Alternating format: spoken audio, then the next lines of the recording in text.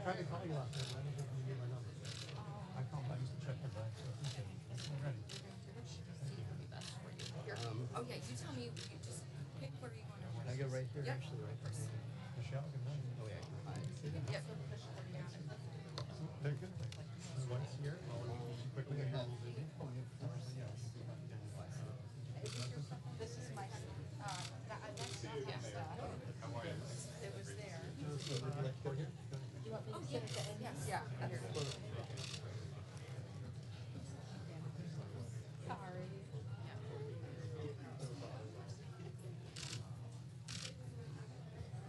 Hi, how are you? Rob Thomas. Yeah.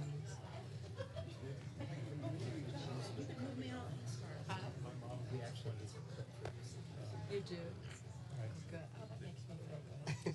You ready to sit? Yep. All right.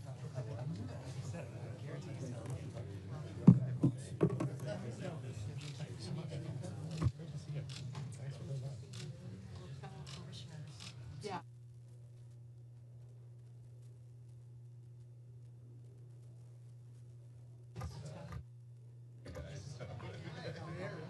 Thank you. Yeah.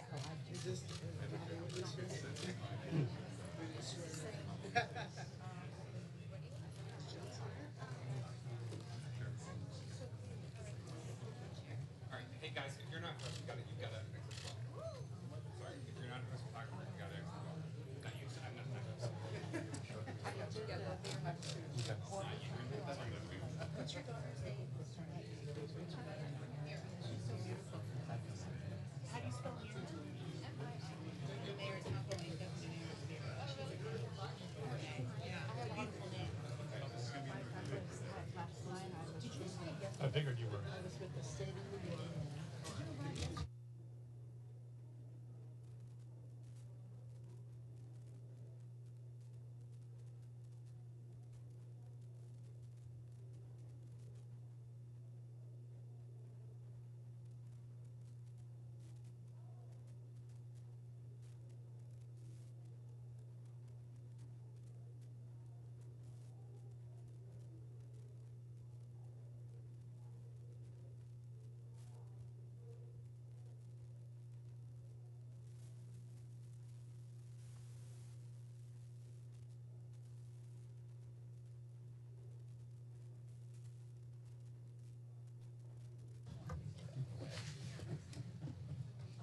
Morning, Mayor. Hey, Johnson, good to see you. I know you How are. are you? How are you? I'm doing well, thank you. All right, man. You got your spot, buddy.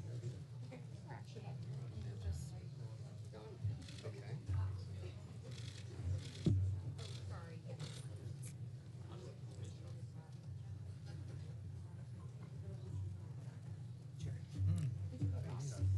What? Oh, right. Oh, okay.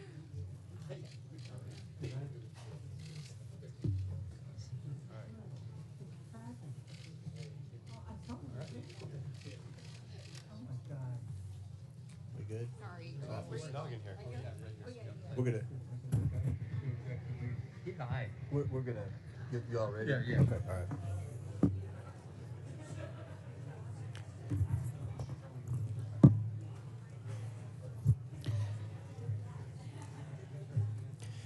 The hearing on the Committee of Oversight and Government Reform will come to order. Want to welcome everyone here today. Without objection, the chair may declare a recess at any time. I now recognize myself for the purpose of delivering an opening statement. Good morning and welcome to today's full committee hearing on sanctuary cities with the mayors of 4 American cities: Boston, New York, Chicago, and Denver. Over the past 4 years, the Biden administration created the worst border crisis in American history. The Democrats said that President Biden did not have the power or the money to stop the flow of illegal aliens at the southwest border. Turns out, the only thing President Biden did not have was the willpower.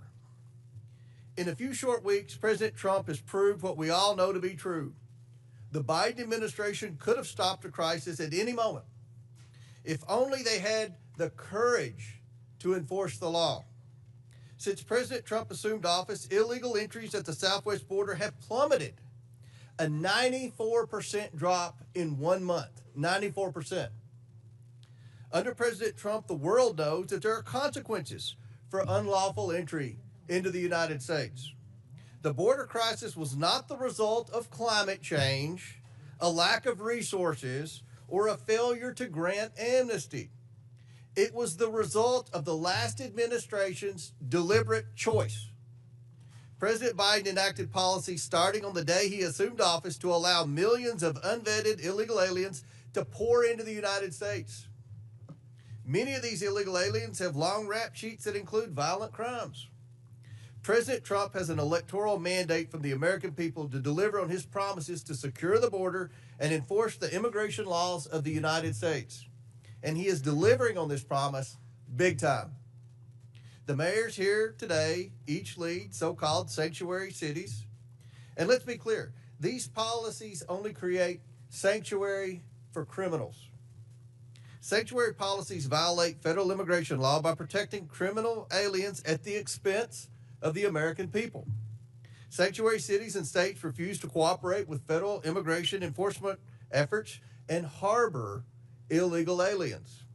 They often actively work to stand in the way of President Trump's mission to protect the American people and restore integrity to the American immigration system and the rule of law. Sanctuary cities forbid their officials, including those in law enforcement and public safety roles, from sharing information about illegal aliens in their cities with the federal government or turning over criminals in their custody to ICE. As a result, sanctuary cities release illegal aliens back onto the streets, where they often go on to commit more crimes. In Chicago, for example, an illegal alien who was recently arrested for killing a 63-year-old man had previously been arrested in Chicago for trying to lure a child. ICE lodged a detainer against the criminal alien, but Chicago authorities released him back onto the street because of the city's reckless sanctuary policy. And now an innocent man is dead because of Chicago's refusal to follow the law. These reckless sanctuary policies also force federal immigration officers to go into local communities to apprehend criminal illegal aliens. If sanctuary cities were to simply communicate and work with federal immigration authorities, then federal agents could arrest criminal illegal aliens in a secure environment like a state or local jail. Instead, they have to risk their own safety and public safety by having to go into uncertain, dangerous circumstances just to make arrests. Sanctuary cities make us all less safe and are a public safety nightmare. That is why I launched an investigation into sanctuary cities and why these mayors are here today. We cannot let pro-criminal, alien policies and obstructionist sanctuary cities continue to endanger American communities and the safety of federal immigration enforcement officers. Today, Mayors Wu, Johnson, Johnston, and Adams will be publicly accountable for their failure to follow the law and protect the American people. President Trump and his administration are taking action against sanctuary cities, and Congress must follow, not by allowing a single penny of federal funding to go to cities and states that prioritize criminal aliens over the American people. I now yield to Ranking Member Conley for his opening statement. Thank you, Mr. Chairman. Every member here today, Democrats and Republicans alike, agrees that violent criminals don't belong in our communities. We all want our cities to be safe and have zero tolerance for violent crime, irrespective of the status of the perpetrator. Where we disagree is that my Republican colleagues prefer a selective application of the law to shield the President of the United States from accountability and this administration from the rule of law itself. In America, we uphold the rule of law, independent from partisan politics, without fear or favor. Betraying those convictions, President Trump's Department of Justice has tried to force the conditional dismissal of very serious charges against one of our witnesses here today, in exchange for that witness's total and complete submission to the radical immigration agenda being propounded by the administration. And the DOJ has done so over the objections of a Republican acting U.S. attorney whom President Trump appointed. Rather than enabling a flagrant corrupt quid pro quo, 7 federal prosecutors, 7, including Republicans, resigned. One of them, a former clerk to Chief Justice John Roberts of the Supreme Court, said that anyone in his position, quote, would know that our laws and traditions do not allow using the prosecutorial power to influence other citizens, much less elected officials, in this way. History is calling on us now to stand up for those laws and traditions. Doing so also demands an affirmation of state and local sovereignty in determining the most effective ways to keep residents safe in compliance with federal law. To deny this sovereignty is an assault on the independence of every American city across the country. Today, Republicans have hauled before us the mayors of 4 major American cities to frame them as lawless because those cities have some limits on how intrusively and aggressively their own officials can conduct federal immigration operations and responsibilities. Let's be clear. The state and local laws that Republicans have issue with today are in full compliance with federal law. They do not obstruct ICE from carrying out its duties, and they are backed by evidence demonstrating that they keep people safe and safer in counties with laws that do not honor extrajudicial civil detainers and had significantly lower levels of violent crime than counties that have them. Mayors, police chiefs, sheriffs, and local leaders have made clear that the way to combat violent crime is allowing local police to do their local job of ensuring public safety in their own communities as they account for it.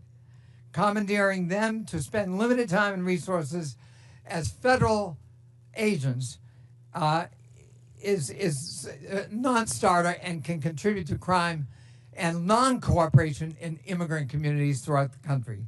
At this year's Conservative Political Action Conference, Border Czar Tom Homan said he is, quote, bringing hell to the city of Boston until it complies with his demands.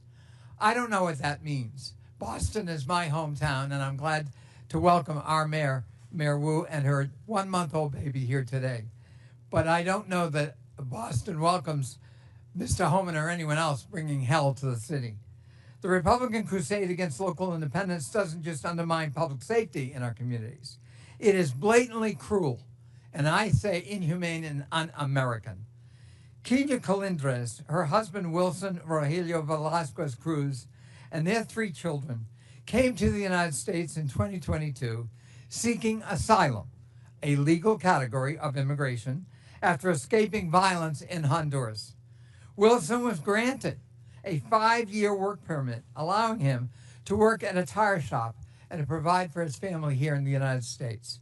Kenya said that her husband had never been in trouble and was, quote, a man of God.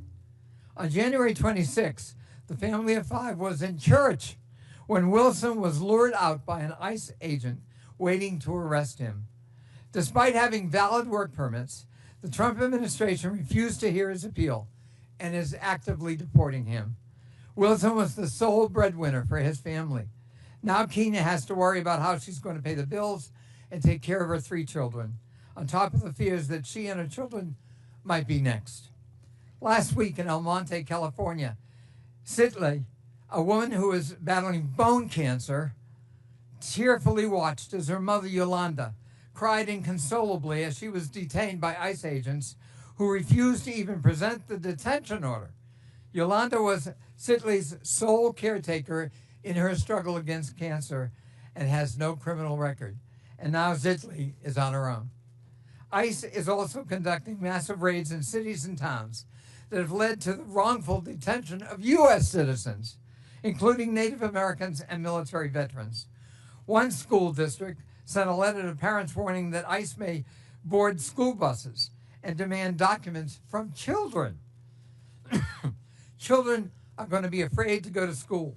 One reportedly wrote a goodbye note to friends saying, quote, if ICE takes me, don't forget about me.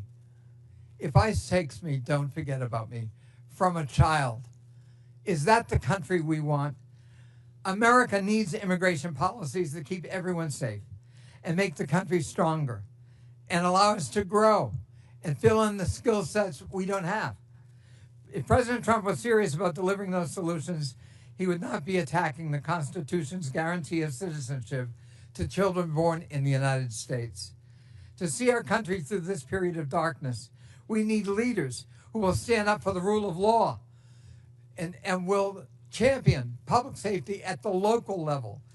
And American families, whether they're immigrant families or native-born families, deserve due process, deserve respect, and deserve that Statue of Liberty that welcomes all comers. I yield back. Ranking member yields back. I request unanimous consent that Representatives LaHood of Illinois, LaLota of New York, Crank of Colorado, Malatakis of New York, Hurd of Colorado, Evans of Colorado, Van Dyne of Texas, Ocasio-Cortez of New York, Gillen of New York, and Davis of Illinois be waived onto today's hearing for the purpose of asking questions. Without objection, so ordered. And now, before we introduce the witnesses, I recognize Mr. Higgins from Louisiana for 20 seconds. Thank you, Mr. Chairman. I thank the ranking member as well. Just to briefly, respectfully recognize the presence of the family of Wesley Haynes, a constituent. I'll speak to his case in my time, Mr. Chairman, but his parents, Patrick and Kathy, his wife, Olivia, his little brother, Brady, are present today, and they have a hard exit soon. Their 4-month-old daughter, Anne Marie, is waiting at home for Olivia to care for. And I just respectfully acknowledge their presence, Mr. Chairman and Mr. Ranking Member. We will discuss the details of their case. They tragically lost Wesley Haynes last year. Thank you, Mr. Chairman, for allowing me to recognize this beautiful American family. Thank you, Mr. Higgins. I'm very pleased today to welcome our outstanding witness panel, the mayors of 4 major American cities. First, we have Mayor Eric Adams, who's the outstanding mayor of New York City. He was sworn into office on January 1st, 2022. We have Mayor Mike Johnson, who's the mayor of the city and county of Denver. He was sworn into office on July 17th, 2023. I now recognize Representative Krista Morte from Illinois for 1 minute to introduce our next witness. Mr. Chair, I'm pleased to introduce Brandon Johnson, mayor of the greatest city in the world, namely Chicago, a city that was built by generations of immigrants, people like my parents and myself. Mayor Johnson was raised in Elgin, Illinois, which I'm proud to represent in Congress. The mayor was one of 10 children born to Andrew and Wilma Jean Johnson. His parents inspired him to become a teacher in the Chicago Public Schools and then later to run for office. Mayor Johnson won his first race for Cook County Commissioner in 2018 and later became mayor of Chicago in 2023.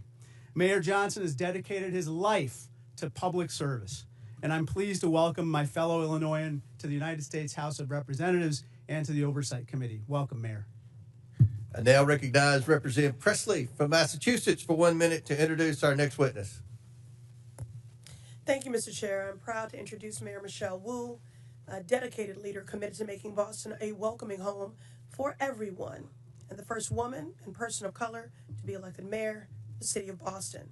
For over a decade, I've had the privilege of working alongside Mayor Wu and witnessing her dedication to public service firsthand. She leads with compassion, she is innovative and inclusive. Under her leadership, Boston has become the safest major city in America, a city that is welcoming to families from all walks of life. Just weeks ago, she welcomed her newest family member, baby Mira, who is with us today, a beautiful reminder of the future she's working to build. Madam Mayor, I am grateful for your partnership, friendship, and leadership. Thank you for being here. Gentlelady yields back. And finally, we're also joined by Mr. David Beer, who is the Director of Immigration Studies at the Cato Institute. Mr. Beer is the minority witness here today. I want to thank you all again for joining us, and I look forward to our discussion this afternoon. Pursuant to Committee Rule 9G, the witnesses will please stand and raise their right hand. Do you solemnly swear or affirm that the testimony you are about to give is the truth, the whole truth, and nothing but the truth, so help you God? Let the record show that the witnesses answered in the affirmative. Thank you all. You may take a seat. We, again, appreciate you being here today and look forward to your testimony. Now, let me remind the witnesses that we have read your written statement, and they will appear in full in the hearing record. please limit your oral statement to 5 minutes, and we're going to limit our questions to 5 minutes, and that's going to be enforced today, and that's for both sides. As a reminder, please press the button on the microphone in front of you so that it is on and the members can hear you.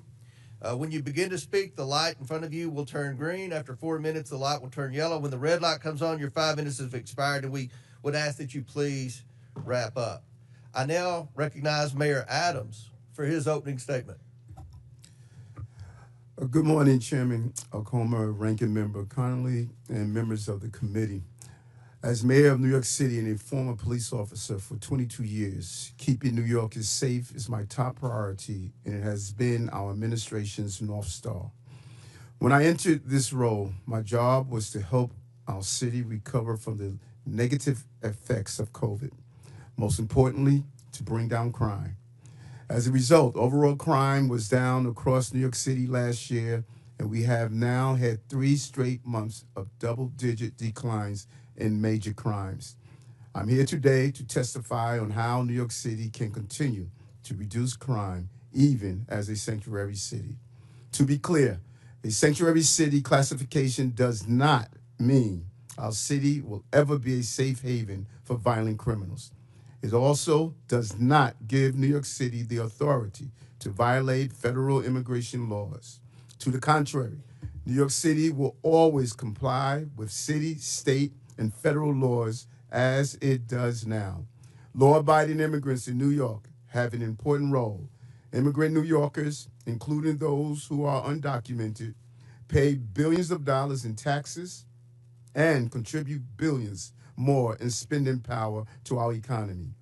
Immigrants also play a vital role in the functioning of the city. This was on full display during the COVID-19 pandemic. The various immigrant residents of our city worked to keep the city moving, while many other New Yorkers were able to shelter in place and work remotely. Hospitals, the food industry, and many other businesses were able to function because of the commitment of our immigrant population. As mayor, I do not control who enters or remains in our country, but I do have to manage the population that is within our city.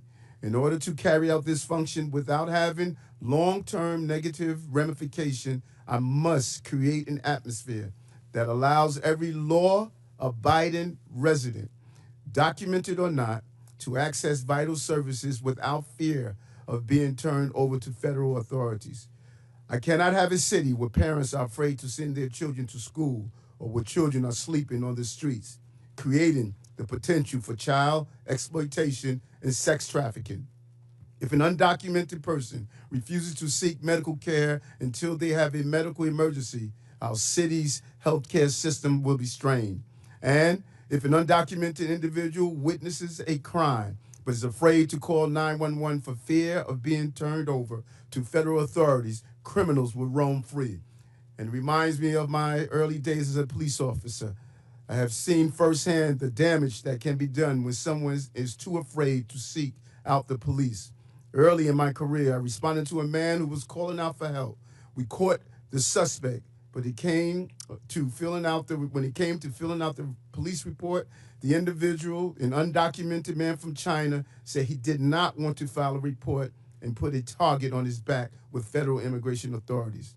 Approximately 4 decades later, our country still is in desperate need of comprehensive immigration reform. And as a result, New York City was hit with the largest humanitarian crisis in our city's history over the last 3 years. Federal law did not allow me to stop buses from entering New York City. State law required me to provide all in our city with housing and meals and to educate children. City law makes it unlawful to collaborate with ICE for civil enforcement. We complied with all of these legal requirements and still managed the humanitarian crisis with the care and compassion, while at the same time bringing down crime, recovering our economy, and preventing any child from being forced to sleep on the streets. Comprehensive immigration reform is long overdue. While the solution is not within my control as a mayor, I am committed to working with federal officials to go after violent gangs and those who harm residents of our city. This is why We have over 330 NYPD officers assigned to different federal joint task forces, over 70 of which are assigned to task forces with Homeland Security investigation, the criminal investigation arm of ICE. Those task forces focus on many different important priorities, including going after violent gangs and child exploitation. I look forward to sharing New York City collaborations that we do daily with our city, state, and federal partners to keep New York City to continue to be the safest big city in America. Thank you. Thank you. I now recognize Denver Mayor Johnson for his opening statement. Good morning, Mr. Chairman, and thank you for inviting me to testify today. This committee convened this hearing on the critical topic of immigration. I want to tell you Denver's story. When I became mayor 20 months ago, Denver was already receiving buses of immigrants with little to no notice or coordination. At one point, we were receiving 10 to 11 buses a day, dropping off as many as 300 people, mostly women and children, in 10-degree weather with only sandals and a t-shirt, leaving them in danger of freezing to death on our streets. All told, 42,000 people arrived in Denver over 18 months, the largest per capita influx of any city in America. We are each entitled to our own opinion about what should happen at the border, but that was not the question facing Denver. The question Denver faced was, what will you do with a mom and 2 kids dropped on the streets of our city with no warm clothes, no food, and no place to stay? As mayor, I have to protect the health and safety of everyone in our city. As a man of faith, I have a moral obligation to care for those in need. As scripture says, for I was hungry, and you gave me something to eat. I was thirsty, you gave me something to drink. I was a stranger, and you invited me in. So that's what we did. In Denver, we believe our problems are solvable, and we are the ones to solve them. So we went to work.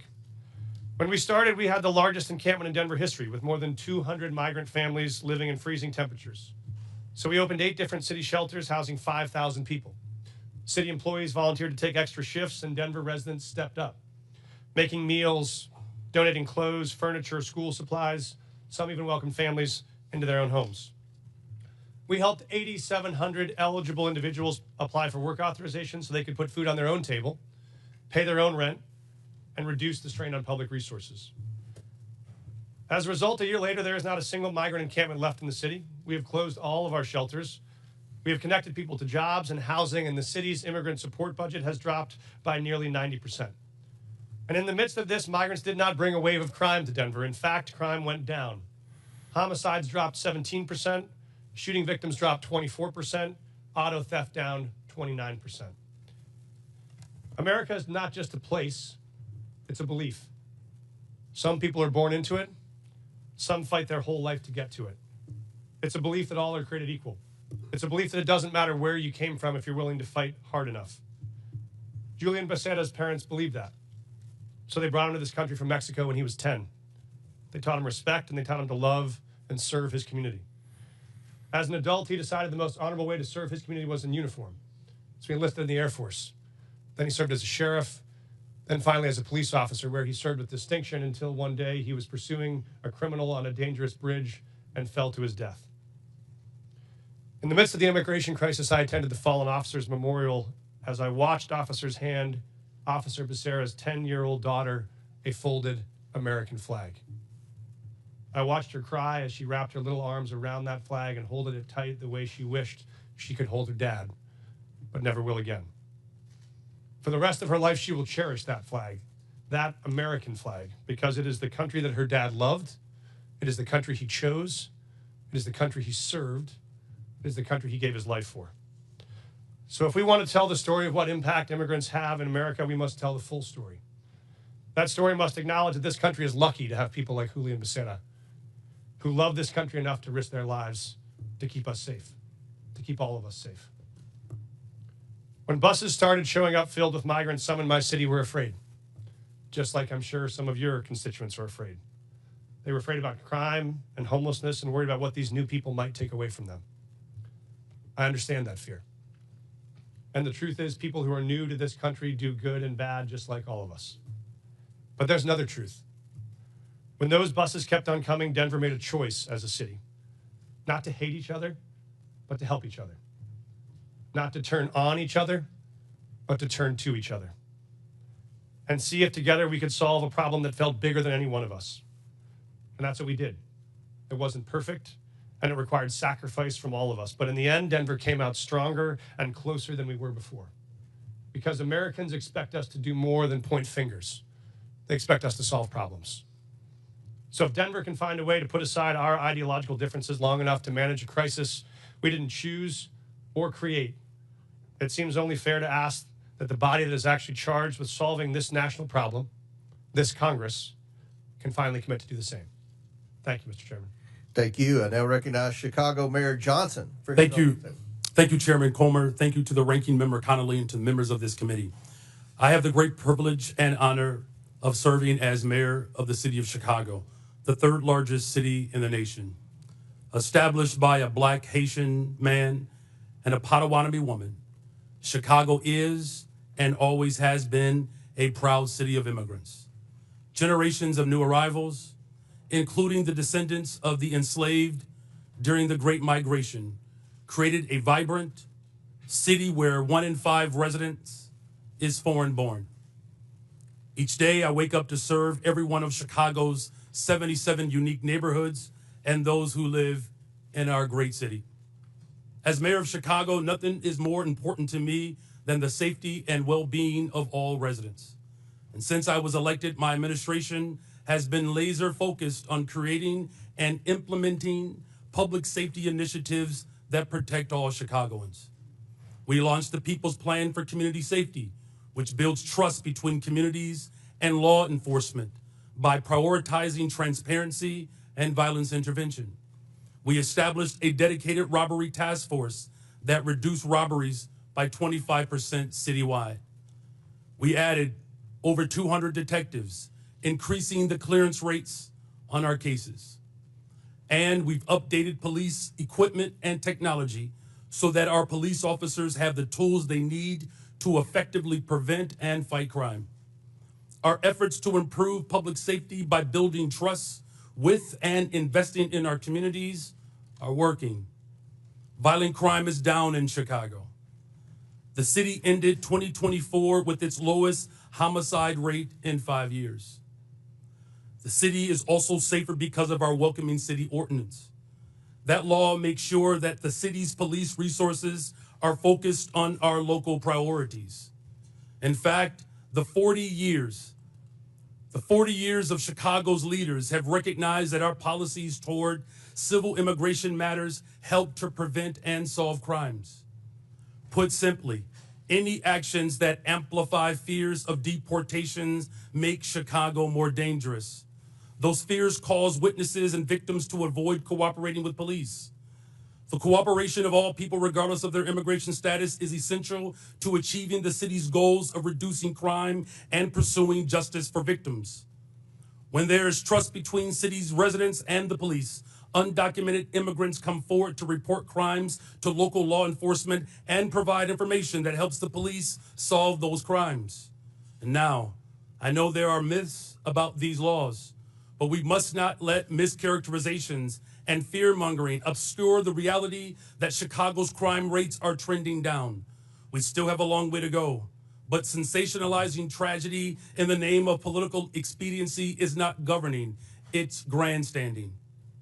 Every violent crime is devastating, but scapegoating entire communities is not only misleading, it is unjust and it is beneath us. So let me be clear. Chicago's Welcoming City Ordinance and our other laws and policies do not lead to more crime. They do not prevent cooperation with federal law enforcement on criminal matters. And we do not harbor criminals. We arrest them, often because of laws that allow residents to feel safe helping the police. As mayor, I'm building a Chicago that embodies the dream of my father had when he came from Salis, Mississippi during the second migration, a Chicago that invests in housing, healthcare, jobs, and education. And that's why we've increased safe and stable housing by adding almost 4,000 more units, expanded access to healthcare by opening 3 mental health centers, and focused on getting our young people well-paying jobs, with summer jobs increasing by 45% since I've taken office. Our local partnerships have built a solid foundation, a better, stronger, and a much safer Chicago. We need this body's support for these efforts. We are ready to partner with you on the measures we know promote trust and create sustainable public safety. And to the people of Chicago and all hardworking people across this great nation, these values are our North Star, the drinking gourd we follow to a better future. We will not live in fear. It is not our portion. We will not go back. I do look forward to answering the questions of this committee. Thank you. Thank you. I now recognize Boston Mayor Wu for her opening statement. Thank you. Chairman Comer, Ranking Member Connolly, and members of the committee, my name is Michelle Wu. I am the daughter of immigrants, and since November of 2021, I have had the honor of serving as mayor of Boston. I'm proud to be here on behalf of our city, the police officers, first responders, city workers, the faith leaders, teachers, parents, and neighbors who partner every day to make Boston the safest major city in the nation. And I'm proud every day to work alongside the greatest police commissioner in the nation, Commissioner Michael Cox. Every year since I took office, we've set a new record low for gun violence in Boston. Last year, Boston saw the fewest homicides on record in the last 70 years. Those are the facts. And behind these record lows are historic highs. The most ever young people working paid summer jobs, the most pre-K seats at no cost to families, the most affordable housing built in a generation.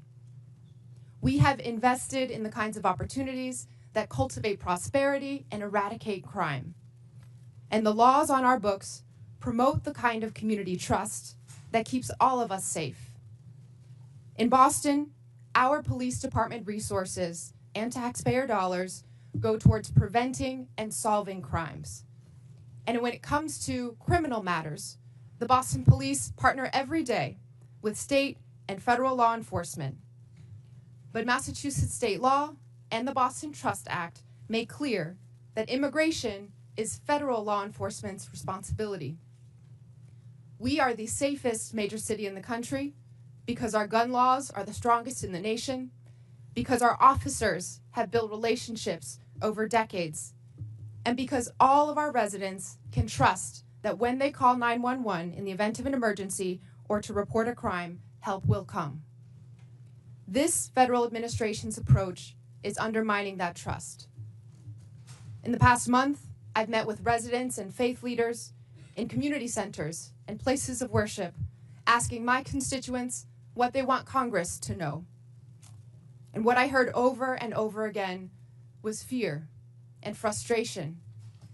I spoke with pastors whose pews are half empty on Sundays, doctors whose patients are missing appointments, teachers whose students aren't coming to class, neighbors afraid to report crimes in their communities, and victims of violence who won't call the police. This federal administration is making hardworking, tax-paying, God-fearing residents afraid to live their lives. A city that's scared is not a city that's safe. A land ruled by fear is not the land of the free. Next month, Boston will celebrate 250 years of our nation's freedom. And in every one of those years, Boston has welcomed the world to our shores. From the English immigrants fleeing religious persecution, to the Irish forced out by famine, to the families from Haiti, the Dominican Republic, Cabo Verde, Vietnam, and so many more who call Boston home today. We are the safest major city in the nation. We are home to the greatest healthcare, the greatest colleges and universities, the most advanced innovators, and the 2024 world champion Boston Celtics. We are the cradle of democracy and the city of champions. We are all of these things not in spite of our immigrants, but because of them. 1 in 7 signers of the Declaration of Independence were immigrants. On the last 4 Red Sox rosters to win a World Series, 1 in 5 were immigrants. Of all the faculty at Boston University to have earned a Nobel Prize, all but 1 were immigrants. Today, 1 in 4 Boston residents were born somewhere else. Most have jobs, many have kids. All of them chose this country as their home because, like my mom and dad, they believe that here, where you've been doesn't limit where you're going. The strength of your character has nothing to do with the color of your passport. And how hard you work matters more than where you were born. That wherever you're from, if you pitch in, look out for your neighbors, and cheer for the home team, you can build a better future here for the people you love. So to every one of my neighbors back in Boston, know this: you belong here. This is your home. Boston es tu hogar. Boston, 这la calle, 这是你的家. This is our city. We are the safest major city in the nation because we are safe for everyone. Thank you. Thank you. I now recognize Mr. Beer for his opening statement. Chairman Comer, Ranking Member Connolly, and distinguished members of the committee, thank you for the opportunity to testify. The Cato Institute's half-century of independent research demonstrates that people of all races, religions, and birthplaces can thrive in a free society. Liberty must be protected, both from over-intrusive government and from private violence. Unfortunately, the president's chaotic, indiscriminate deportation plan does the opposite. It harms public safety, threatens Americans' rights, and undermines the successful integration of America's immigrants into its society and economy. The president's first action was to rescind the requirement that ICE target public safety threats first. He has ordered that millions of vetted immigrants be stripped of lawful status and deported. He is even attempting to deport the U.S.-born children of people without permanent status. This flagrantly unconstitutional act effectively orders a series of crimes, wrongful arrest and imprisonment, civil rights violations, and unlawful deprivation of voting rights. Never before in American history has a president sought the power to strip potentially tens of millions of Americans of their constitutional rights. The president is also explicitly asserting the authority to ignore any law passed by you, Congress, that provides due process for people accused of being in the country illegally. The administration has repeatedly misled you and the public about who it is targeting, stating it would focus on public safety threats, that only the worst of the worst would be sent to Guantanamo Bay, and that every person it had arrested had a criminal record. We now know that most ICE arrests since the inauguration have been of people without a criminal record. Indeed, he is arresting people who entered legally, never violated any law, and sending them to Guantanamo Bay prison.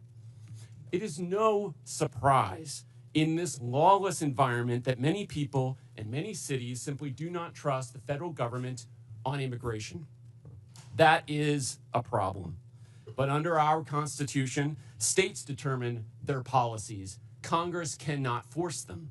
It must reestablish trust. Unfortunately, some members of Congress want to force an indiscriminate policy of mass deportation on the entire country with no public safety focus. If Congress wants more cooperation, it should address the concerns of these cities. What Congress should do is reestablish trust.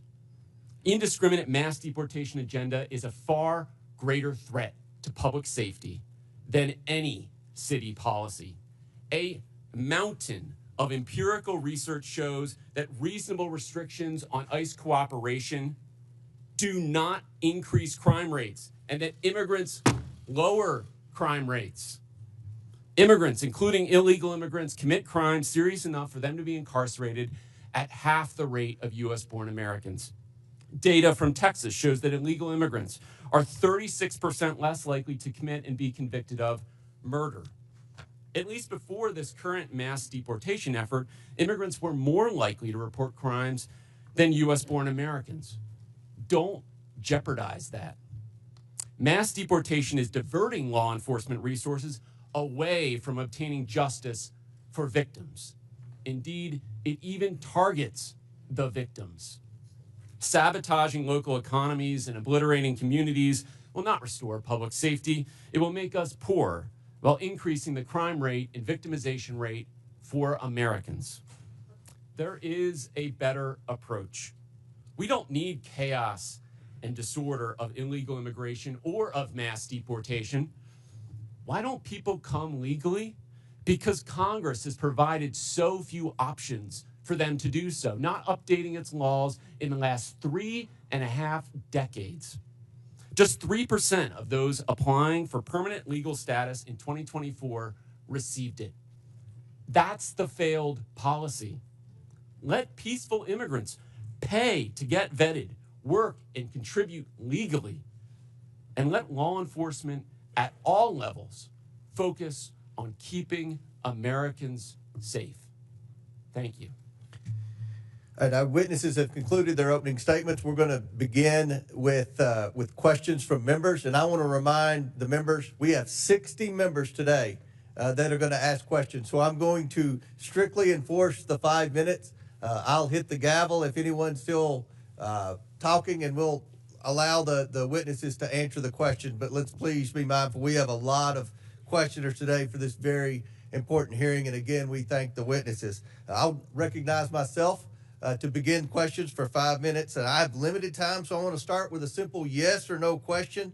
And I'm going to hold you all to that, because after the first question, then we'll allow for a little more time. But Mayor Johnston, in 2017, Denver prohibited city officials, including corrections officers, from assisting and cooperating with any investigation, detention, or arrest procedures related to federal immigration laws. The city also stated that federal immigration authorities shall not be granted access or allowed to use the secure areas of any city or county jail.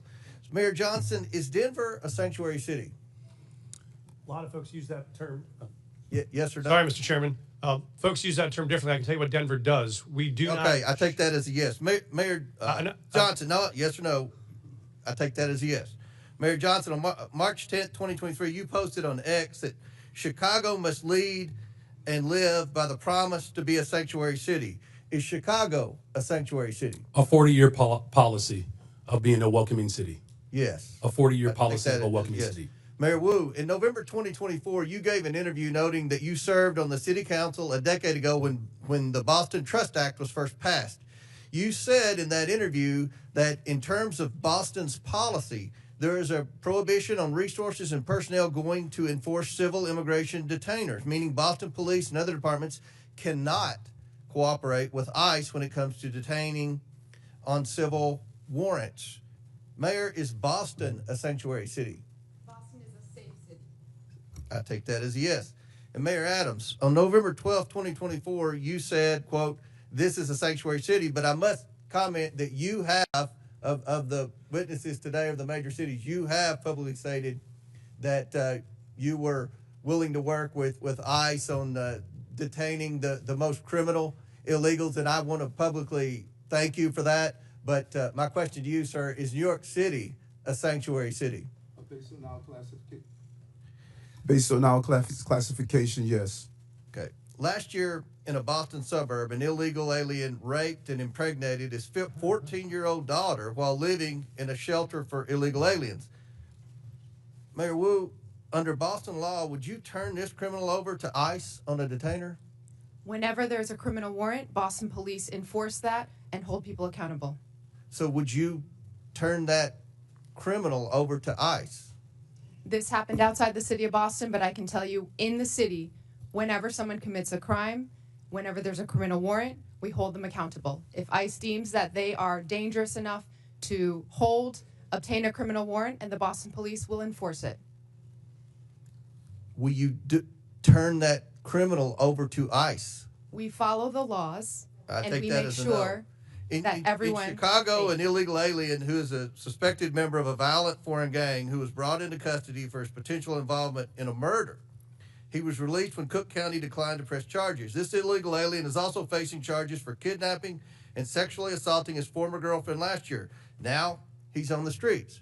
Mayor Johnson, under Chicago law, would you turn this criminal over to ICE on a detainer? Our local law enforcement works hard every day to get criminals off the streets of Chicago. Would you And turn that criminal over to ICE? That's the problem. That's one of the topics of this conversation. That's one of the problems we've heard from Tom Hammond and from the Homeland Security, is that in your cities, when someone's apprehended for a crime, and ICE is now, with this new federal policy, wanting to come in and deport the criminal alien, that you will not cooperate with ICE. Will you turn that criminal over to ICE? And we do not harbor criminals. Our local police department works hard every single day to ensure that the city of Chicago is Yes safe. or no? Will you turn the criminal over to ICE? With a criminal warrant from the federal government, our local law enforcement repeatedly collaborates with federal agents. So you're saying publicly today, you will turn that alien over to ICE in a safe place like a jail, and not turn him out on the street and say, here you go, ICE, good luck. You will turn that criminal over to ICE. With a criminal warrant, as we have done for 40 years. Should that criminal be turned over to ICE? With a Mayor? criminal warrant, they are subject to the federal laws, and that includes deportation. My time has expired, but again, the point that we've got to iron out today is that we have to have cooperation. It is federal law to turn over those illegal criminals to ICE. And we've heard reports, and many of you have said publicly, that you are going to obstruct that. That is against the law, and we're going to hear more about that today. Now, I recognize the ranking member, Conley, for his 5 minutes. Thank you. Mayor Wu, I quoted Tom Homan, the so-called border czar, saying that he wanted to bring hell. He was bringing hell to the city of Boston. What did you understand him to mean by that? Let's talk about Tom Homan. Shame on him for lying about my city, for having the nerve to insult our police commissioner who has overseen the safest Boston's been in anyone's lifetime. Bring him here under oath and let's ask him some questions. I am here to make sure that the city of Boston is safe. Others may want to bring hell. We are here to bring peace to cities everywhere. Mayor Johnston of Denver, what would your reaction be if Tom Homan wants to bring hell to your city, Denver? We think that we have folks in Denver who are working hard, playing by the rules, paying taxes. There is no one that is seeking hell to come to Denver. What people are looking for is opportunity and hope. And for the It's record, available. he can do whatever he wants to do, I guess. But the fact of the matter is you absorbed on a per capita basis the largest immigration a year or two ago, and you indicated that your crime rate actually fell. It didn't increase. Is that correct? That is correct. Crime is down in Denver. We have homicides down 17%. Violent shootings are down 24%. And in Auto thefts Boston, down. I'm sorry, I've got limited time. Mayor Wu, same thing in Boston. The Boston crime rate has been falling, correct? We had 24 homicides last year, 24 too many, but that represented a tremendous reduction, one of the biggest drops anywhere in the country. Thank you. So the correlation between immigration and crime is false, as you point out, Mr. Beer.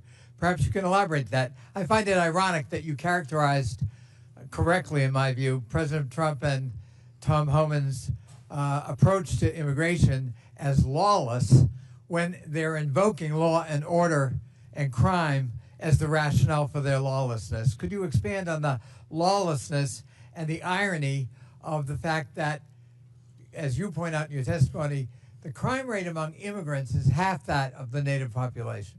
That's right. I have a table in my written testimony that you can look at. Top 20 cities for immigration court filings over the last 4 years. 19 of those cities saw a decline in their homicide rate. If you look at all of the major cities, there is a negative correlation between increasing numbers of immigrants and the homicide rate. So that means more immigrants, lower homicide rates. That holds true across the United States. So I think the correlation that's trying to be made is more immigrants, more illegal immigrants, more chaos, more crime. that does not hold. What we do see under this administration is an increasing willingness to ignore the laws. He has, as I mentioned, signed an executive order that says he can ignore due process rights for people who are accused of being in the country illegally.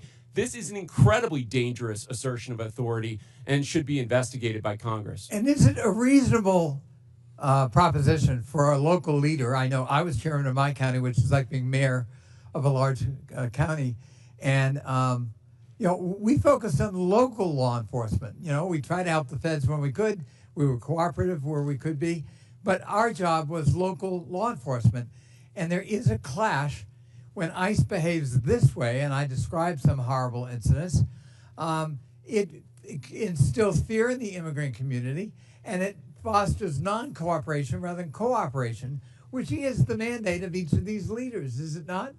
Absolutely. We want cooperation. Many of these cities are the reason why immigrants are more likely to cooperate and report crimes to the police than the U.S.-born population is. So there are good reasons to limit this mass deportation of people in their communities. I would just argue that the premise of this hearing is false. We have local law enforcement cooperating with the local political leadership, and it's working. It's bringing down crime rates. And the proposition that immigrants cause crime is false. In fact, patently false, as your testimony, I think, would demonstrate, Mr. Beer. And the idea that these are sanctuary cities that need to be punished is simply a war on urban America. And I'm proud of the mayors who are in front of us here today, and I thank them for their testimony, and I thank them for their service to their local communities. I relate to it, and I think it's a noble calling. I yield back. Gentleman yields back. Chair recognizes Ms. Boebert from Colorado. Thank you, Mr. Chairman. Mayor Mike Johnston, I hope we could start off on a level field of agreement here. So in your testimony, you said that locals were asking Denver, what will you do? When they saw 10 to 11 buses coming in a day and 42,000 illegal aliens entering their city. Denver, what will you do? And in a Fox 31 interview in January, you blamed state law for not allowing the city of Denver to coordinate with ICE, resulting in Denver being a sanctuary city, saying, quote, the whole state is bound by our state law in this, which is pretty consistent in some of these practices, like everywhere in the state. We don't honor ICE detainers, end quote. I've demanded Governor Jared Polis and the Colorado State Legislature to repeal them. Douglas County has led on a lawsuit to get those laws repealed. So, Mr. Mayor, would you join me today in calling and demanding that these sanctuary policies, these Colorado state laws, be repealed? Thank you, Congresswoman. Yes or no, Mr. Mayor? Pardon? Yes or no? Will you join me? I do not believe the detainer law needs to be changed. I can tell you what Denver Okay, so does you right now. don't want them to coordinate with ICE, but yet you're blaming the state of Colorado for those policies. It's a statewide law. It's not a Denver law, and you're blaming the state of Colorado for the law, yet you will not call for that law to be repealed, correct? Yes or no? We do coordinate with ICE presently. I'm happy to tell you what we do on this. We've honored detainer requests more than 1,226 times over the last What about years. before a warrant? There are many issues before a warrant. So if what happens is if ICE has sends us a detainer request, Well, you have local law enforcement officers, Mr. Mayor, who are unable to coordinate with ICE to even get the initial warrant. They aren't allowed to tell them that they are illegal aliens. So unfortunately, you won't join me in asking for this law, demanding that this law be repealed. So let's keep going. In 2017, Denver passed an ordinance that ensured any city employee who spoke with federal immigration authorities would be fired, among other policies that have led to local and national media outlets to call Denver a sanctuary city. So now let me ask you, would a city employee be fired for communicating with anyone from the EPA? Right now, Congresswoman, our policy is we don't ask people's status. Would any city employee be fired for communicating and coordinating, talking with an agent from the EPA, a federal employee? Not to my knowledge, Congresswoman. What about Health and Human Services? Would they get fired for talking with someone from Health and Human Services? And not to my knowledge, Congresswoman. So they would only be fired for talking to federal law enforcement officers. No, that's incorrect, Congresswoman. This is Our an ordinance city employees do, Denver in fact, passed in 2017, Mr. Mayor.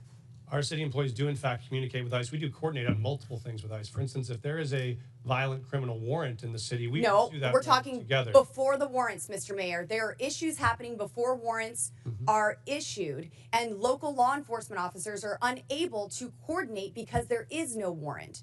And your ordinance says that a city employee would be fired for communicating with federal law enforcement. So you've been mayor for 600 days. Have you ever called for that ordinance to be repealed?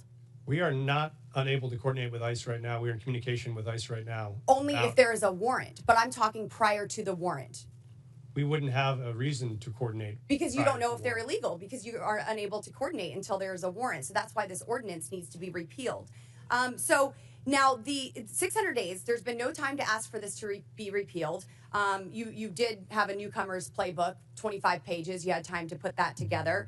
And you had time to agree with the city council to authorize up to $2 million to pay Joe Biden's former lawyer, his law firm, to help cover your ass for Denver's sanctuary city policies for this hearing, correct?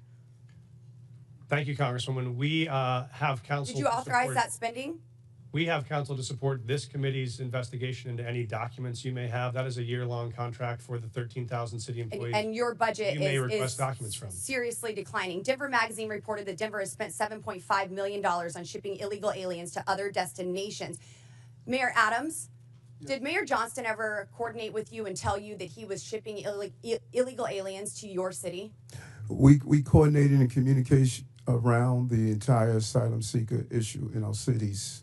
So I've heard that Denver crime went down. Well, Aurora's crime went up because you were also shipping them to Aurora. And we have documentation that I don't have time to discuss here in this hearing that proves you were shipping illegal aliens to Aurora. Their crime was increasing while you were hiding under laws that you will not demand be repealed, ordinance from your city.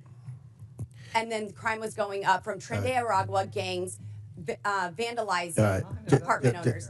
Thank you, Mr. Chairman, and I hope that we can get this We have a resolved in 5-minute Colorado. rule, Mr. Chairman. Chair, gentlelady's time's expired. Chair recognizes Ms. Norton from Washington, D.C.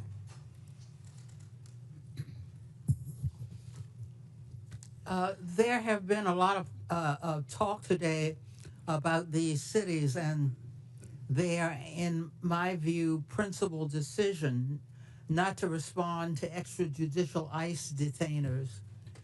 But I would like to back up and talk about these detainers, what these detainers really are. Requests from ICE to unconstitutionally hold someone without due process or probable cause. Enforcing ICE detainers is also expensive, often results in mistakenly holding U.S. citizens and undermines public safety. It diverts resources from protecting the local community to carry out the federal government's job of immigrant enforcement. Mayor Johnston, what challenges do ICE detainers represent to your law enforcement and city resources? Thank you, Congresswoman. I think that was to me, right? Sometimes That's I get correct. confused. Okay. Thank you, Congresswoman. I think it's important, I appreciate to describe what Denver currently does in terms of what coordination looks like and what it doesn't, which is if we get a detainer request, if we have someone in our custody that ICE would like to get access to, what we do is we provide them a notification of release. And so if that person will be released from our custody, we notify them of the time and the date when they will be released. So ICE, if they choose to, could pick that person up. We have done that 1,226 times over the last 7 years. And that has enabled ICE, when they choose to be able to bring someone into custody. What we do not do is hold someone beyond their release date, because there are multiple courts who have found that to be unconstitutional. If someone is serving a sentence and that sentence expires this Friday, we can't hold them another 7 days without an additional charge. And so that is what state law does, and sheriffs around the state would say it is a strain on local resources to hold them for a civil issue that is not linked to a criminal charge that we have in our city or another jurisdiction. That's why we don't honor those types of detainers. Mayor Johnson, how about for Chicago? So thank you for that question. And for Chicago, again, our top priority with the Welcoming City Ordinance is to ensure maximum safety. The type of coordination that happens between our local law enforcement and our communities is paramount to building trust and keeping our communities safe. The ordinance, as well as the state law, the Illinois Trust Act, which was passed with bipartisan support and signed by the Republican governor, Bruce Rauner, we do not permit our local law enforcement from engaging in any federal matters. With a criminal warrant, our city and our state will cooperate with the federal government, but without a criminal warrant, our local law enforcement focuses in on local issues to keep the people of Chicago safe. Mayor Wu, how would fulfilling ICE detainers detract from public safety in your city? Thank you, Congresswoman, for hosting us, first of all, in your district. We hear every day from Boston residents, a city that is 28% people who were born in another country, that the trust and feeling that they know they can call 911 when they need help, or if they have information to solve a crime and police need that help, that they feel comfortable in doing so. And so our policy in Boston is that regardless of your background or immigration status, you have access to our libraries. We want you to take your kids to school. We want you to be part of our community. And also, regardless of immigration status, if you commit a crime, if you do harm in the community, you will be held accountable. It is critical to the safety of Americans that cities have the ability to decide what is in the best interest of their people. Mayors and local enforcement know their cities best. I would yield any time remaining to the ranking member. I just want to underscore what the gentlelady has said. Local government knows best how local enforcement, law enforcement works. And cooperating with ICE is part of that, but they can't be a substitute for ICE doing its own job, which is a federal responsibility. Thank you for yielding. Before I recognize Ms. Jordan, I believe Ms. Boebert has a unanimous consent. Yes, Mr. Chairman, I'd like to ask unanimous consent to submit to the record multiple local news articles referencing Denver's sanctuary policies, including the Newcomers Playbook written by Mayor Adams and the budget, which shows millions and millions of dollars of the Denver City budget cut. Without objection, so ordered. Chair now recognizes Mr. Jordan from Ohio. Thank you, Mr. Chairman. Mayor Johnston, who's Abraham Gonzalez? Thank you, Congressman. He is a individual that was released from the county jail on Friday in the city and county of Denver. That's all you know about him? I do know that he was facing charges that the Venezuelan gang member arrested by Border Patrol on September 20th, 2023, released into the country by the Biden administration. A few months later, he's arrested in your city, charged with aggravated assault. On March 11th, 2024, he's charged with motor vehicle theft, stole a car, and then on March 20th, 2024, Mr. Gonzalez is charged with felony menacing. 6 days after that last charge, I send you a detainer, which includes an administrative warrant. Basically, it says if you're going to release this bad guy, this gang member who allegedly stole a car, menaced people, and assaulted people, give us a 48-hour heads up. Is that right? That refresh your memory? I do know about the detainer request. I do know that we provided a notification of release. What kind of notice did you give ICE when you released him? We gave him notification. I'm not sure how long in advance it 1 hour. was. I do know that. 1 hour. I do know that there were 1 hour notice, and you released him 5 days ago, right? Why not give him more heads up? Actually, let's put the slide up. Let's see what it says here. Let's put the slide up. This is what the Denver Sheriff's Department, it's kind of hard to see, so I'll read it. It says, Denver Sheriff Department, ICE notification being released to the streets. I simply said, we want just release him to us. You release him to the streets. Why not release him to ICE?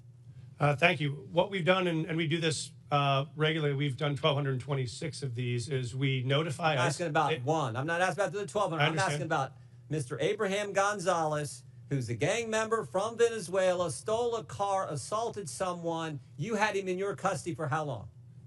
I know that we released him. 345 days you had him in custody. And I said, hey, can you give us 48 hours heads up? I don't know. You gave him 1 hour notice.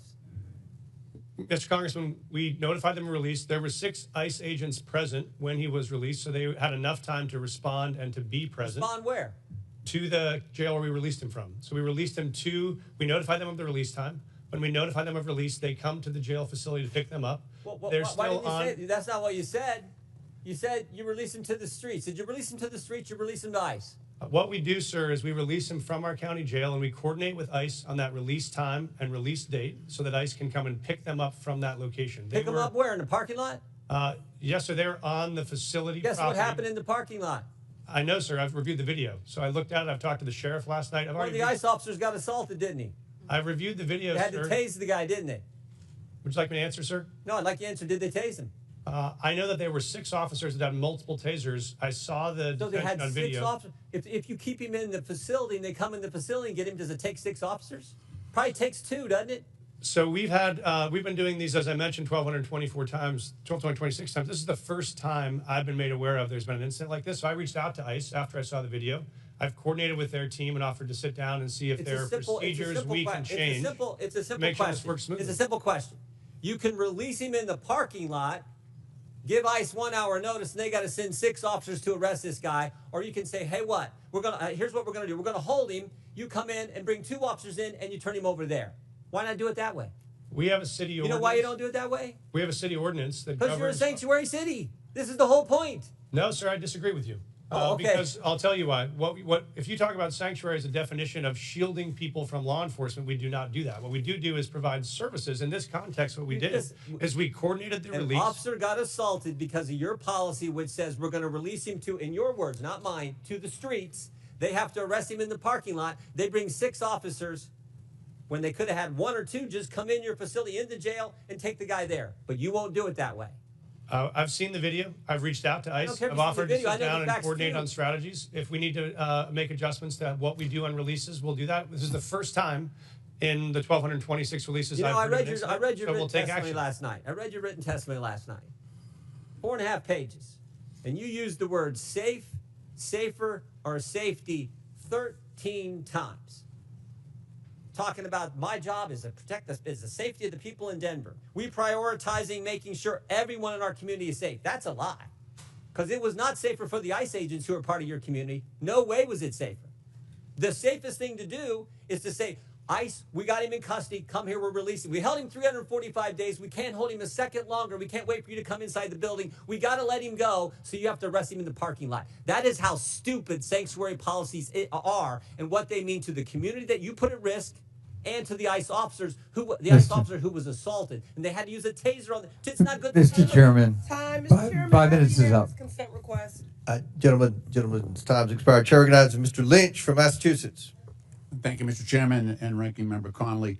I want to thank the panelists for your willingness to come before the committee and help us with our work. You know, I truly believe that if we had a rational and comprehensive immigration policy in this country, if we competently regulated the flow of immigration, if we knew the purpose and circumstances of each immigrant's arrival here, and if every immigrant knew what was expected of them when they arrived, I honestly and truly believe that immigration could be the greatest blessing for our country. Look at our world rivals, China and Russia. No one is trying to sneak into China, sneak into Russia. It's because of what we offer here as a nation. There is a substantive issue that's at play here, and I want to address that. So under Article 1, Section 8, Clause 4 of the Constitution, it provides Congress, and I'll read the section here, to establish a uniform rule of naturalization. And Clause 18 further provides that Congress has the power to make all laws that shall be necessary and proper to execute its enumerated powers, including immigration. So it appears that Congress has taken up that responsibility in the Immigration and Nationality Act, which they exercise under constitutional writ. On the other hand, we have local so-called sanctuary city laws that at times, so those sanctuary cities laws tend to address local cooperation with federal authorities in your jurisdictions, within your cities. And sometimes it does appear that the sanctuary city laws are defending against the congressional grant of authority to operate in that area. Now, you all, as mayors, and I ask this of the entire panel, you deal with this every single day, and we've heard some of it in your testimony eloquently. How do we, as lawmakers, we're struggling with this right now. There's a tension between that authority of Congress to act under Article 1 of the Constitution, and then your responsibility, nobly taken, to provide a safe environment for the residents and visitors to your cities. How do we reconcile, and I'm asking you for advice. You have a great perspective on this. How do we together reconcile the tension between those two operating systems, grants of power? And I'd welcome any advice you have on that, because that's what we are struggling with up here in terms of trying to come up with a comprehensive immigration policy that addresses all of these concerns. Mayor Johnson? Congressman, I'm happy to start the response. We obviously believe there is a federal system that has federal obligations and state and local obligations. We think, as Mayor Wu said, that our officers are uniquely prepared, trained, and ready to enforce local law and to keep our city safe. We want to focus on that. We do not have the capacity for our law enforcement to be doing federal immigration enforcement, but we want to be partners in making sure we're pulling violent criminals off the street. We do that now. We've done it in the past. We'll keep doing it. But we think the capacity for the federal government to focus on. But what I'm trying to point out is this. So the current president of the United States, Donald Trump, rode into office on this issue. On this issue. He put people in fear. I'm in a state that's 2,400 miles from the border. We're going to spend $1.5 billion on providing services and housing and everything to people who are in our state unlawfully. He got into office on that issue. So the costs to democracy are massive. It is now threatening our democracy because we have mishandled this issue. So we need to get together on this and turn immigration, like I say, into the greatest blessing that this country has, and not something that people are afraid of. That's the challenge. May I, Congressman? Please.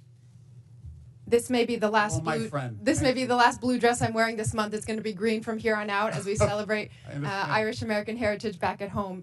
Please pass comprehensive immigration law that is consistent and compassionate. That will make our jobs possible, and we would so appreciate that partnership. I hear you. Thank you. I yield back. Gentleman yields back. Chair recognizes. Chair, I have a unanimous consent request. I didn't. I'm sorry. I have a unanimous consent request. All right. Proceed. Okay, I'd like to seek unanimous consent to enter into the record thousands of DHS agents shift to deportation instead of drugs, weapons, and human trafficking. That is February 2025 USA Today. Without Also, objection, so ordered. Parents pull kids from childcare as immigration fears hit U.S. youngest. Without objection, so ordered. Chair. Finally, an 11-year-old girl in Texas died by suicide after she was bullied about her family's immigration status, her mother says. Without objection, so ordered. Chair recognizes Dr. Gosar from Arizona. Thank you, Mr. Chairman. Mayor Wu, I'll be showing up at your house tomorrow with my bags at 5 o'clock. Leave your doors unlocked, please. What are you making for dinner? Because I expect a warm meal and a balanced diet. Now, I'm going to need a car, and please leave me some cash because I'm going to need to go to my doctor's appointment on Friday. That would be to Mr. Mayor Johnson. Now, I don't want to sleep on the couch, so put me up at a luxury hotel. You're the Mayor Johnson. Obviously, you wouldn't like this because you don't know me, right? You know nothing about me. You might not like that. Sanctuary cities offer this kind of hope, this false hope, to illegal aliens by saying that very thing. Stay with me. We don't tell anybody that you break our laws. Now, thank you. You've made the United States complicit and one of the largest purveyors of human trafficking in the world. Thank you. You're disgracing the legal immigration system that came here and the immigrants that came here the right way through Ellis Island at the time, now through our going through our process. And I want to talk about that process because I've always been told, and it's never been really challenged, is that good process builds good policy, builds good politics. I think that works really, really good because you can always fall back to the process. If the process isn't good, you always get good process.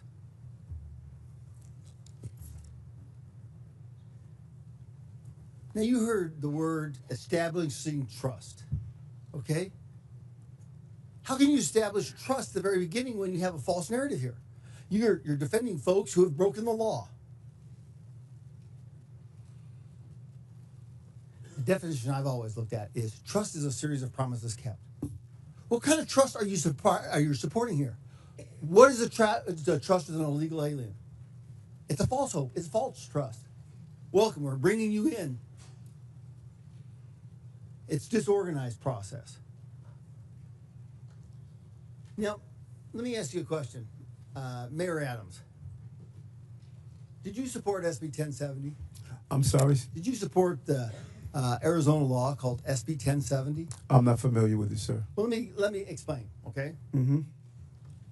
SB 1070 challenged the federal government on its supremacy clause. Because we, in Arizona, wanted, the government wasn't doing anything, so we thought, we'll do this. We can't allow them to break laws. The Supreme Court ruled that, struck it down. Now, it seems contraindicating here that you would have supported SB 1070, right, Mary Adams? Based on the premise that you or would you violate the supremacy clause in regards to immigration? Would I violate the supremacy clause?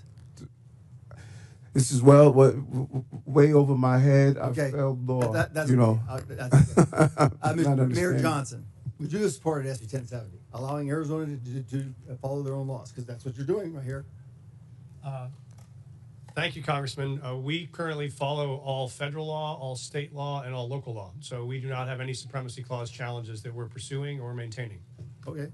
Well, it seems like you are. But Mr. Johnson, do you agree?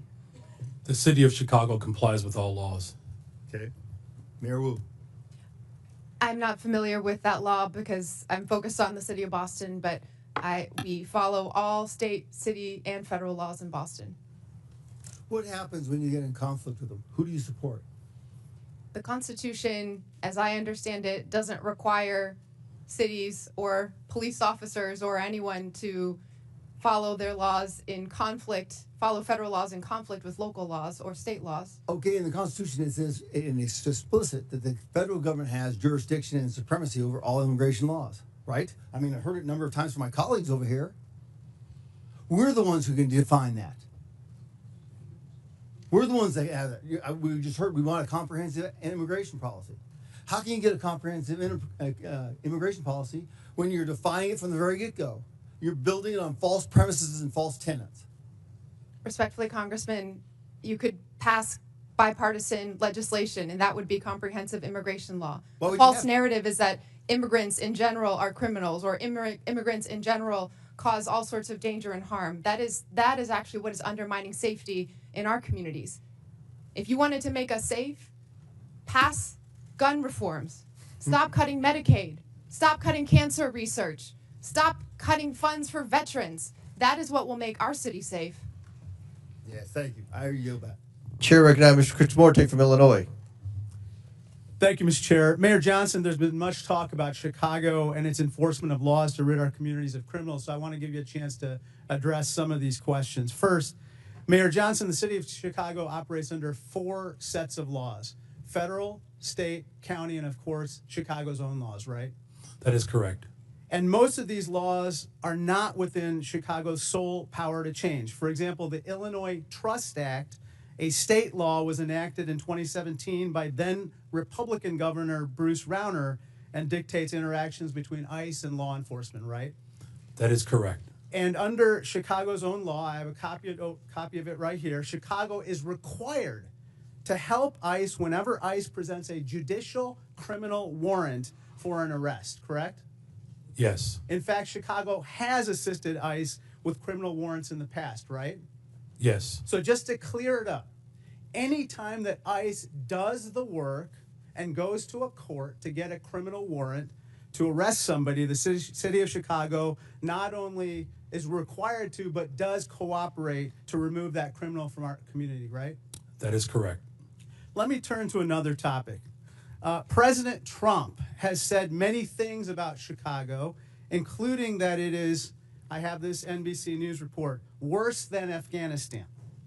Mayor, I'd suggest the facts suggest otherwise. For example, Condé Nast recently named Chicago the best big city in America 8 years in a row. A friendly amendment, best freaking city in the world, city of Chicago. Chicago's the largest rail hub in America. That is correct. Chicago's a quantum technology hub in this country. $20 billion new investment. Chicago area is the home to the second most number of Fortune 500 headquarters of any city in America, right? Just voted again the top relocator for corporate headquarters for 13 consecutive years. And it's home to O'Hare Airport, the most interconnected airport on the continent. Is that right? That is correct. That doesn't sound like Afghanistan to me, sir, does it? The city of Chicago is a beautiful place. We also have 20% of the world's fresh water right in our front yard. Our restaurants are amazing. In fact, everything that is dope about America comes from Chicago.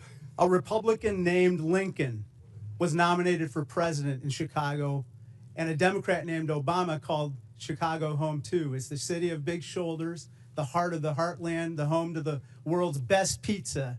And we're not going to take any slander from Donald Trump or anyone else lying down. Is that right? That is correct. Sir, I want to turn your attention to another topic. Mayor Johnson, you'd agree with me that high grocery prices are among the top concerns for the people of Chicago, right? The economic conditions that are unfortunately that are not being addressed by Washington has caused a great deal of trepidation and anxiety. Mayor Wu, according to USDA, the wholesale cost of a dozen eggs has gone from $6.59 since January 19th when Donald Trump took office to $8.39, a 27% increase, and this has got to anger Bostonians, right?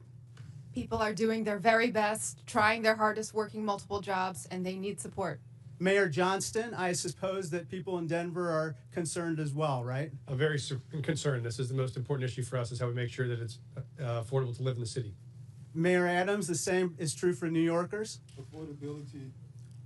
Affordability is an issue that's impacting our city, and that's why we're doing the best we can to put $30 billion back in the pockets of working class people. President Trump, if you're watching this hearing, I respectfully ask, when will egg costs be high enough for you to issue one executive order on bird flu? $10 a carton, $15 a carton. It'll soon be cheaper to buy a magazine for an AK-47 than to buy breakfast. This is flat out wrong. Turn to my last topic. Interestingly, last night in a record-long address, the president did not mention the word Medicaid once, which is top of mind for everyone. Mayor Johnson, you don't dispute that 1.6 million people in Cook County are enrolled in Medicaid, right? I do not dispute that. In fact, in most of our safety net hospitals, 70% of the individuals that are being serviced are being serviced through Medicaid. I recently received outreach from Lurie Children's, a preeminent children's hospital located in Chicago. They said, quote, slashing Medicaid will put access to care for all children in our state at risk. You would agree that's unacceptable, right? That is unacceptable. It doesn't matter where you're from. If you're white, black, brown, poor, or rich, massive cuts to Medicaid will devastate our healthcare system. Thank you, and I yield back. Gentleman yields back. Chair now recognize Mr. Perry from Pennsylvania. Thanks, Mr. Chairman. Mayors, thanks for being here, leading your cities to come to Washington, D.C. today. By either definition or by claim, each of you, I think, could justifiably say represent what's considered a sanctuary city. Well, if you could describe it, what would you, sanctuary from what? Anybody? Mayor Johnson, you want to start? Mayor Johnston? Thank you, Yeah. Congressman. I welcome that because I wanted to clarify. We do not shield people from federal. I just asked you what, so you don't consider yourself a sanctuary city? We provide services and supports. Do you consider yourself a sanctuary city? That's just. We do not under that definition. You don't use the definition, you're not a sanctuary. We call ourselves a welcoming city. Okay, so what are you welcoming and who are you not welcoming? Well, we're welcoming everybody. Okay. We don't keep folks. So you're welcoming criminals that you don't have any idea what their crime background is, and you're good with that? No, we aggressively pursue. How do you do that? Anyway. No. How do you vet the people that you welcome in your sanctuary city? Sir, we don't vet folks that arrive from Illinois or California with a background check when they come into the Denver airport any more than someone from another location. So you're welcoming any illegal immigrant or illegal alien to your city without question? Well, folks that make the decision to come to Denver, they arrive, and then we expect. But them to you get call a job, them, you pay welcome taxes. them, you welcome them. You call them to your city and say, if you come here, you will be safe from what? Thank you, sir. We don't call anyone to our city. Folks that arrive in our city, we offer same access to services they may need to be successful. And if they break the law, we hold them accountable, we charge them, we prosecute them. What about if they've already broken the law? Well, if they've already broken the law and there is another jurisdiction that has a warrant for that person, they let us know and we would cooperate to transfer them to that jurisdiction. I think we saw on Mr. Jordan's conversation with you that you really don't do that. Mayor Johnson, how about you? How many, according to my records, you have welcomed 51,648 illegal aliens to your sanctuary city. So I'd ask you, sanctuary from what? If you're referring to the number of individuals that were bused from Governor Abbott without any coordination, the 52,000 individuals that were seeking asylum, those individuals were bused to us. I passed a bus ordinance to work to coordinate with the governor of Texas. He refused to do that. But that transfer of individuals was the result of the governor of Texas, not the result of a welcoming city ordinance. Welcoming city ordinance. So you're not welcoming these people that came here illegally? The individuals that were bused to us from the border. They were not welcome in Chicago? You didn't welcome them? You didn't provide them sanctuary? So the welcoming city ordinance is pretty straightforward. It allows for our local law enforcement to focus on local policies, and that's why we're seeing a decline in violence. So you don't care about federal law enforcement policies, only local policies? We comply with all laws. What I do care about is this body, Washington, passing comprehensive immigration. So let me ask you this. Chicago residents reported 28,443 violent crimes during 2024 alone. Cases of aggravated assault rising to the highest level in 2 decades. Now, also, state funds, $160 million, were issued to illegal alien job assistance shelters in Chicago. You're the mayor of Chicago. Do you think that your residents or the residents of your state should be paying for that more than they should be paying for their own needs, their own roads, their own public safety? I mean, who elected you? The people that came illegally, whether they were sent to you or not, or the people that reside in Chicago? Who elected you? And who do you serve? The people of Chicago elected me as the 57th mayor of the city of Chicago, and we serve all the residents of the city of Chicago. Illegal or not, criminal or not. How many of the 662,566 illegal aliens with criminal histories that ICE has reported are now residing in Chicago? Someone will have to get back with you with that number. I don't keep account do you of. take immigration information from criminals as they're arrested and processed? Do you take immigration information? Our local law enforcement focuses on getting all violent do you individuals off the determine streets whether of they're here Chicago. legally, what their immigration status is as a function of your justice Gentlemen, system? time's expired, but please feel free to answer the question, Mayor. The Welcome in City ordinance ensures that our local residents communicate and trust local law enforcement to ensure that criminals and crime is being addressed, So and you that's have why no violent idea how many crime are illegal. has Thank gone you, down Mr. in the Chairman. city I'll of yield. Chicago. Thank you very much, Chair now Congressman. recognizes Mr. Chairman, I have a Mr. unanimous Khanna. consent request. Chair now Mr. recognizes. Chairman, I have a unanimous consent request. I'm sorry, Ms. Presley. I have a unanimous consent request. Go ahead. Thank you. I'd like to seek unanimous consent to enter into the record. Mass deportations would deliver a catastrophic blow to the U.S. economy. This is from the Joint Economic Committee, December 2024. From where? What publication? The Joint Economic Committee, December 2024. Without objection, so ordered. I'd like to seek unanimous consent to enter into the record from the American Immigration Council, October 2024. Mass deportation, devastating cost to America, its budget and economy. Without objection, so ordered. Chair recognizes Mr. Khanna from California. Mr. Chair. Wait, I'm sorry. Mayor Wu needs a short break to attend to her young child. Mayor.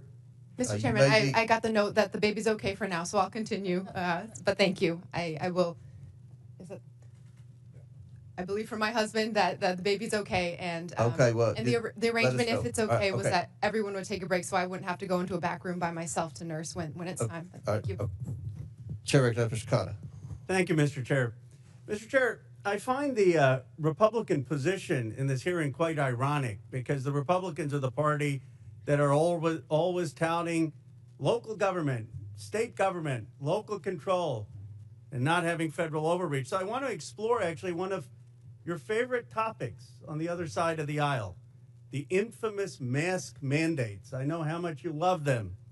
When CDC came out with the mask mandate order of January 29, 2021, they said that we needed to have fines of $1,500 for anyone who didn't wear a mask on a plane or in a public space. And they said that there needed to be referred criminally to the Transportation Authority if they violated it more than once. Now, Governor Abbott said in Executive Order 38, we're not going to have our cities enforce the mask mandate. And Governor DeSantis said the same thing. We're not going to have our local police enforce the mandate. I want to ask Mayor Adams and Mayor Wu, because you had slightly different views on the mask mandate, but Mayor Adams, you were actually praised in New York for saying we are going to take away some of these mask mandates earlier so businesses can open and there can be a revival in New York. Did you ever, in law enforcement, to your knowledge, enforce the CDC mask mandate and ask your law enforcement to fine people who didn't wear a mask $1,500? What we did was look at the science and look at how it will impact business, and after issuing warnings in education.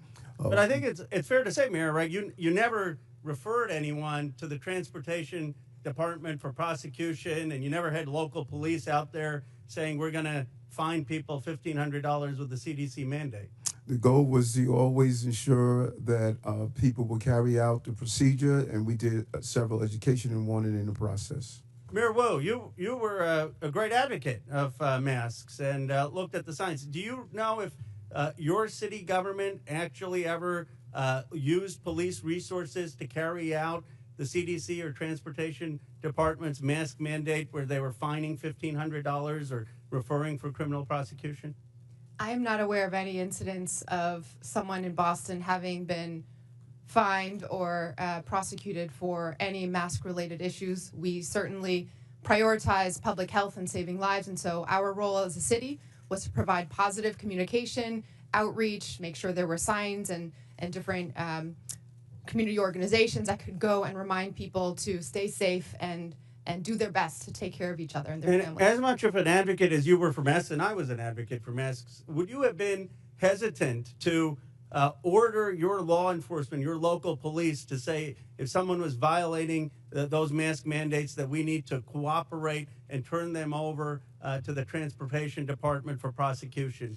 Would that have given you some pause if the federal government were saying use your police departments to fine people $1,500 and give us their records for criminal prosecution? Yes, it would have.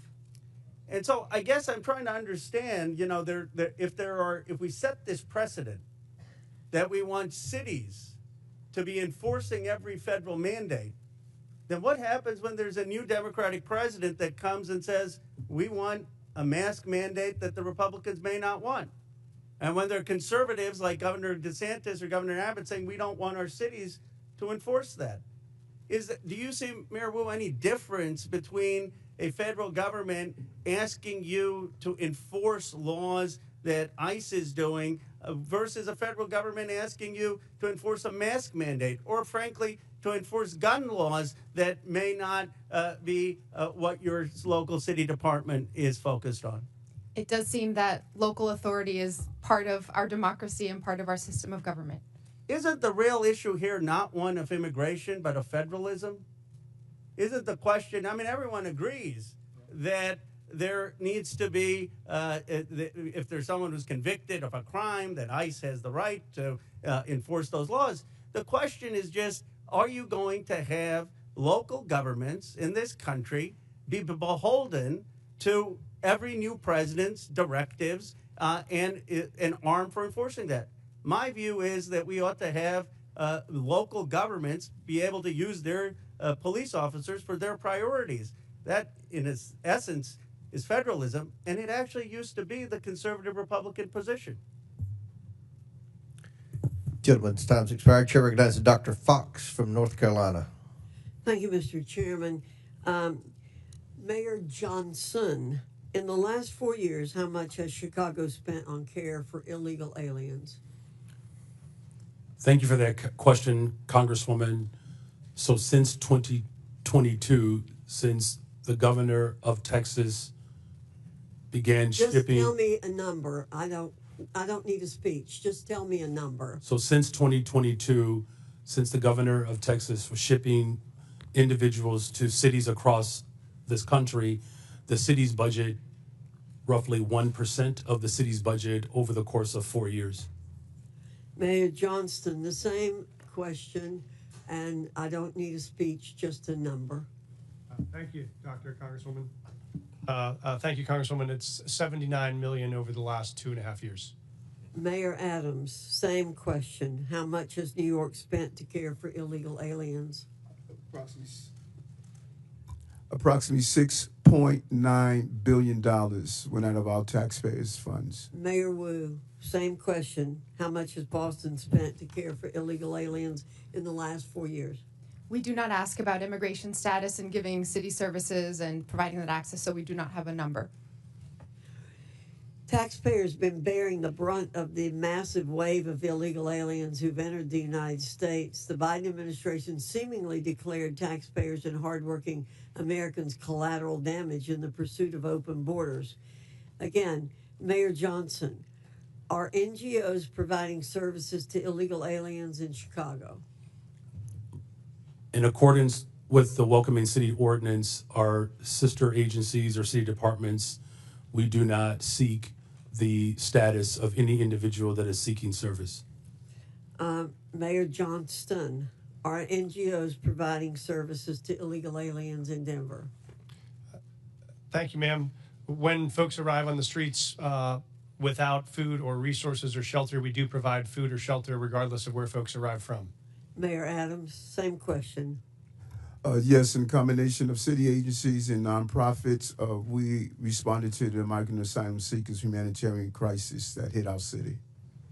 And Mayor Wu, I assume you don't know their status, but do you know if there are NGOs are providing services to people arriving in your city without any kind of documentation?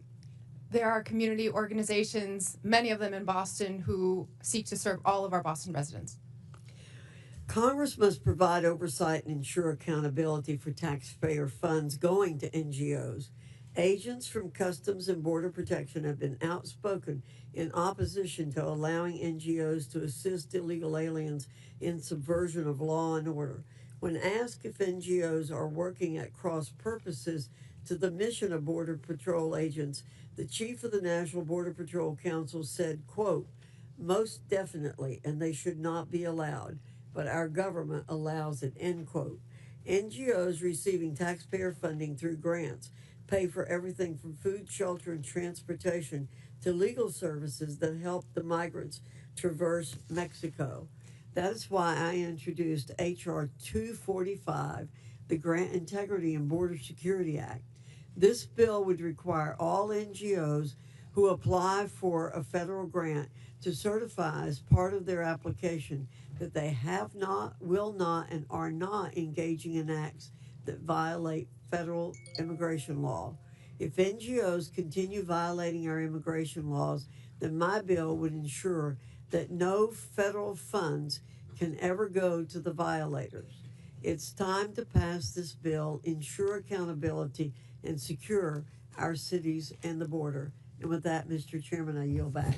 Gentlelady yields back. Chair recognizes Ms. Brown from Ohio. Thank you, Mr. Chairman. Today we've heard my colleagues on the other side of the aisle demean and dehumanize immigrants, choosing fear-mongering and political theater over real solutions. So let's take a moment to set the record straight. The best chance for comprehensive immigration reform came in 2013, when a bipartisan Senate majority passed a bill strengthening border security and providing a path to citizenship for longtime residents. But House Republicans killed it. Fast forward a decade later to last year, the Senate crafted another bipartisan deal, one that would have enhanced border security and tackled the fentanyl crisis with better technology and more agents. But Donald Trump torpedoed it, preferring anti-immigration rhetoric to real solutions. So this isn't about fixing the problem, it's about exploiting it. And let's not forget, the president wasn't complaining about this when he was employing undocumented immigrants at his resort. We all remember President Trump's tired old tactics from his first term, the harmful Muslim ban, referring to black and brown countries as quote-unquote shithole countries, and the cruel images of kids in cages. This time around is no different. President Trump signed multiple executive orders before even attempting to work with Congress. Mind you, a Republican-controlled Congress. So this isn't about policy, it's about fear. For the last decade, Trump has pushed menacing messages portraying all immigrants as criminals. But it isn't just coming from Trump. It's being amplified by right-wing media. A recent Ipsos poll found that people who watch Fox News are twice as likely to believe myths about immigration, including the false idea that immigrants commit more crimes than native-born Americans. This is objectively false, yet 2 in 3 Fox viewers believe it is true. This serves a purpose: fueling outrage, distracting from real solutions, and keeping the conversation stuck in a cycle of fear instead of facts. And Trump's latest immigration crackdown reinforces these misperceptions. ICE raids, choreographed for cameras, deportation sweeps with photo ops, wardrobe changes, and tough talk. The cruel performative videos of immigrants in shackles. $200 million in taxpayer money to air pro-Trump propaganda ads. Talk about waste, fraud, and abuse. All spectacle, no substance, all performance, no plan. On the campaign trail, J.D. Vance and Donald Trump promoted vile and xenophobic lies about Haitian immigrants in my state of Ohio. And now the Trump administration has moved to strip protections from 500,000 Haitians. These are people who have lived, worked, and contributed to this country for years. And they came here the right way, the legal way. But instead of recognizing their contributions, we are forcing them back to a country plagued by violence, instability, and humanitarian crisis. All so Trump can claim 500,000 more deportations. The cruelty isn't just the point, it's their pleasure. So let's be honest about what's really going on here. Mayor Johnson of Chicago, what sort of an impact will the Trump administration's decision to allow arrests at sensitive locations like hospitals, preschools, churches, and courts have on your city? Thank you for that question. As a welcoming city space, it's important that the trust between the community and law enforcement is strong. That's ultimately how we have built a safer city. Just this year alone, violent crime is down 20%. Any type of threat to the civility and to the humanity of people is a threat to the evolution of our democracy. And so it's incumbent upon Washington to ensure that we are funding our education system, that we are funding our transportation system, our healthcare system, creating more jobs. Just since I've been in office, we've increased youth employment, summer jobs by over 40%. Making sure that our young people see their purpose is the value of this democracy. And so I call on this body to continue to invest in the city of Chicago that sends billions of dollars to Washington. Thank you. Fear and cruelty are not the solution. It's distinctly un-American and a dangerous distraction from the Congress's responsibility to actually deliver progress on this challenging facing our country. And with that, I yield back. Gentlelady yields back. Chair recognizes Mr. Grofman from Wisconsin. Yeah, just a couple comments first. As far as the idea who's committing crimes, we have no idea how many illegal immigrants in this country are committing crimes because nobody keeps track.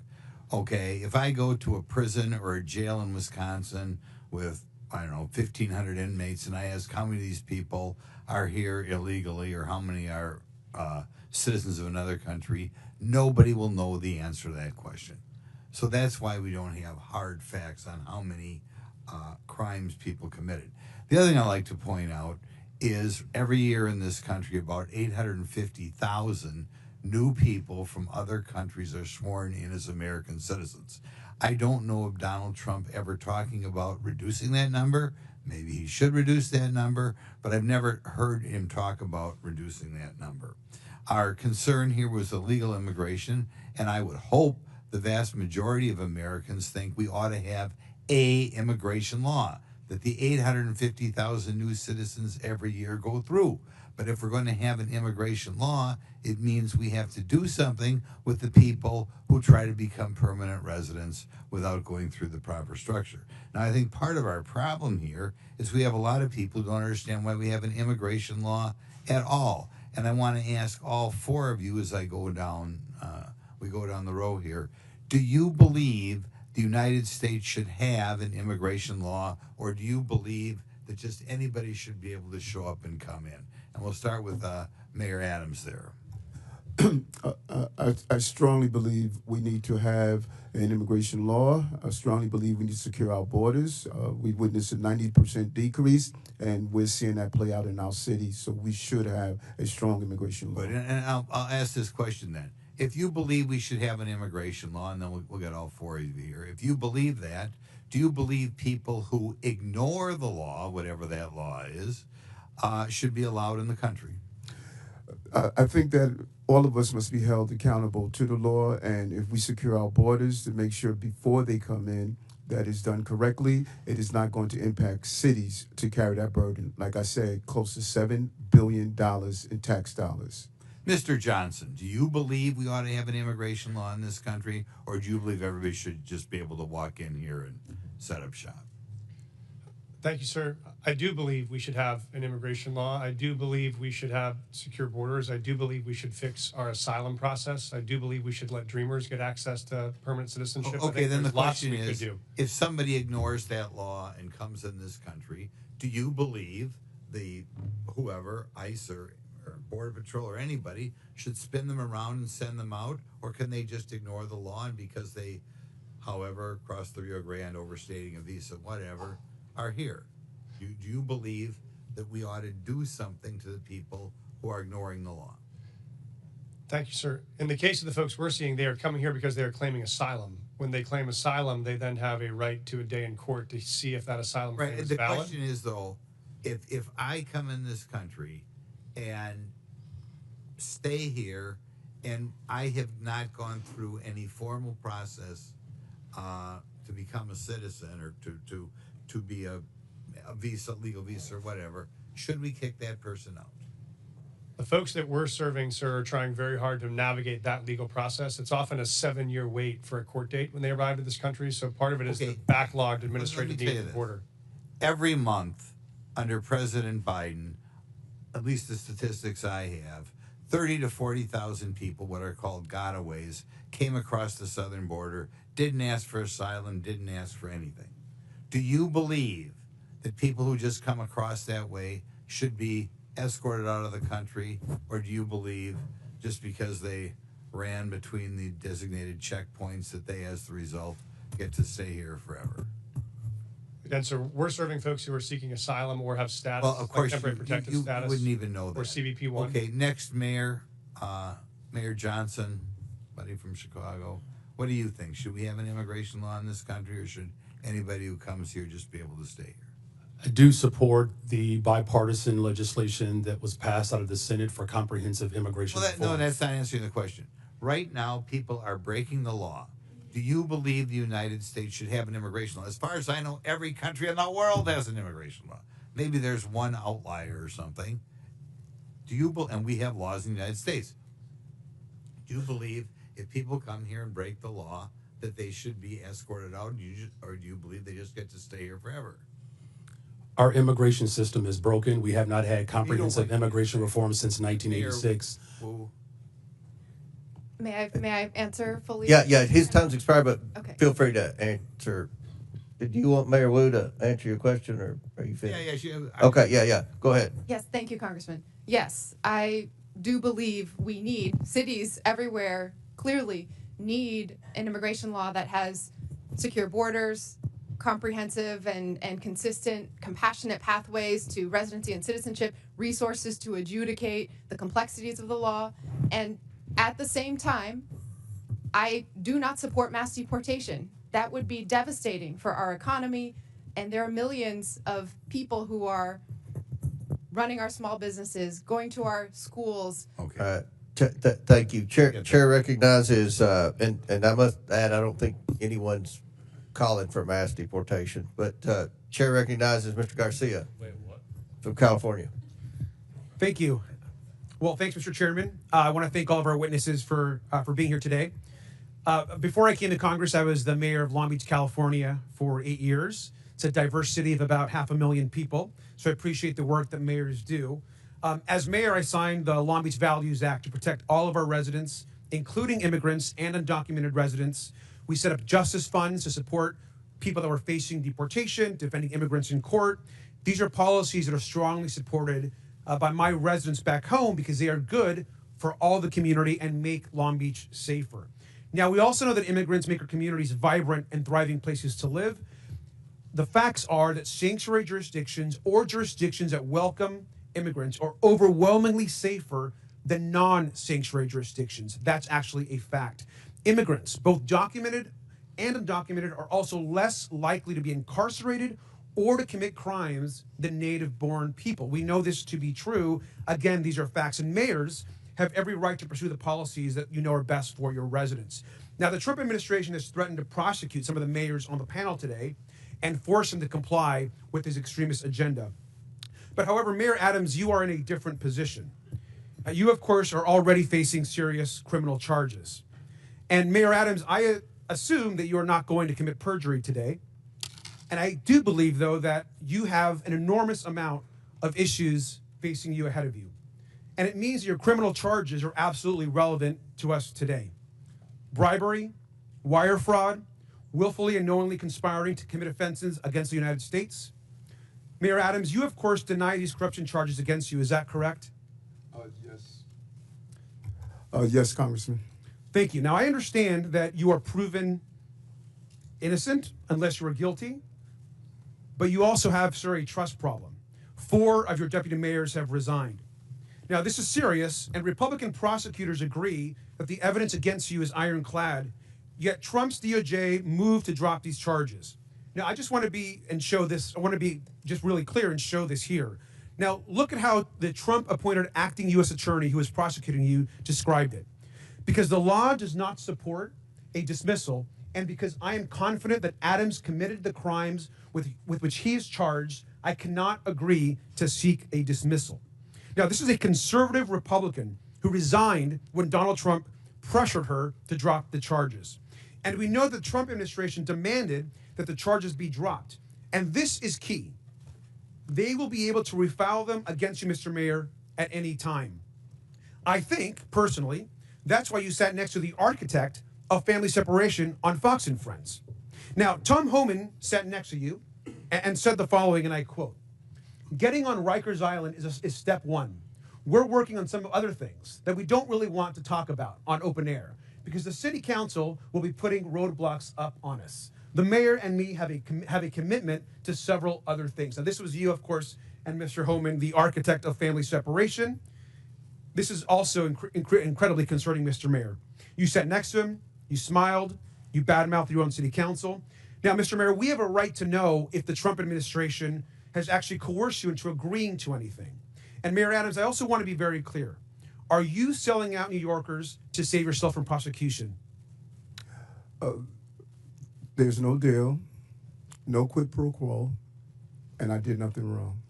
And anything dealing with this case out of deference to Judge Ho, who's now addressing it, I'm going to refer to his actions. Well, Mr. Mayor, it appears, to me at least, that you are selling New Yorkers out. It appears that you are working with Tom Homan, who is clearly focused on family separation and deportations and harming New Yorkers and others across the country. Now, every other mayor on this panel is pursuing legal and effective policies that benefit our residents and their communities. Their policies actually uphold public safety. Now, I personally agree with the majority of New Yorkers and think, Mr. Mayor, that you should resign. You should do the right thing. You should step down and resign today. And with that, I yield back. Would my friend yield? Would my friend yield? I yield. Yeah. Mr. Mayor, I want to be really clear. Were you pressured in exchange for the dropping and dismissal of criminal charges in your indictment to cooperate with the Trump administration on all fronts with respect to immigration? Did any such conversation take place? I think I was extremely clear. I cannot hear you, sir. I think I was extremely clear. No quid pro quo, no agreement. I did nothing wrong but serve the people of New York City. Thank my friend for yielding. Chair, now recognize Mr. Cloud from Texas. Thank you, Chairman. Thank you, witnesses, for being here. You know, we are indeed a nation of immigrants. I have to look no further than my own children, who are the inheritance of both my ancestors who got here in the 1600s with William Penn, or my wife who got here when we got married. I think that's really what this nation is about. But you are not here today because of legal immigration. You are here because of illegal migrants who have been sent to our country. In your opening statements, there was a deft linguistic shell game that you played to try to conflate legal immigration with people who are coming here illegally. And we're savvy to that. You are here because each of you, with the exception of Mr. Adams, have said in some form or fashion that you will not honor ICE detainers. In other words, that when you have people in custody and ICE says, we need to come arrest that person because they're here illegally, that we will not honor that. That's why you're here. No one's asking you to go round up criminal aliens. We are asking you to take people who are already in your custody and hand them over to legal federal law enforcement. Now, what this does is it saves U.S. taxpayer money. It keeps from a greater presence of ICE and federal law enforcement in your communities, because if you're releasing them, it takes more people, as Chairman Jordan mentioned, to go in and to rearrest that person, and it puts the lives of law enforcement in danger. This used to be a bipartisan issue. As a matter of fact, groups like the Cato Institute called President Obama the deporter-in-chief. And Mr. Chairman, I'd like to submit for the record a Cato article that said President Obama, deporter-in-chief, is the title of it. So why we have to ask is suddenly the left not embracing policies that Obama supported.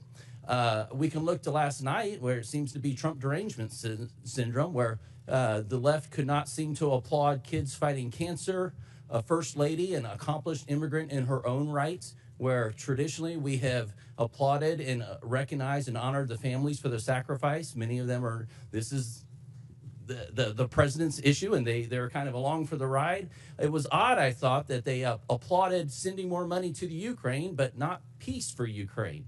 And so it brings us back to why we're here and why this is a partisan issue all of a sudden. It boggles the mind. Now, Mayor Johnson, you seem to want to talk about Texas, so I'm from Texas. Let's talk about Texas. First of all, have you been to the southern border? I've been to Texas, but I have not been exactly to the southern border. Okay. You seem to talk about Governor Abbott and sending buses to your city. Now, I can understand the concern with that, but I will also let you know that Texas did not ask for the Biden administration to open the borders and send an exponential amount of people that have affected your city into our state. And you should know that no one forced them to go to your city. The reason they selected your city is because you have said it's a sanctuary city. Everyone was asked where they wanted to go before they got on the bus. No one asked them to get on or told them, forced them to get on the bus. They did it of their own free will, and they were sent to your city because of your stated claim to be a sanctuary city. Now, one thing I could tell you, having toured the facilities, is that I've been to those facilities under the Biden administration where there was a map on the wall, and you could see the migrants kind of pointing out which city they wanted to go to. And I can also tell you, from having been through the immigration process with my wife, there's a difference between people coming here legally and then people who are, when I've been at the ceremony where the people are crying with tears as they take the oath of citizenship to come to this country, is far different than people coming across our border, waving the flags, not trying to assimilate into the United States culture, and sometimes bringing crime into our communities. This is an issue. Now, each mayor, I want to ask you, one of the issues recently is how much FEMA dollars have gone to support migrants and hotel rooms in your communities. Mayor Adams, do you know how many FEMA dollars is spent in your city? $80 million, and I've been to the border, and I saw those maps pointing to New York. Thank you. Mayor Johnston? Thank you, Congressman. I know we do have some federal dollars that have to get back to in the exact amount. It's roughly 32 million, Mayor, 38 million, Mayor Johnson? I don't have the exact numbers. It's 32 million. I don't have the number. I'd love to know. 29 million. So understandably, citizens are concerned about that. Their taxpayer dollars that are supposed to be going to disaster relief for them and their communities going to illegal aliens. Do you agree, each of you, yes or no question, I have a couple seconds. Do you recognize that it is against the law to harbor criminal aliens? Gentlemen, time's expired, but please answer the question, Mayor Adams. Yes, reading federal law, correct. I do recognize that, and we do not do that. The city of Chicago does not harbor criminals. Yes, we follow the laws. Mr. Chairman, I have a unanimous consent request. Proceed. I would ask to enter into the record two articles. One, talking about President Trump putting mass deportations to the heart of his campaign during the campaign. And just last night, Trump vows to use U.S. military for mass deportations. Without objection, so ordered. Thank the chair. Chair recognizes Mr. Frost from Florida. Thank you, Mr. Chair. So the year is 1969. My abuela, Zenaida, my grandma, Yaya, gets a call. And her, my mother, Maritza, my aunt, Sandra, and my grandpa, Pepe, have to go to a plane within 24 hours because they've been approved to come to the United States. They came here as refugees in 1969 during the freedom flights from Cuba for their new life in accordance with the promise of this nation. ICE arrested hundreds of U.S. citizens during Trump's first term. Again, in the last few weeks, ICE has detained Native Americans, a teenage girl from Nicaragua, Puerto Ricans, a Puerto Rican military veteran, all legal residents, but all who fit the description. I bet someone like my grandma would have fit the description too. Maybe even myself. Trump's border czar went on TV and raged about Americans studying up on their constitutional rights during interactions with ICE agents. It was one of the most despicable things I've seen. And the question is, why is he so upset that people know their constitutional rights? To the point where this administration has moved to try to intimidate members of Congress for trying to educate their constituents to know their rights. Why don't they want people to know their rights? Well, because if we know what our rights are, we'll also know when Trump tries to take them away. Mr. Beer, why are such outbursts from this administration alarming as threats to our rights and liberties?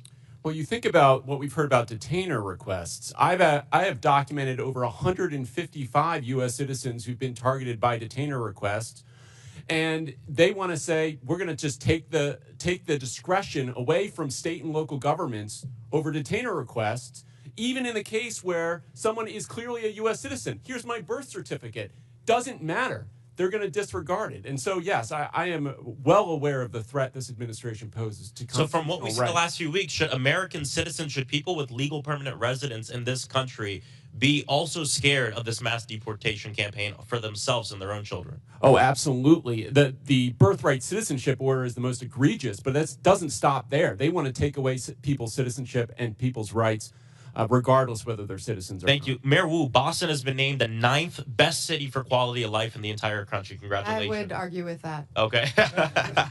If Trump succeeds in forcing you to redirect your city's budget and personnel to help with ICE raids in this mass deportation campaign, how would that affect quality of life for your people? First, that is against the laws in Boston and in Massachusetts. But I've heard from so many community members, including residents who are immigrants who are citizens, that they are terrified. And that means when people don't feel comfortable reaching out to call 911 when they need help, when survivors of domestic violence don't feel comfortable reporting or giving information, it makes all of us less safe, even those who aren't immigrants. This culture of fear is bad for the safety of our people. Donald Trump's immigration raids are also traumatizing and destabilizing, of course, all Americans, but especially children and kids. Being a kid in America is hard enough. Making good grades, going through more school shooter drills and fire drills. And now Trump wants to send armed ICE agents into their classrooms to rip children from the school desk as they're trying to learn. Mayor Johnston, my colleagues are laughing about that. I don't find that funny. What would a school day be like for a kid in your city when ICE suddenly bangs down on the door and abruptly grabs their teacher or one of their friends? Thank you, sir. I was a teacher and I was a school principal before I did this job, so I knew that our school was often the safest place that kids came, and they knew there they could learn, they could get support, they get access to services. And many of our kids come from mixed status families. They don't know their status, they don't know their mom's status or their dad's status. So I've had families before who have pulled their kids out of school, kids who were citizens, because they were worried that somehow their kids were in danger because they didn't know who was being taken. And so for us, the fastest way to make a city unsafe is to have kids not feel safe in their own schools. See, they want everybody to live in fear of undocumented people. That is what they want to do. But I'll tell you, when I'm in my district and I do roundtables, I've done them with kids in elementary school, and I ask them what they want us to do. They want us to ban assault weapons. They say what they're actually scared of is being shot to death and dying in their schools. And because of actions that the Democratic administration took, the Biden administration with Congress, gun violence has gone down in Denver, 24%, 25% in Chicago, 40% down homicides in Boston. This works. Gun violence went up 45% under Trump. So when they're in charge, more people die. When they're in charge, we are actually less safe. And I think that's an important thing that we all have to keep in mind as they try to scare us in terms of immigrants who are living in this country. Thank you, and I yield back. Chair recognizes Mr. Palmer from Alabama. Thank you, Mr. Chairman. I thank the witnesses for being here. I just want to respond about crimes committed by people here illegally. Every crime committed by someone in the United States illegally is a crime that would not have been committed. Lincoln Riley, Ruby Garcia, Rachel Morin, Jocelyn Nungare, the woman set on fire in the New York subway. These are all assaults, rapes, murders, and other crimes that would not have taken the lives of these people if those people were not here illegally. They were given safe harbor. Now, I want to ask you something. You all took an oath of office. Mr. Adams, did you swear to uphold the Constitution of the United States? Oh, yes, I do. How about you, Mayor Johnson? Yes, sir, I did. How about you, the other Mayor Johnson? Yeah, the Constitution of the United States as well as the Constitution of Illinois. Okay, and Mayor, Yes. you did. Are you familiar with the Supremacy Clause? Any of you? Yes, sir, I am. Okay. Then under the Supremacy Clause, you understand that the laws of the United States take precedent over the laws of Colorado, over the laws of Illinois, over the laws of Massachusetts, and your cities. Do you understand that? Yes, sir, I do. But when you declared your cities sanctuary cities, you did so illegally. Do you understand that? Respectfully, sir, I would disagree with that. We follow You're every disagreeing federal with the law. law. It's against the law to give sanctuary to people who have committed felonies, and it's a felony to cross the border illegally. You gave sanctuary to people who were here illegally. You violated your oath to uphold the Constitution because of the Supremacy Clause. The laws of the United States take preference. But you didn't do that. There is, thank you, sir. There's no part of our city law that violates federal law. No part of the practices or services we provided that violate federal law. Did you personally violate the law then by giving sanctuary? Somebody gave these people sanctuary. You declared your city. The city of Boston was declared a sanctuary city by you, Mayor. Being a sanctuary city as you describe it, or being a city as we describe it, that's home for everyone, does not. It means that if When you commit a give crime, safe you are harbor held to accountable people who are regardless of here immigration illegally, status. and when you interfere with the officers of the law who are there to even remove people that you know have committed crimes, you have violated your oath of office. You've committed a crime, Mr. Chairman. I don't understand why we haven't been discussing obstruction of justice. I mean, get real about this. We have a problem in the country with the people who've come here illegally. And I just gave you a few names of people who've been raped and murdered. There are numerous others. There's a whole organization established called Remembrance to remember the people who have been assaulted, raped, murdered in this country because certain cities, certain officials decided to give sanctuary to people who came here illegally and committed these crimes. It goes all the way back to Kate Steinle, San Francisco, shot by someone who was here illegally. She would still be alive today. She died in the arms of her father. So I want to know if you understand the Supremacy Clause, that the laws of the United States are supreme over whatever your opinions might be of what the laws are. Sir, I do recognize that. We do follow that. I want to clarify that we actively, aggressively pursue any known criminal in the city, and we actually partner with federal government to do that. If there is someone with a criminal warrant, we're searching for them. We have federal task forces we're partners of to break up gang activity. We do that for drug trafficking. We do that on armed robberies. So we are in partnership with the federal government on many issues around. Mayor Adams is being attacked because he's agreed to cooperate with federal officials to uphold the laws of the United States. I haven't heard any of you in defense of that. We are absolutely upholding the laws of the United States. We do it every day, and we will continue to do it. I just think we need to do a deeper dive into this, Mr. Chairman. If it were up to me, I mean, I'd be considering referring charges. I think we've got a problem here when we decide that there's some laws that we will obey and some laws that we won't. I don't care who it is, Republican, Democrat, I don't care what office you hold. We need to abide by the laws passed by. Will the gentleman yield? No, I will not yield. Mr. Chairman, I thank you for the time. I yield back. Gentleman yields back. We're Well, gonna have two more. We're gonna have two more questioners. Then we're gonna have to take a break at the request of the witnesses. A 15-minute break, maybe 20 if we need that. But Chair recognizes Mr. Kassar, and after him, then Mr. Higgins, and we'll proceed with the break. But Chair recognizes Mr. Kassar. Good morning. Good morning. Mayor Wu, can you tell us a little bit, just maybe 20 seconds, about how your administration has helped address unemployment, especially amongst youth in your city, which we know is a risk when we have high levels of young people unemployed? We made a commitment, our mayor's guarantee, that any young person in the Boston Public Schools who wanted a paid summer job would get one, and we fulfilled that with the partnership of businesses and companies and organizations throughout the city. Record numbers participating. Thank you, Mayor Wu. Mayor Johnson, can you tell us a little bit about measures your office has implemented to address the root causes of violence in Chicago? Thank you for that question. Yes, so first of all, it's great to report that violence is down in the city of Chicago, and it has gone down since I've been in office as a result of a couple of measures. One, we've reopened 3 mental health clinics because we do know that mental health issues, and we are in a very severe mental health crisis. We've also increased the number of youth employment. We have hired almost 28,000 young people for last summer. This year, we have an opportunity to hire up to 29,000 young people. We've also built more homes. Just last year, we've appropriated $11 billion, 37,000 construction jobs in the works for almost 10,000 more affordable units. And we have promoted and hired 200 detectives to increase trust between community and law enforcement to solve the crimes that do occur in our city. Thank you so much. Mayors, I want to thank you for the hard work you're doing every single day.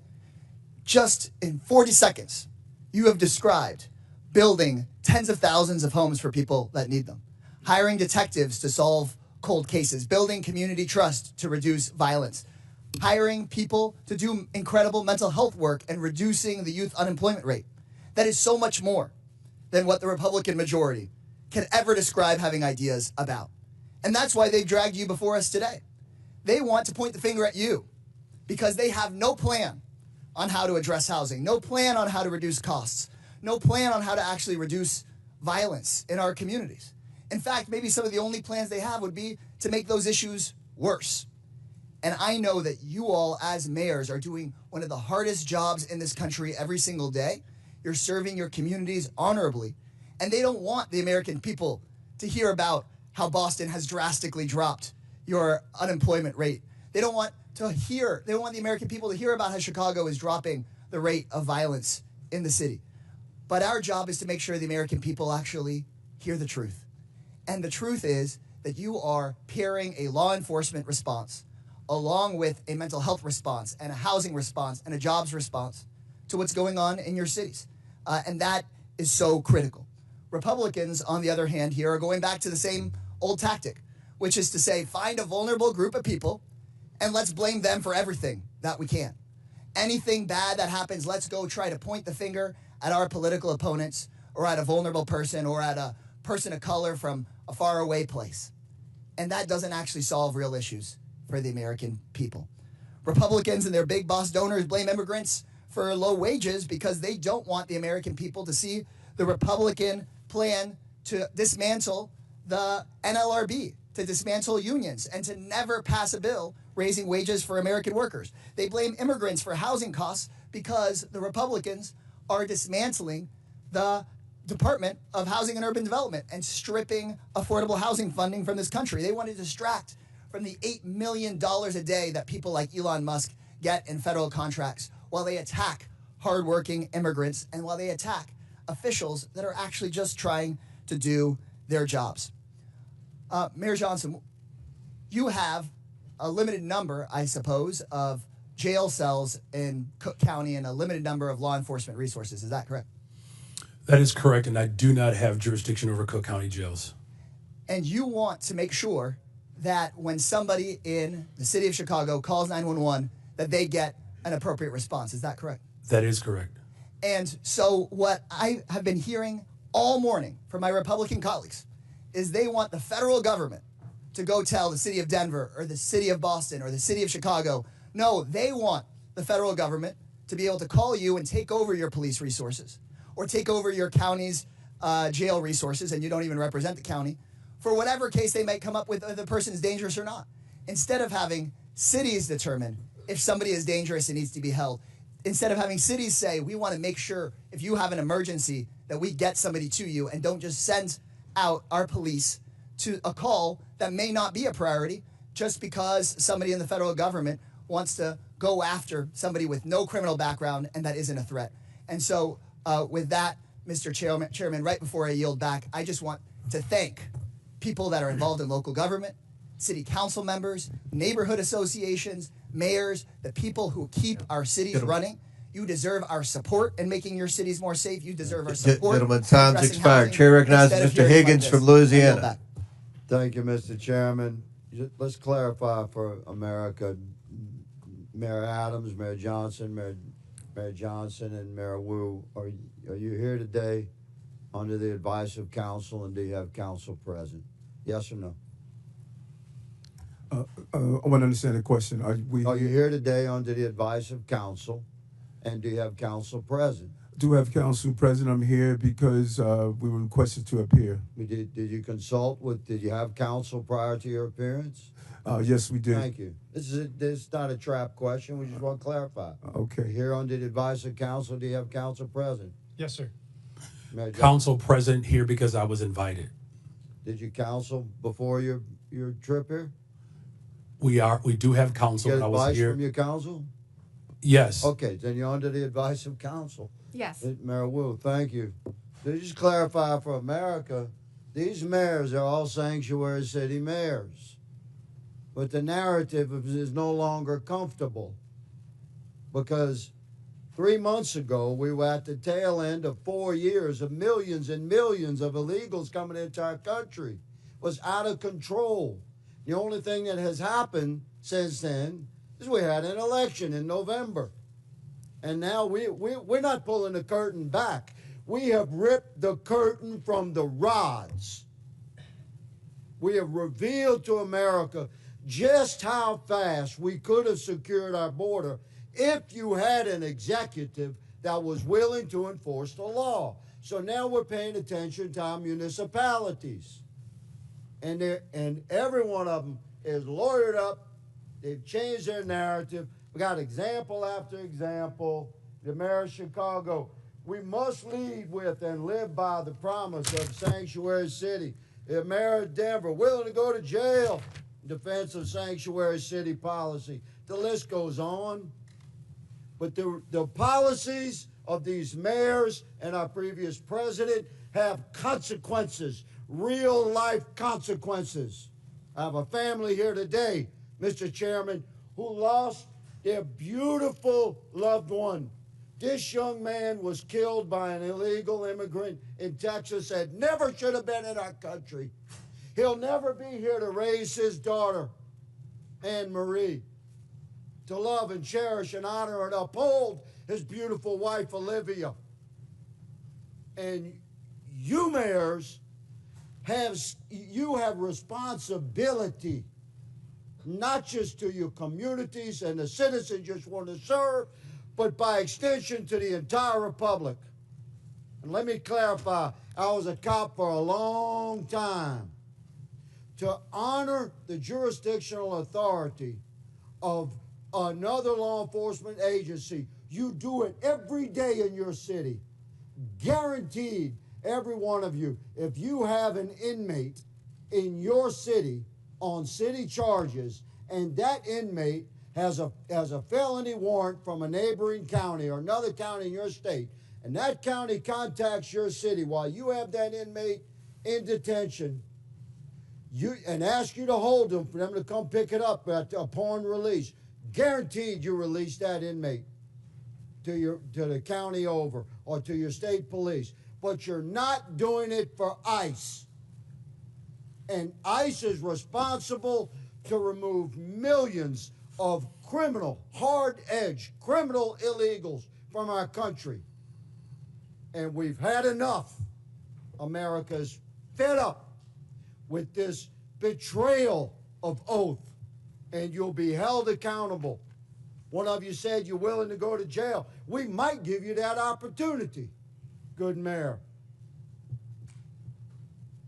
One of my colleagues mentioned the children. Oh, you want to talk to the children, separation of children.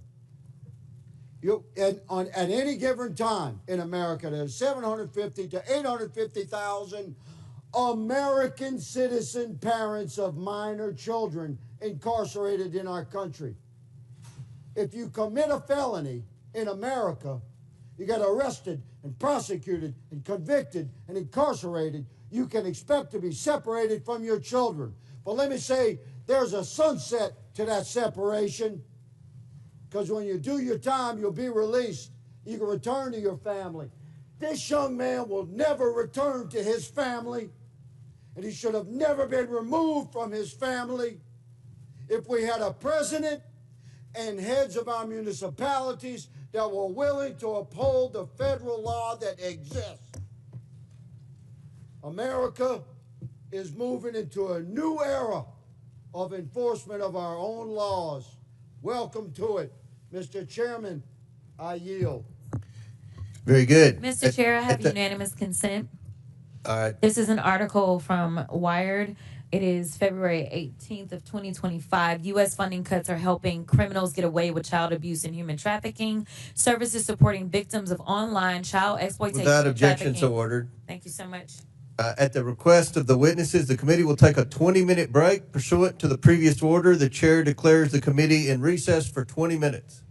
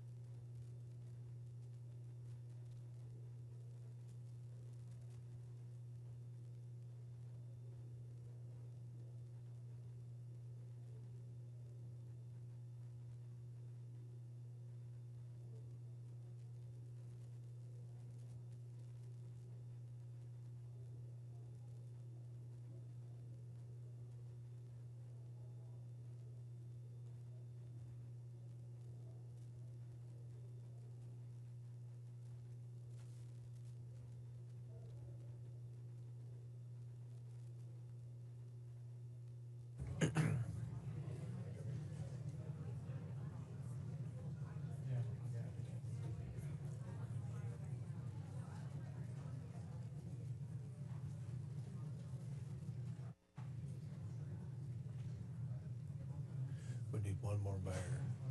We're missing. Okay, here we go.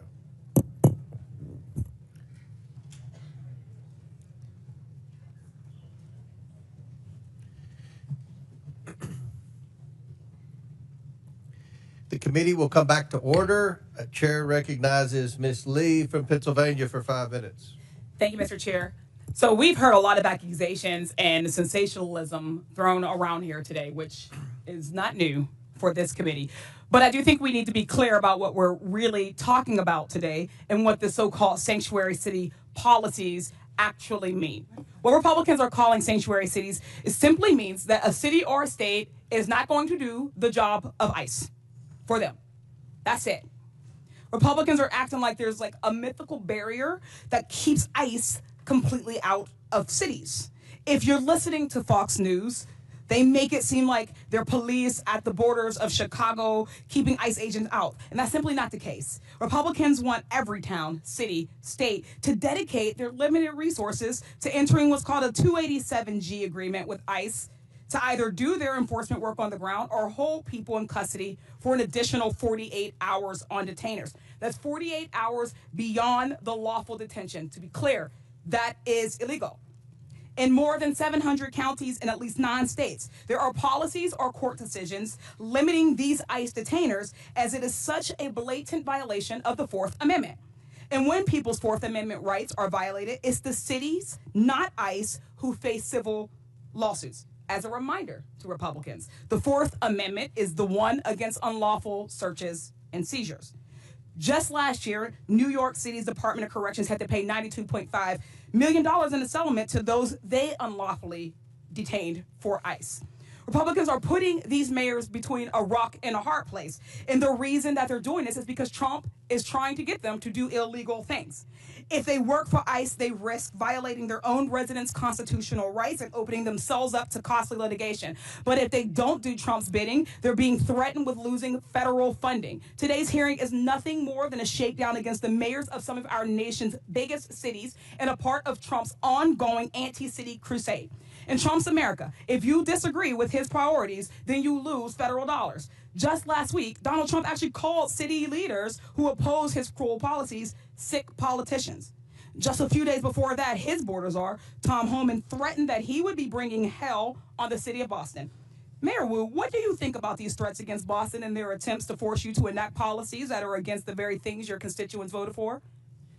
The laws are most important and the safety of our residents are most important. And what I hear from all of our residents across every one of our neighborhoods is that, in fact, undermining the trust is what would make our city less safe. And so we need everyone to feel secure in their communities, like they can reach out, they can call 911 when they need help. And in our city, those laws actually help Boston police solve crimes. Thank you. Mr. Beer, question for you. I'd always thought that my Republican colleagues were strong supporters of state and local sovereignty and were against intrusion from the federal government. Do you think this lawsuit seems consistent with that position? Oh, absolutely not. If you look at the Supreme Court precedent on this, it came from a gun control law that said that state and local governments had to cooperate with the federal government on gun control. The Supreme Court said that's unconstitutional. Not a single member on this side, I believe, would be against that Supreme Court decision. Mm-hmm. There's nothing illegal about protecting people's constitutional rights and due process, education, and equal treatment under the law. But it is illegal for the federal government to withhold federal dollars that these cities' taxpayer dollars have gone towards. Mayor Johnson, Chicago ranks as one of the largest cities in the U.S. and has the third largest metropolitan economy, boasting a GDP of $860 million. This makes it one of the most economically diverse cities in the nation, correct? That is correct. Would it be fair to say that your city generates billions in taxpayer revenue and that the average taxpayer in Chicago and Illinois contributes more than around $20,000 in federal income taxes, which is more than $1,310 above the national average? That is absolutely So correct. can we conclude that Chicago residents pay significantly more in taxes than they receive in return, contributing at least $5 in taxes for every $1 they get back in federal support? More than our fair share. Thank you. Only 9 states have taxpayers that contribute more to the federal government than they receive. All 4 of our mayors are from states on that list. Yet Republicans are saying that they should lose that money because they don't agree with their dear leader. Trump and Republicans are attempting to take money from blue cities and blue states and give them to their red states. Republicans too often demonize blue areas and cities that are the very areas that are keeping the economy going. The attacks we've heard on mayors today are not only shameful, they're dangerous capitulations to the impulses of this president who is trying to expand executive power in nearly every direction. I'd like to thank our mayors, Wu, Johnson, and Johnston for coming in today, having the strength of courage to stand up to this administration. Thank you. I yield back. Chair recognizes the gentleman from Arizona, Mr. Biggs. Thank you, Mr. Chairman.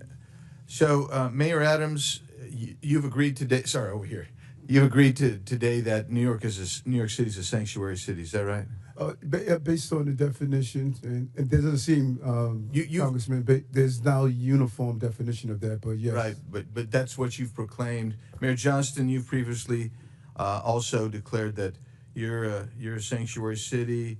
Mayor Johnson, you said that Chicago must lead with and live by the promise to be a sanctuary city. Mayor Wu, you said Boston Police and other departments cannot cooperate with ICE when it comes to detaining on civil warrants. Of course, I don't know what Mayor Johnston would define it, but I do know that the Honorable Mayor Johnson from Chicago, they call theirs a welcoming city ordinance, and we've got Ms. Wu, Mayor Wu, who's referred to hers as a safe city. That's really interesting to me. So when you are a sanctuary city, you put limits on how much you're willing to cooperate with federal agencies' efforts to remove illegal aliens. And your policies are then contravene federal law. You just do. Under Title 8 of the U.S. Code, it says a federal, state, or local government entity or official may not prohibit or in any way restrict any government entity or official from sending to or receiving from the Immigration Naturalization Service any information regarding the citizenship or immigration status of any individual. Yeah, so when I look at your guys' ordinances, and I got them all up here, and they're really interesting stuff, and Denver, I think you testified previously that you rely on the statutory section, am I right, of the state statute. So let's just review this. There's a distinction, and some of you have made that. Mayor Johnson of Chicago made this repeatedly, and Mayor Wu of Boston did. There's a distinction between criminal warrant, and you say we cooperate on criminal warrant, but there's 2 levels of cooperation at least. There's a communication level, and there's a passing the person off.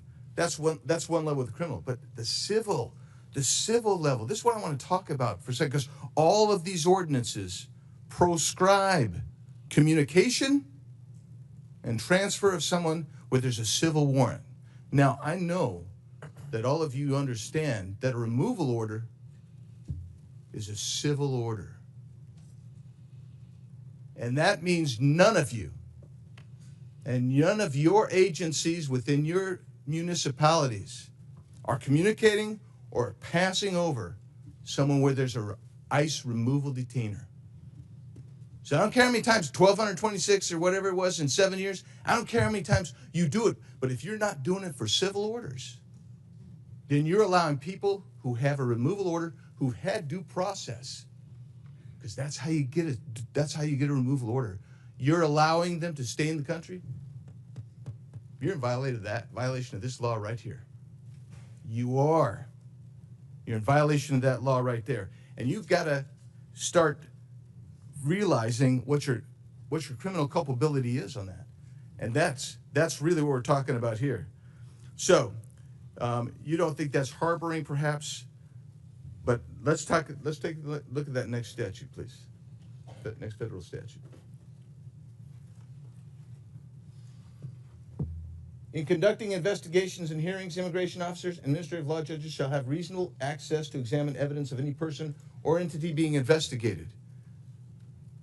If you're holding someone back, even if it's under a civil warrant, because that's what you said you're not going to participate in, and you are preventing access to that person or evidence, you're in violation of this.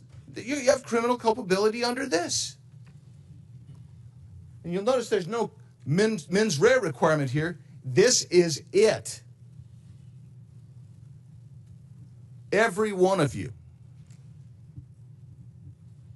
is exposed to criminal culpability here. That's the reality of it. Let's do the next one. Any person who knowing that a person is an alien, knowing or in reckless disregard, now you got a culpable mental state here, of the fact that an alien has come to, entered, or remains in the United States in violation of law, conceals, harbors, or shields from detection, or attempts to conceal, harbor, or shield from detection, such alien in any place. You'll notice it doesn't make a distinction that all of y'all want to make of criminal warrants versus civil. You're all in violation of all three of these statutes. You got criminal culpability. I yield back. Gentleman yields back. Chair recognizes Ms. Randall from Washington State.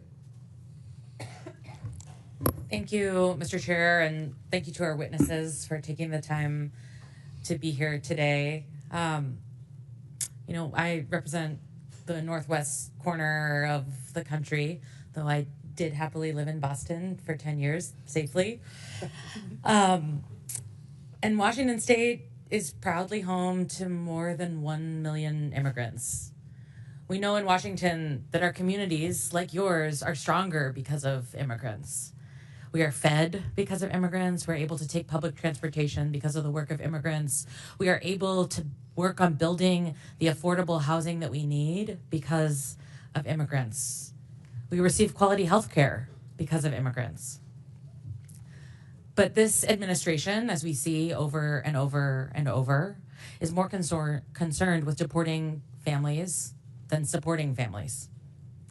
Their actions are rooted in hatred and fear and deliberate misunderstanding.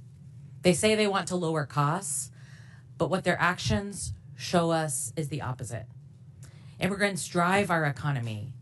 And this administration's mass deportations have disrupted small businesses, wreaked havoc on our communities, all while families see their grocery bills continue to rise and worry about their health care being ripped away. My constituents are scared. They're writing to us that they're afraid to go out in public, send their kids to school, go to the grocery store without two other members of their family or their neighbors with them.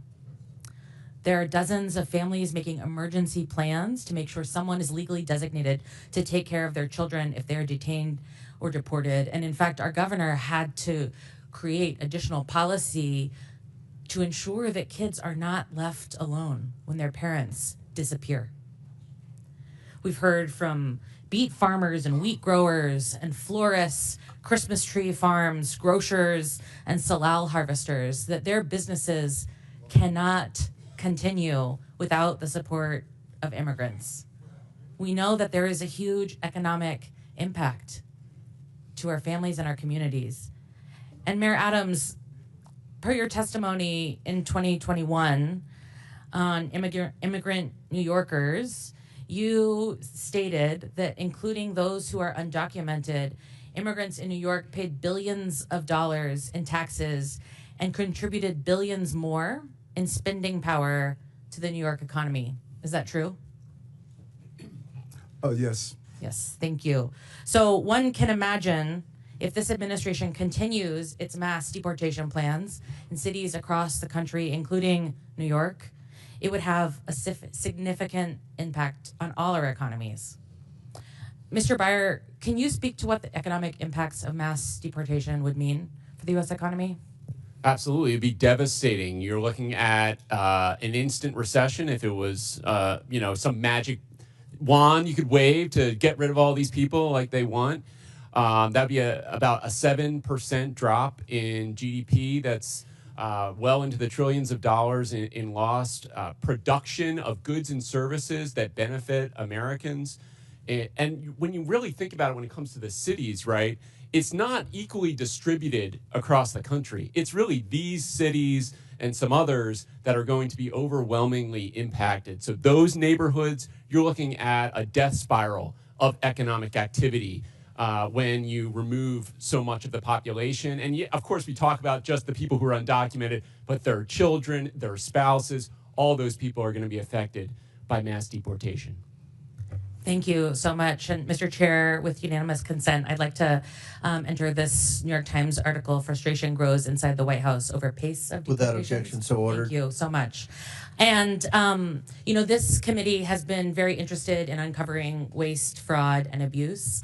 And I'd like to draw our attention to the ASMR deportation flight that the administration touted on their official social media channels.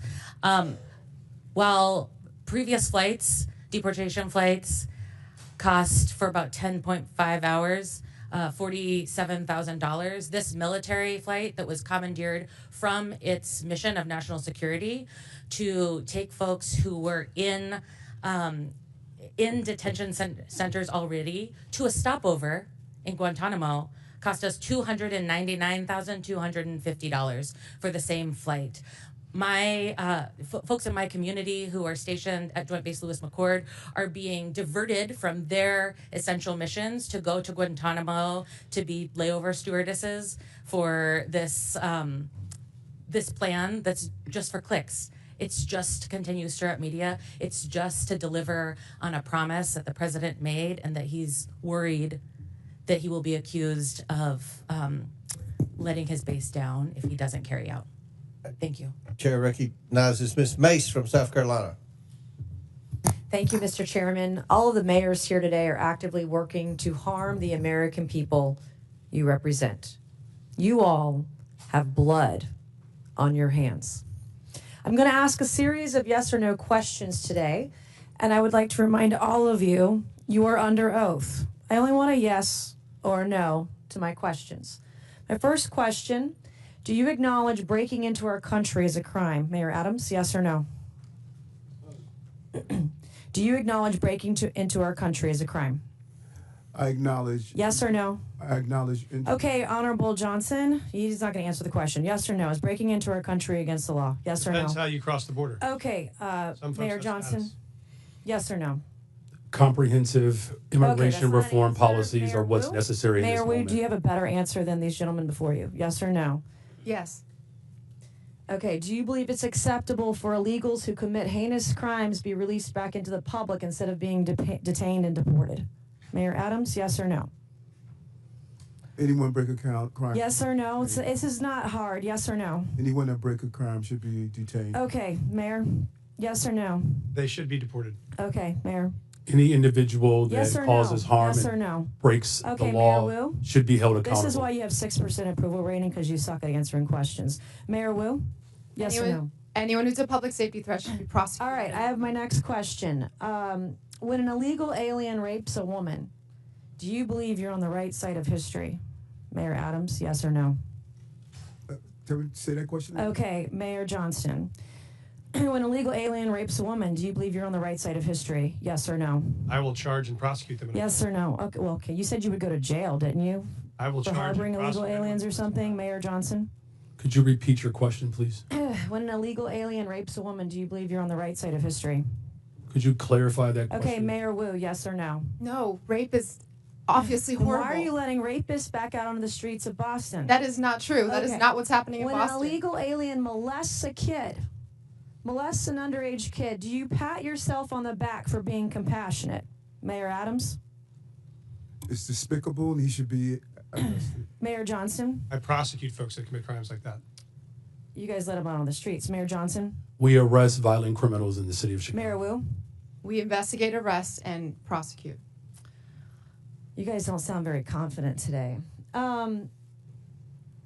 Would your city honor an ICE detainer on an illegal alien who rapes kids if one was issued today? Mayor Adams? Yes or no? In conformance with law, we will honor detainers. Mayor Johnson? If there's a criminal warrant, we'll help them pick them up. If there's no criminal warrant, we'll honor a notification request. Mayor Johnson? Criminal warrants, we always cooperate with federal agents with a criminal warrant. Mayor Wu? Get a criminal warrant, we will enforce. A criminal warrant. I'm talking about an ICE detainer on an individual who's here illegal who rapes kids. Do you all hate Donald Trump more than you love your country? Mayor Adams? I respect my president. I respect my Yes or country, no? and I You're having the respect hardest time my today. Senate. Mayor Johnston? I love my country. Yes or no? I love my country. Okay. Mayor Johnson? As a son of a pastor, I love everyone and this country. Mayor Will? I love my country and my city. Do you all, are you all willing to go to jail for violating federal law? Mayor Adams? I'm not going to violate federal law, so I don't have to worry about that. Mayor Johnston? We don't violate federal law either. You don't violate federal law. We do not violate federal Is it law. violating federal law if you don't honor detainer requests from ICE? Absolutely not. In fact, the statute Congressman Biggs Mm. shared, we explicitly follow. The statute says you cannot prohibit city employees from sharing information about someone's status with the government. We do not prohibit that. Do you love illegal aliens more than you love your fellow countrymen? I love all the residents of the city and county. Mayor Johnston, are you willing to go to jail for violating federal law? The city of Chicago complies with all laws. Oh, I highly doubt that. Mayor Wu? We are not violating federal law. Mayor Wu, I have a last couple questions for you. Do you believe that ICE arresting a child rapist, quote, threatens everyone's safety, end quote? Yes or no? No. Does ICE arresting a murderous MS-13 gang member threaten everyone's safety? Yes or no? No. I would like to hold up this quote of you where you say ICE's efforts actually threaten the safety of everyone, end quote. Boston Mayor Michelle Wu. You're a hypocrite. Thank you, Mr. Chairman, and I yield back. Chair recognizes Mr. Chairman, I have unanimous consent Subramaniam. request. Mr. Chairman, I have unanimous consent request. Proceed. I'd like to seek unanimous consent to enter into the record this article, and I'll do this as a survivor of sexual violence myself. This is from Courts, March 2018. Without objection, so ordered. Data from Texas shows that U.S.-born Without objection, so ordered. We've put it in the record. I have an internet. You have what? Mr. Chair, can I have several articles. I need to enter them. Let me just go ahead with what the articles are. What they speak to. What's the next article? Let me proceed.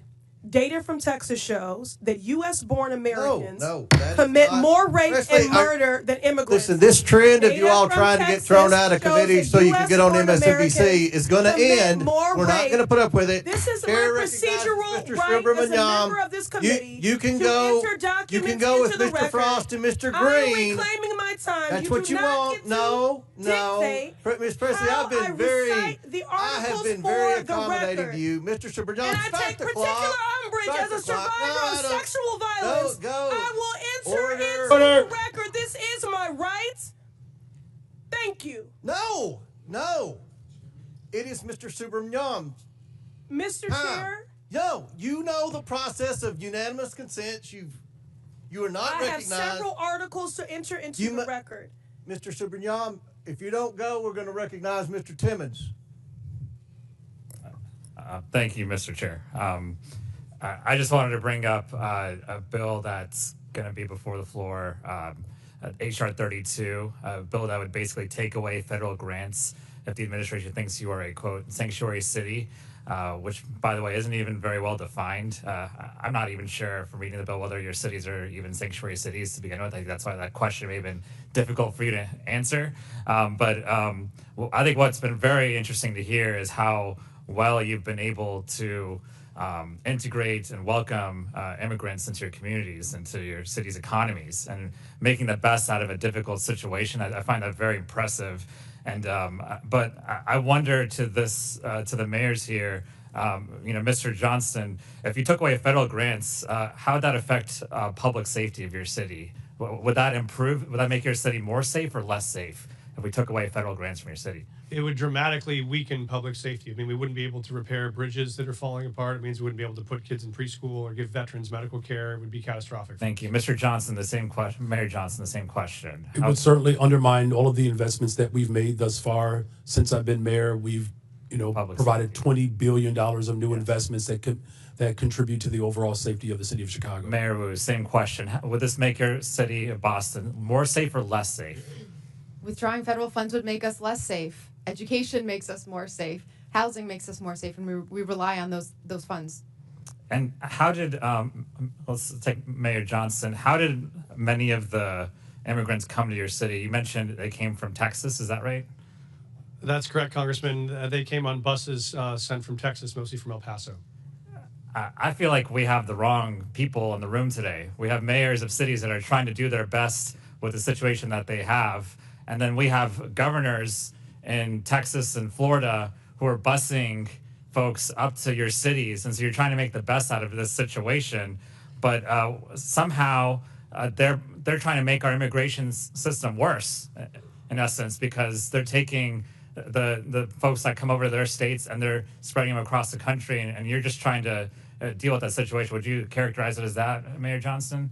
Yes, sir. We're just trying to manage the crisis in front of us, which is families being dropped off on our city streets in the winter with no clothes. Our calling is to make sure they're safe. And how would the Trump administration's funding freezes and cuts, would they undermine public safety in your city, Mayor Johnson? They could dramatically undermine public safety in our city. Everything. Mayor Johnson, same question. It certainly will undermine community safety if the Mayor federal Wu, government same undermines question. the investments in people of Chicago. It would undermine our safety too. So we're trying to make your cities more safe, but there's a bill here in the name of making your cities more safe actually makes your cities less safe. Would you agree with that, Mayor Johnson? Yes, sir, I would. Mayor Johnson, same question. Mayor Wu, same question. And I think this bill is actually, in a way, extortion, because you're basically trying to take away funding from a city if they don't do what the administration wants you to do. But, let's talk about extortion for a minute. Mayor Adams, I think everyone's a little bit concerned about the timeline of events that has led to your case being dropped. And so, Mayor Adams, did you meet with Tom Homan on December 12th of last year? Did President Trump say publicly that he considered pardoning you 4 days after that meeting? Yes or no? I don't recall what the president said in regards to that meeting. Well, he did. In January, did you meet with President Trump at Mar-a-Lago? Yes or no? Yes, I did. In this meeting, did you talk about immigration enforcement with the president? Talk about immigration in general. What was that? What did you talk about when it comes to immigration? Just how important it is to secure the border, and they were able to do so. We saw a 90% decrease, and I see that on my streets every day. Did you talk about your pending case with the DOJ? No, I did not. So the case did not come out. Have you ever talked about your case with the DOJ with the president? No more than what you heard him on the trail said that he thought it was important. I haven't heard much. Tell me, have you ever talked about the president and talked about your case in the DOJ with the president? Yeah, as I indicated previously, I'm going to say it again. This case is in front of Judge Ho, and out of deference to him. Have you ever talked about your case with anyone in the Trump administration?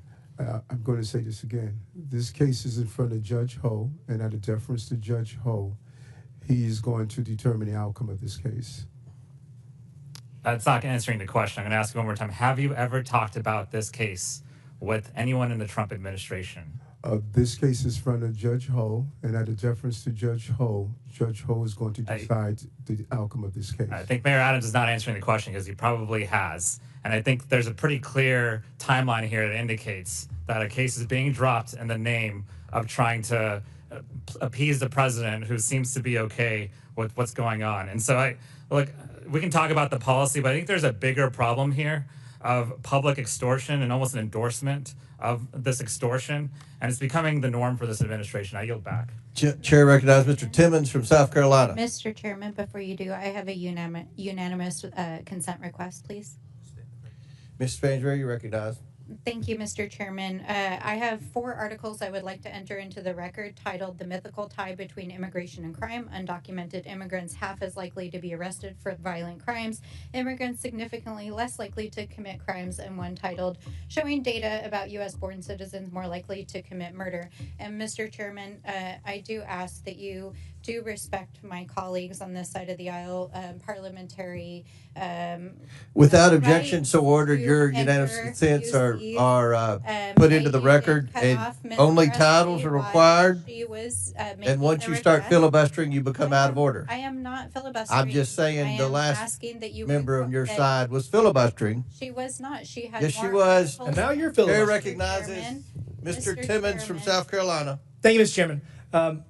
I just want to speak directly to all 4 of the mayors. Y'all did the best you could with bad situations. You did. The former president let in, I don't even know what number to use. Some places use 8 million, some people use 16, 20, whatever the number is. And so each of you had an influx of illegal immigrants into your cities, and you have federal, state, and local statutes that you have to deal with, and an untenable situation was created. I want to go one by one. Mayor Adams, how many illegal immigrants were present in New York City in the last 4 years? How many people did you have to deal with? 230,000. All right, so, and that's 230,000 people that were using your limited resources that American citizens are entitled to, but you were actually required under local ordinance or under state law to provide services to them. They're not supposed to be here. They're not supposed to be here because we have borders. Borders are supposed to matter. Mayor Johnston, how many illegal immigrants did you have to deal with over the last 4 years? Thank you, sir. We had 42,000 newcomers arrive over. 42,000. Mayor Johnson, how many illegal immigrants did you have to deal with over the last 4 years? Over the last 4 years, there were roughly 50,000 asylum seekers bused from the state of Texas to the city of Chicago. And you know why that Texas did that? Because 10, 12, 15 million people were in Texas, and they had to deal with the same problem you did, and they thought it was appropriate that everyone should have to share this burden. Mayor Wu, how many did Boston have over the last 4 years? We don't ask about immigration status and giving How many services, people so that- I don't have that number. Okay, well, we'll say at least tens of thousands. So all of you have limited resources, limited tax dollars to spend to serve your community. And there's people that have a disproportionate need, and you have obligations to serve them more if they are struggling, if they do not have income, if they are jobless. So you have limited resources, and all of you had this problem. And we've been saying for the last 4 years that this is all because Joe Biden and his policies were allowing lawlessness at our southern border, which allowed millions of people into this country.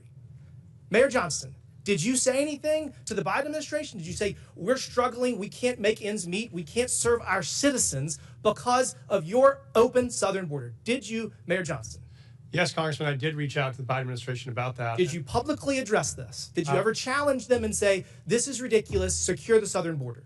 What we focused on, sir, was the biggest challenge we were facing was folks needed the right to work. They I came to our couldn't city. find anything where you told the Biden administration they are wrong for their border policy. Mayor Johnson, did you publicly attack the president, President Biden, in the last 4 years because he let millions of people into this country and it hurt your constituents? Did you publicly attack him for his policies? So I publicly called Did for... you say secure the damn border? No, you I didn't. publicly called for Congress to pass comprehensive immigration Okay, we'll get to reform, that in a second. and that Mayor did Wu, not happen. Did you ever publicly attack the open border policies of the previous administration? Congressman, in fact, we hosted the former Secretary of DHS in Boston so that he could see the impact. To talk of about how we our need residents. legislation, I'm sure. Mayor Adams, did you ever publicly attack President Biden for his open border policy? Yes, in addition to having $7 billion out of our tax base. Did you see what his administration did to political opponents? Did you see what they did to President Trump? I mean, I guess you're standing up for your people. I admire that.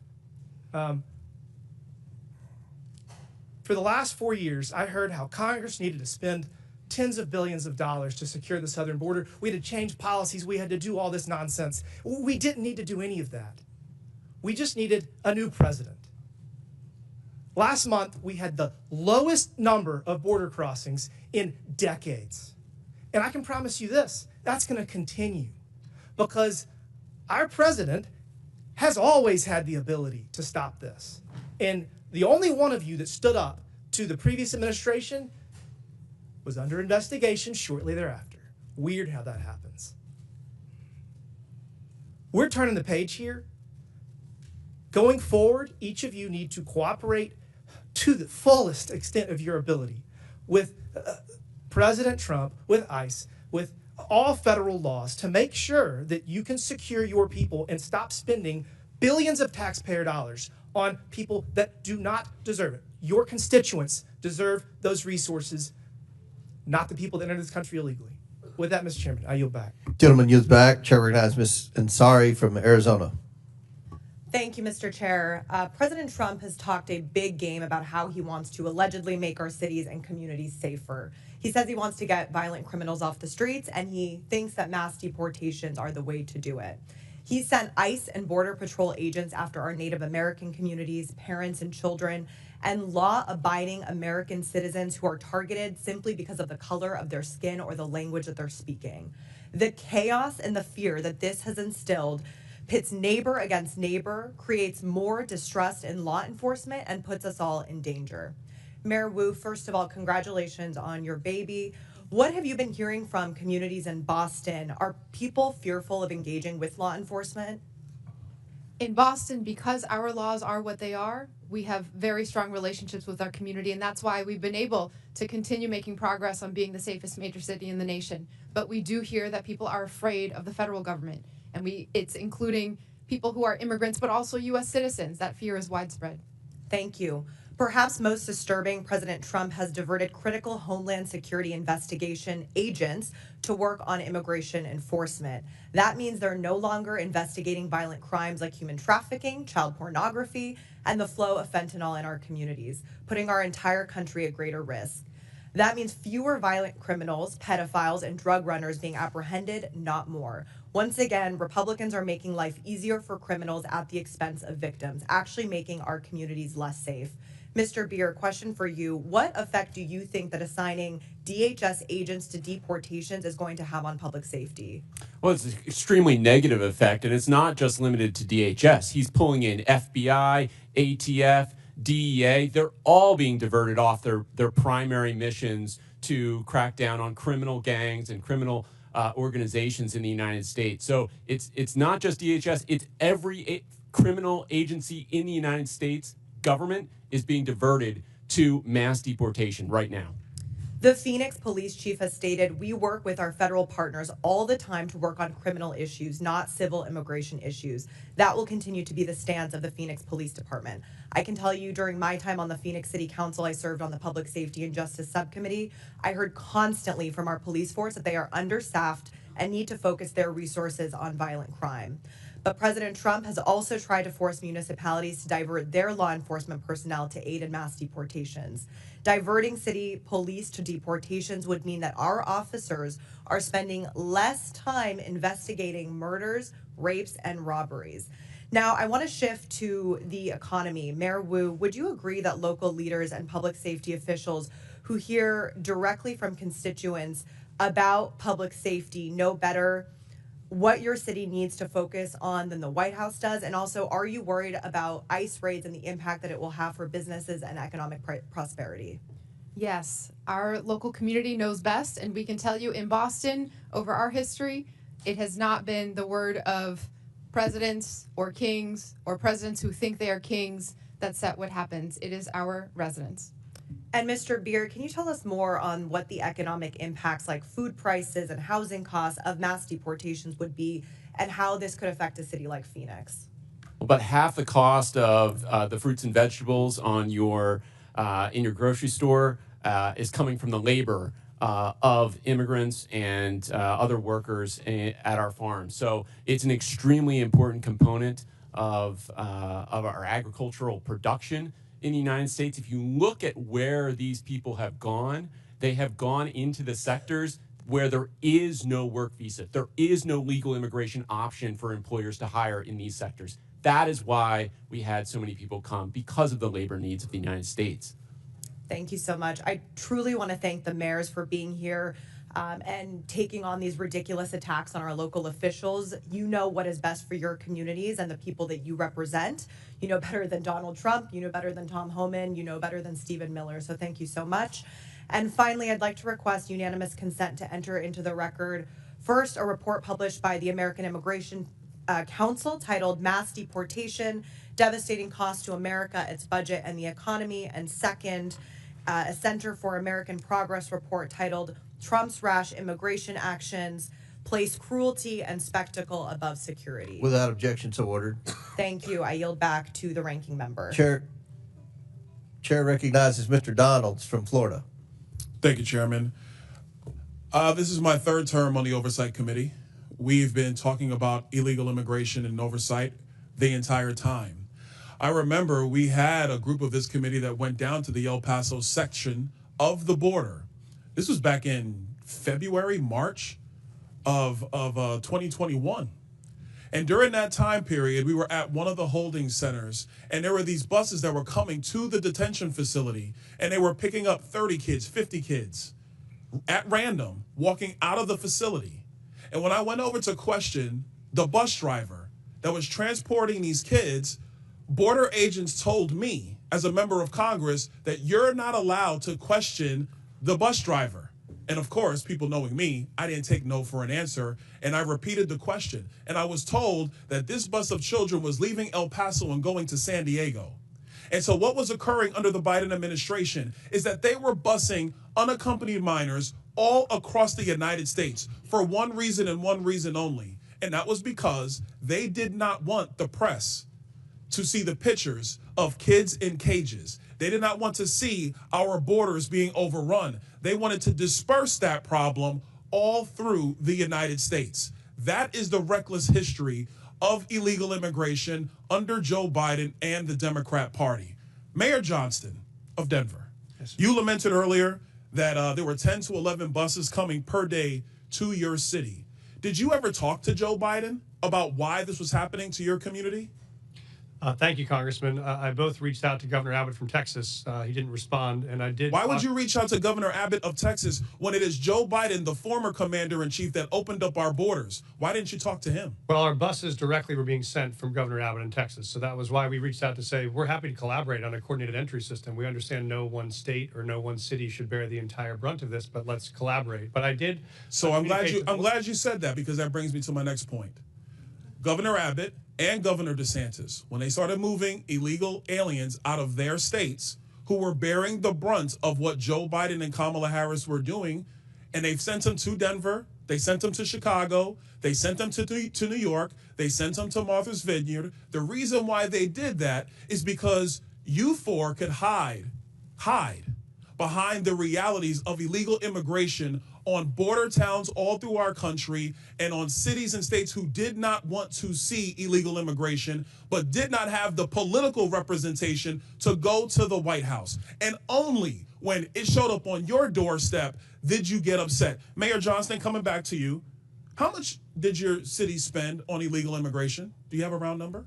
Over the last couple of years on all newcomers, whatever their status was, it's around $79 million since 2022. $79 million. Mayor Johnson, Chicago. How much has the city of Chicago spent on illegal immigration?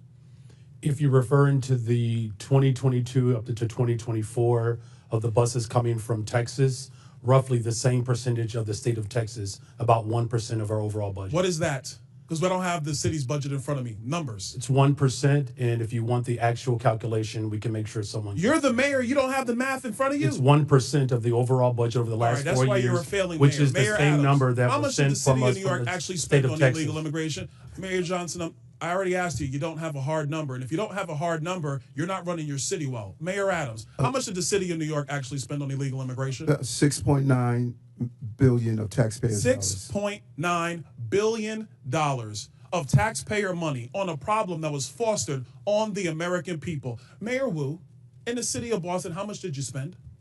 We don't ask about immigration status and delivering city You don't services, ask so about we how don't much have money that the city number. of Boston has spent on illegal immigration. We Are don't you out of your distinguish mind? between immigration status. Do you as manage part your of our budget city or not, policies. Mayor That Wu? is how we keep Mayor our city Wu, safe. do you manage we your have budget or the not? numbers to prove it. I manage my budget. I have a AAA bond rating dating back 10 years. So for to the city of budget. Boston, just understand that your mayor does not care how much of your resources she has spent on people who are not citizens The city of of Boston the city of is Boston. sick of having I'm people reclaiming my outside time. Boston Mr. telling Bear, us what Mr. we Bear, I need. have a question for you because I understand Cato's perspective when it comes to illegal immigration. I understand that the Cato Institute for a long time has had a standard of actually having open immigration into the United States. Generally speaking, I don't want to get into specifics. We support legal immigration. We want immigration to be legal. Let me ask you this question, because one of the great libertarians of the modern era, Milton Friedman, famously said, you can either have open borders or a welfare state, but you have to choose. Mr. Beer, what do you choose? Milton Friedman said he wanted to allow illegal immigration to continue. I disagree with Milton Friedman's position on that. We should have legal immigration and build a wall around the welfare state, not around the country. That's in the best interest of taxpayers. And I would argue that under the current system where you have sanctuary cities popping up, it is not possible to build that wall. So America has to choose, Mr. Beer, you're done. America has to choose between securing our nation or protecting the taxpayer. I choose secure the nation. I yield back. Gentleman yields back. Chair recognizes Mr. Bell from Missouri. Thank you, Mr. Chair. In the 80s, there was the war on drugs. That didn't go so well. We essentially created classes of criminals for people, citizens, who just needed help. And I won't recount that entire history, but I don't think that we realized the error of our ways until it impacted more affluent communities, particularly with the opioid epidemic. And so now Republicans have began a new campaign, a war on immigrants. And while Republicans and Democrats both recognize the need to strengthen our borders, instead of sitting down and actually fixing the border situation, as has been alluded to, or actually we did that, but then after supporting it, Republicans voted against it after their boss told them not to, which really would have been a win for the American people. So as a former prosecutor, I recognize policing and community relationships go hand in hand. You have to have them in order to be effective with law enforcement. And to get bad people off the streets who are not going to commit a crime in front of a police officer, oftentimes it's our people in our communities who can help get those people off the street by sharing and cooperating with law enforcement. But that starts with trust and understanding. As a former prosecutor, limited resources. We have to be considerate of how we utilize those resources. And so my first question, Mr. Byron, I'm gonna go quick because I want to try to get to y'all. Why will requiring a local police department to honor extrajudicial ICE detainers or risk losing federal funding make our cities less safe? Well, you're taking resources away from whatever the higher priority is. So if you're talking about carrying out mass deportation and having state and local police detain people who are not public safety threats, then you're talking about in New York City, they're spending $1,500 a day on a bed. So that's $1,500 taken away from other public safety priorities. And Mayor Wu, and congratulations again as well. And first, you're welcome for St. Louis born and bred Jason Tatum. You're welcome. Thank you. Thank you. Why is it in Boston's best interest to make sure people who are experiencing domestic violence or victims of violent crime feel comfortable coming forward to law enforcement with the knowledge that local police are not reporting them to ICE? We need those who have information. We need those who are victims and survivors of crime to know that they can come forward and get the help that they need. And when that happens, we keep everyone safer. Absolutely. And many law enforcement agencies have articulated that their primary responsibility is to keep communities safe by focusing on violent crime and public safety threats. However, deputizing requires officers to take on federal immigration duties, diverting resources and personnel from their core mission. So when cities use their discretion, and Mr. Byers, a quick question for you. Do you believe that this additional burden makes communities safer, or does it risk overextending local departments at the expense of addressing serious crimes? I think states are best positioned to answer that question. It certainly can if you're imposing a mandate that is distracting from their public safety mission. And it's interesting to note that the majority's bill on this, H.R. 32, has an exception written in there for witnesses and victims of crimes. If you don't report them, it's okay under that bill, except no one's walking around with a victim or witness badge on them. So when a police shows up and responds to a call, they don't know who's a witness or victim. So the idea that you can just cordon that off and put that to the side doesn't hold up. I appreciate that. I'm just short on time. And Mayor Johnson, I have two quick questions for you, and you can give them the weight that you decide to give them. First, who has more world championships, the Cardinals or the Cubs? Mayor Adams, I don't want you in on that one. Can you tell us about the ways in which Chicago cooperates with federal law enforcement? Yeah, thank you for that question. Violent crime in the city of Chicago is down. It continues to go down in my leadership because of our investments. Having trust between community and police, local police is attributed to that.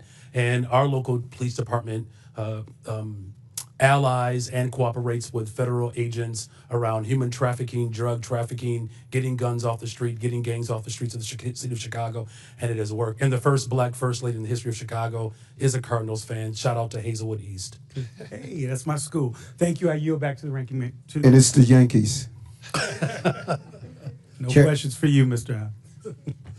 Chair now recognizes Ms. Luna from Florida. Mayor Wu, does the Boston Trust Act restrict communication with federal immigration authorities regarding individuals' immigration status, yes or no?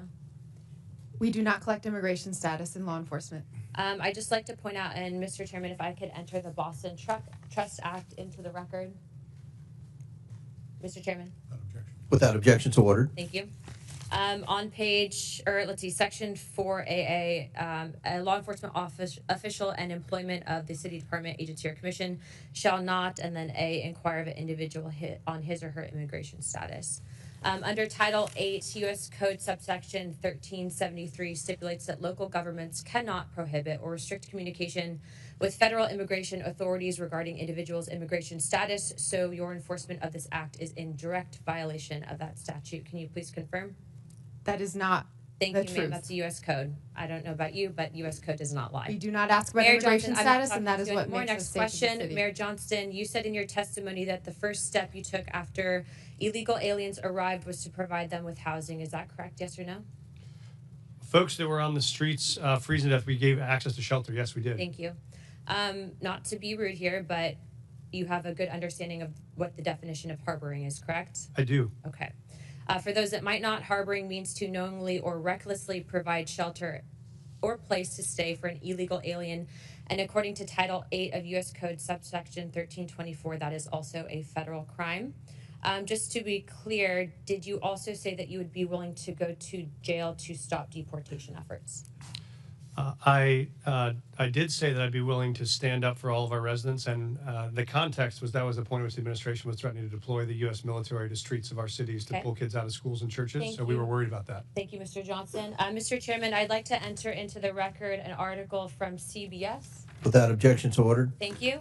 In this, it says, Johnston said earlier this week that he's willing to use civil disobedience and, if necessary, going to jail to stop deportations. My final question would be for you, Mr. Mayor Johnson. Do you believe that Chicago's welcoming city ordinance encourages illegal aliens to enter the United States, specifically into Chicago, yes or no? No. Okay. So you don't believe that banning the transfer of individuals into ICE custody for the purpose of civil immigration enforcement encourages illegal immigration into Chicago? Or how about agencies, sorry, 1 second, or agents not being able to stop, arrest, or detain individuals based solely on their immigration status or administrative warrant? So we comply with all laws, local, state, and federal.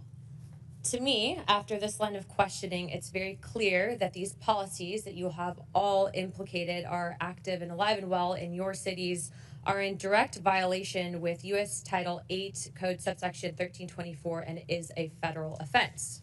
but you all speak about a broken immigration system, and yet here you guys are aiding and abetting in that entire process. I want to be very clear about something.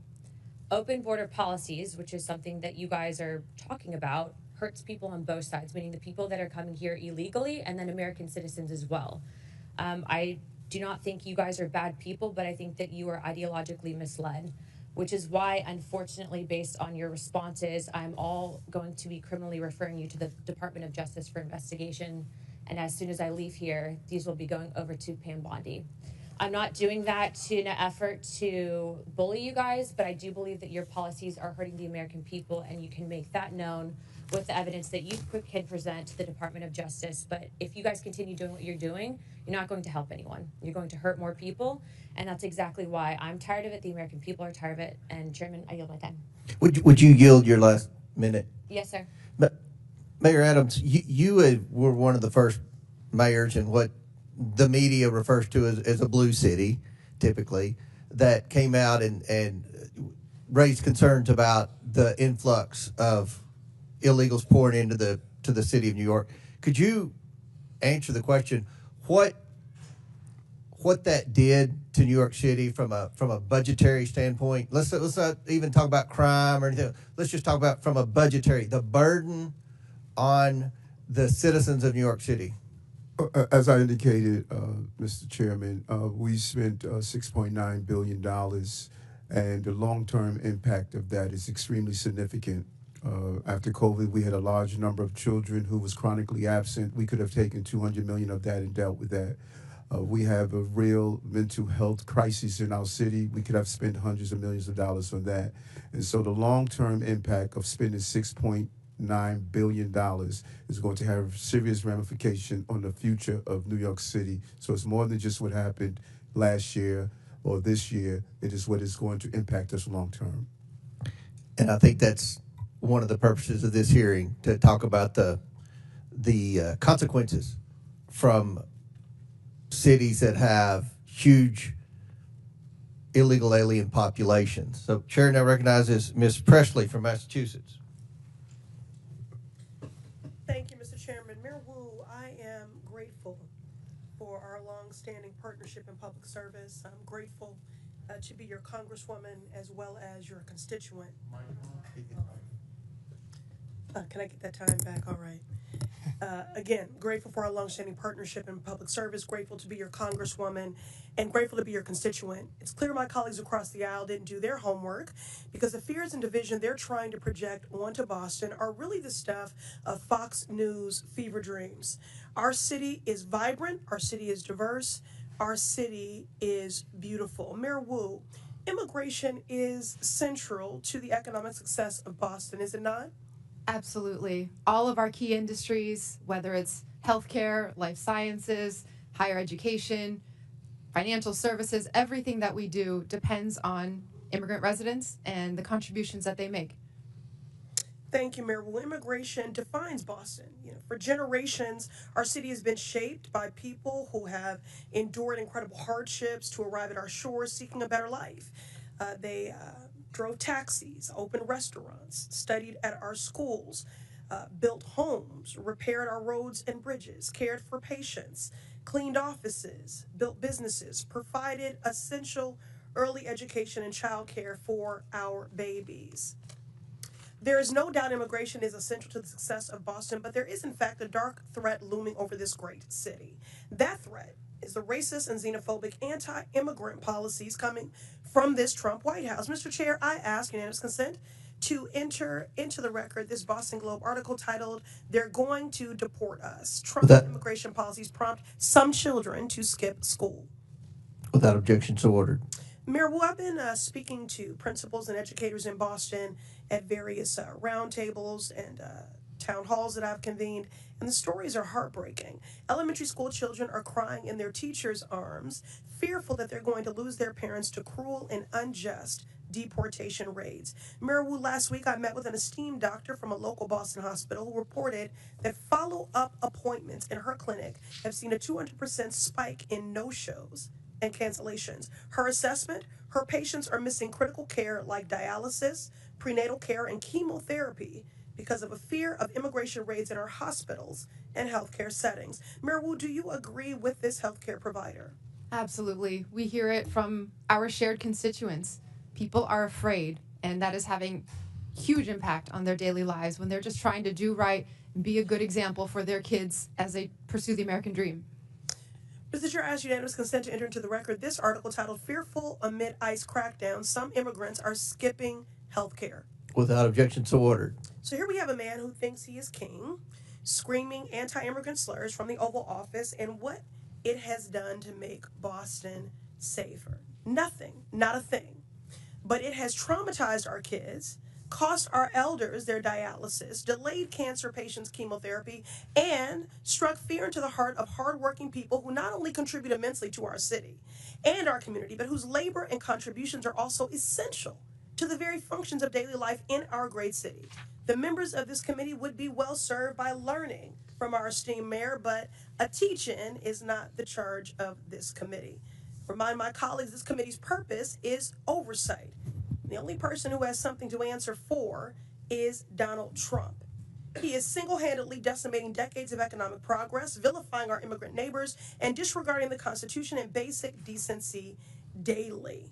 This man points to our most vulnerable, scapegoats them for every hardship, while he himself is actually the source of the hardship that the American people are experiencing. My colleagues don't really care about criminality. If you really cared about criminality, you would do something about Elon Musk's power grab, stealing our data. You would do something about efforts to defund the National Institutes of Health cancer research. If you really cared about criminality, you would do something about people that want to rob our babies of food. Make it make sense. My Republican colleagues across the aisle believe a 6-year-old from El Salvador who wants to go to school and a mom who fled violence in Haiti are the reason that the cost of eggs are too damn high. And your housing and gas will follow suit shortly because of these Donald Trump tariffs. The shameful Republican ripoff slashing away at basic government services to line the pockets of Donald Trump's buddies so they can buy toy yachts and rocket ships. It is a shame and a sham. America has a problem, and it is Donald Trump. And if my colleagues really cared about criminality, they would do something about him. I'm grateful that the people of Boston and my mayor stand with their neighbors from every walk of life. I yield back. Chair recognizes Mr. Gill from Texas. Thank you, Mr. Chairman, for holding this hearing on such an important topic. Mayor Johnson, I want to start with you. One of your first actions as mayor was establishing a deputy mayor for immigrant, migrant, and refugee rights. I want to ask you a series of questions. If you could answer with a yes or no answer, that'd be great. First of all, do you support allowing illegal aliens to obtain driver's licenses? Just yes or no? So the city of Chicago has been a welcoming city for over 40 years. I'll take that as a yes. Next question. And that's the policy that we will hold to. Do you support tax dollars subsidizing or paying for the health care of illegal aliens? I support investments in all residents of the people of Chicago, and that's what I do. That's a yes as well. Do you support free or reduced college for illegal aliens? Again, I support the investments of all residents of the people of Chicago. That is a yes. Next question. Do you support allowing non-citizens to vote in local elections? Again, I'm not over the jurisdiction of that type of law, but again, I'm committed to investing in all residents of the people of Chicago. I'll take that as a yes. I've got an article from the Chicago Sun-Times, and I'll quote here briefly. Johnson proposed, among other things, that all residents, regardless of citizenship status, be able to vote for Chicago Board of Education members. Next question. Your website states, and this is your campaign website, quote, "I will not stop fighting until abortion access is completely secure for people all over the country," end quote. Yes or no, do you support taxpayer-funded abortions for illegal aliens? I support the reproductive rights of all people, all women. That is a yes as well. Your mayoral transition website mentions support for creating a Chicago Board of Education non-citizen advisory board. Again, yes or no, do you support appointing non-citizens to government advisory boards? I was invited here today to discuss welcoming cities. Yes or no? I was invited here to discuss welcoming This cities. is a yes or no If you're question. interested in asking me You're not questions gonna about the filibuster. welcoming I'll city, take that as a I'm yes. happy to We're gonna answer move those on. questions. No, we're going to move on. As you know, President Trump, unlike the previous administration, has taken serious action to bring foreign criminal gangs to justice, to take our border back and to restore public safety in our communities. He designated 8 transnational criminal organizations and cartels as foreign terrorist organizations. These are groups like Tren de Aragua, MS-13, Sinaloa, other of some of the most grotesque and ruthless and brutal organizations in the world. You, as mayor of a sanctuary city, have been virtually giving favors to illegal aliens. Apparently, you support an enormous amount of taxpayer resources going to them as well. But you yourself have also received a lot of gifts.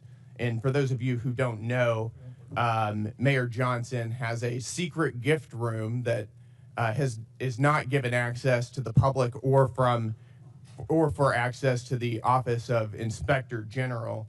I'd like to ask you a couple questions about that. Do you know everyone who's given you a gift since you became mayor? The city of Chicago has had a policy for 40 a years yes or no question. where there are individuals that would like to give gifts to I'm the city of reclaiming my Chicago, time. I'm going to take that as a and we no. do not accept those When gifts. did We you become receive mayor? them on No, I'm behalf going to reclaim my of time the city here. of Chicago. You're not going to filibuster here.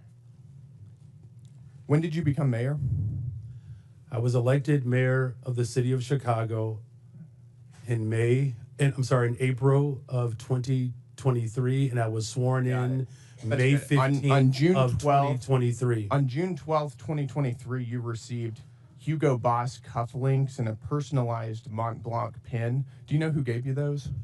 So I did not receive those personally. The city of Chicago You received those them. on behalf and of that's the city right of on behalf of Chicago. the city of Chicago. I Every understand mayor the difference. in the Do you know history of who- Chicago who has Do you know who provided gave those gifts to the city of Chicago? Do you know who gave those to the city of Chicago?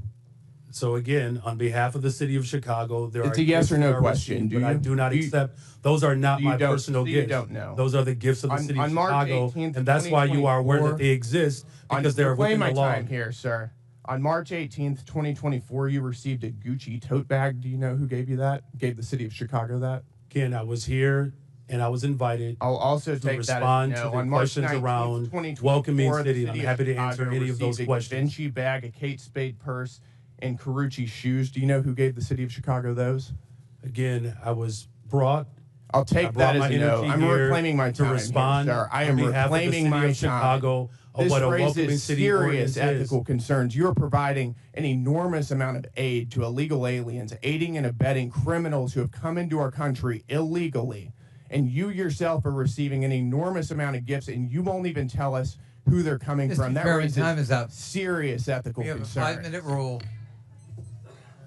Gentlemen's time's Mr. Chairman, I'd like to ask for unanimous consent to enter into the record the City of Chicago Office of Inspector General advisory concerning gifts accepted on behalf of the city. Without objection, so ordered. Thank you. Chair now recognizes Ms. Talib for 5 minutes. Thank you, Mr. Chair. Mayor Adams, since we're on the this conversation around oversight and some misclaims here about corruption, I mean, do you agree, Mr. Mayor Adams? Yes, I hear you. I hear you, Congressman. Oh, okay. You weren't looking at me. That's why. Mhm. It's okay. I'll speak louder if you want. Do you agree to a quid pro quo deal to enforce the Trump administration's cruel immigration policy in exchange for protection from the federal corruption charges against you? And you are under oath, just as a reminder. Congresswoman, there was no agreement. There was no quid pro quo, and I've done nothing. Yeah. nothing So wrong. help me out here though. So the Trump official Tom Homan, we all know who he is. He said, "quote," I'm quoting him, "If he doesn't come through, I'll be in his office up his butt." Sorry, Chairman. Saying where the hell is the agreement we came to? End of quote. You're accusing the Trump administration for lying? Or did they lie? What agreement did they're lying then? Mr. Homeland and I both agree we would fight dangerous criminals, and we never had any conversation about my case. Okay. So, Mayor, Johnson and Wu. I'm sorry, I can't get that. You can just call it Chicago and Denver. There you go. This is really important, as a child of immigrants, and I think many of my colleagues on that side of the aisle have beautiful, diverse communities as well. And one of the things that I know happens when we try to have local law enforcement and local city officials. I mean, they even want treasury folks that work for our city treasury asking people for immigration status. That's what they would prefer. Is that racial profiling? What do you do? Like, you wait for somebody to come, they have an accent, maybe they wear hijab, maybe they look a certain way. That's what they want you to do. That's what they're asking you to do, by the way. They want you all to basically do the job of what the federal government should be doing in regards to passing really comprehensive immigration reform, so families are not separated. Because right now, all they want to do is continue to talk about enforcement. And guess what? The last 20 years, it didn't work, did it? It isn't working. So one by one, if you can talk about that, because I know my mother, who's been here for over 50 years, is carrying her passport, her U.S. passport, for the first time in her life. And she ain't traveling nowhere out of the country. But she's carrying it because she knows her beautiful accent. It's beautiful. I love it. And just so fearful of being stopped and being asked her immigration status. She knows she'll be racially profiled. And she already feels unsafe in a community she lived in for over 50 years. Thank you, Congresswoman. I would just agree. We don't think it's relevant to know someone's status when they come into a public library to check out a book, or if they come to the hospital for service, or if they come to register their child for school. The Constitution says you're entitled to an education. Our job is to provide it. So we think that's unnecessary, and it just scares people away. Yeah, Mayor. Yeah, allowing local law enforcement in the city of Chicago to focus on city priorities, as well as making sure that there's trust between our immigrant communities and all of our communities. I've worked on domestic violence cases as a former immigration attorney. Absolutely. I'm telling you, this is deadly for women being abused. It Deadly. certainly engenders trust, and that's how we have driven crime down in the city of Chicago, because of that trust. Mayor Wu. Thank you, Congresswoman. Boston is proud to be the safest major city in the country, and we do not ask about immigration status when providing city services. We also are clear to all our residents that we do not care about immigration status when we hold people accountable for doing harm in the community as well. Yeah, because when I hear sanctuary city, I hear anti-racial profiling. I really do. I hear okay, we're not here in the business of trying to enforce broken immigration laws that are inhumane, completely immoral right now. That's what I hear. And I, as a former immigration attorney, when I hear the story in Denver, and trust me, ICE is there waiting to pick them up. They sent 6 of them, and they couldn't handle 6 of them couldn't take this guy that they're supposed to pick up. Doesn't make any sense to me, because they're there. They're pretending they don't know that as a fact. But one of the things that bothers me about all of this is the executive order of rescinding the sensitive locations. Why this is important. They basically want to do immigration enforcement and racial profiling, and immigration enforcement that's race-based, because I'm at the Canadian border in Detroit. Do you know the majority of people coming down undocumented is Canadian? But guess what? It's still the brown folks that are overwhelming. ACLU did a study, is overwhelming the ones being targeted, detained, and deported. And so for me, the sensitive location, this is hospitals, schools. This is funerals. This was all a policy in place to protect us from having our communities over policed and militarized. Can you talk about the impact of that? And I have 22 more seconds because he went over 22 more seconds. He spoke over him.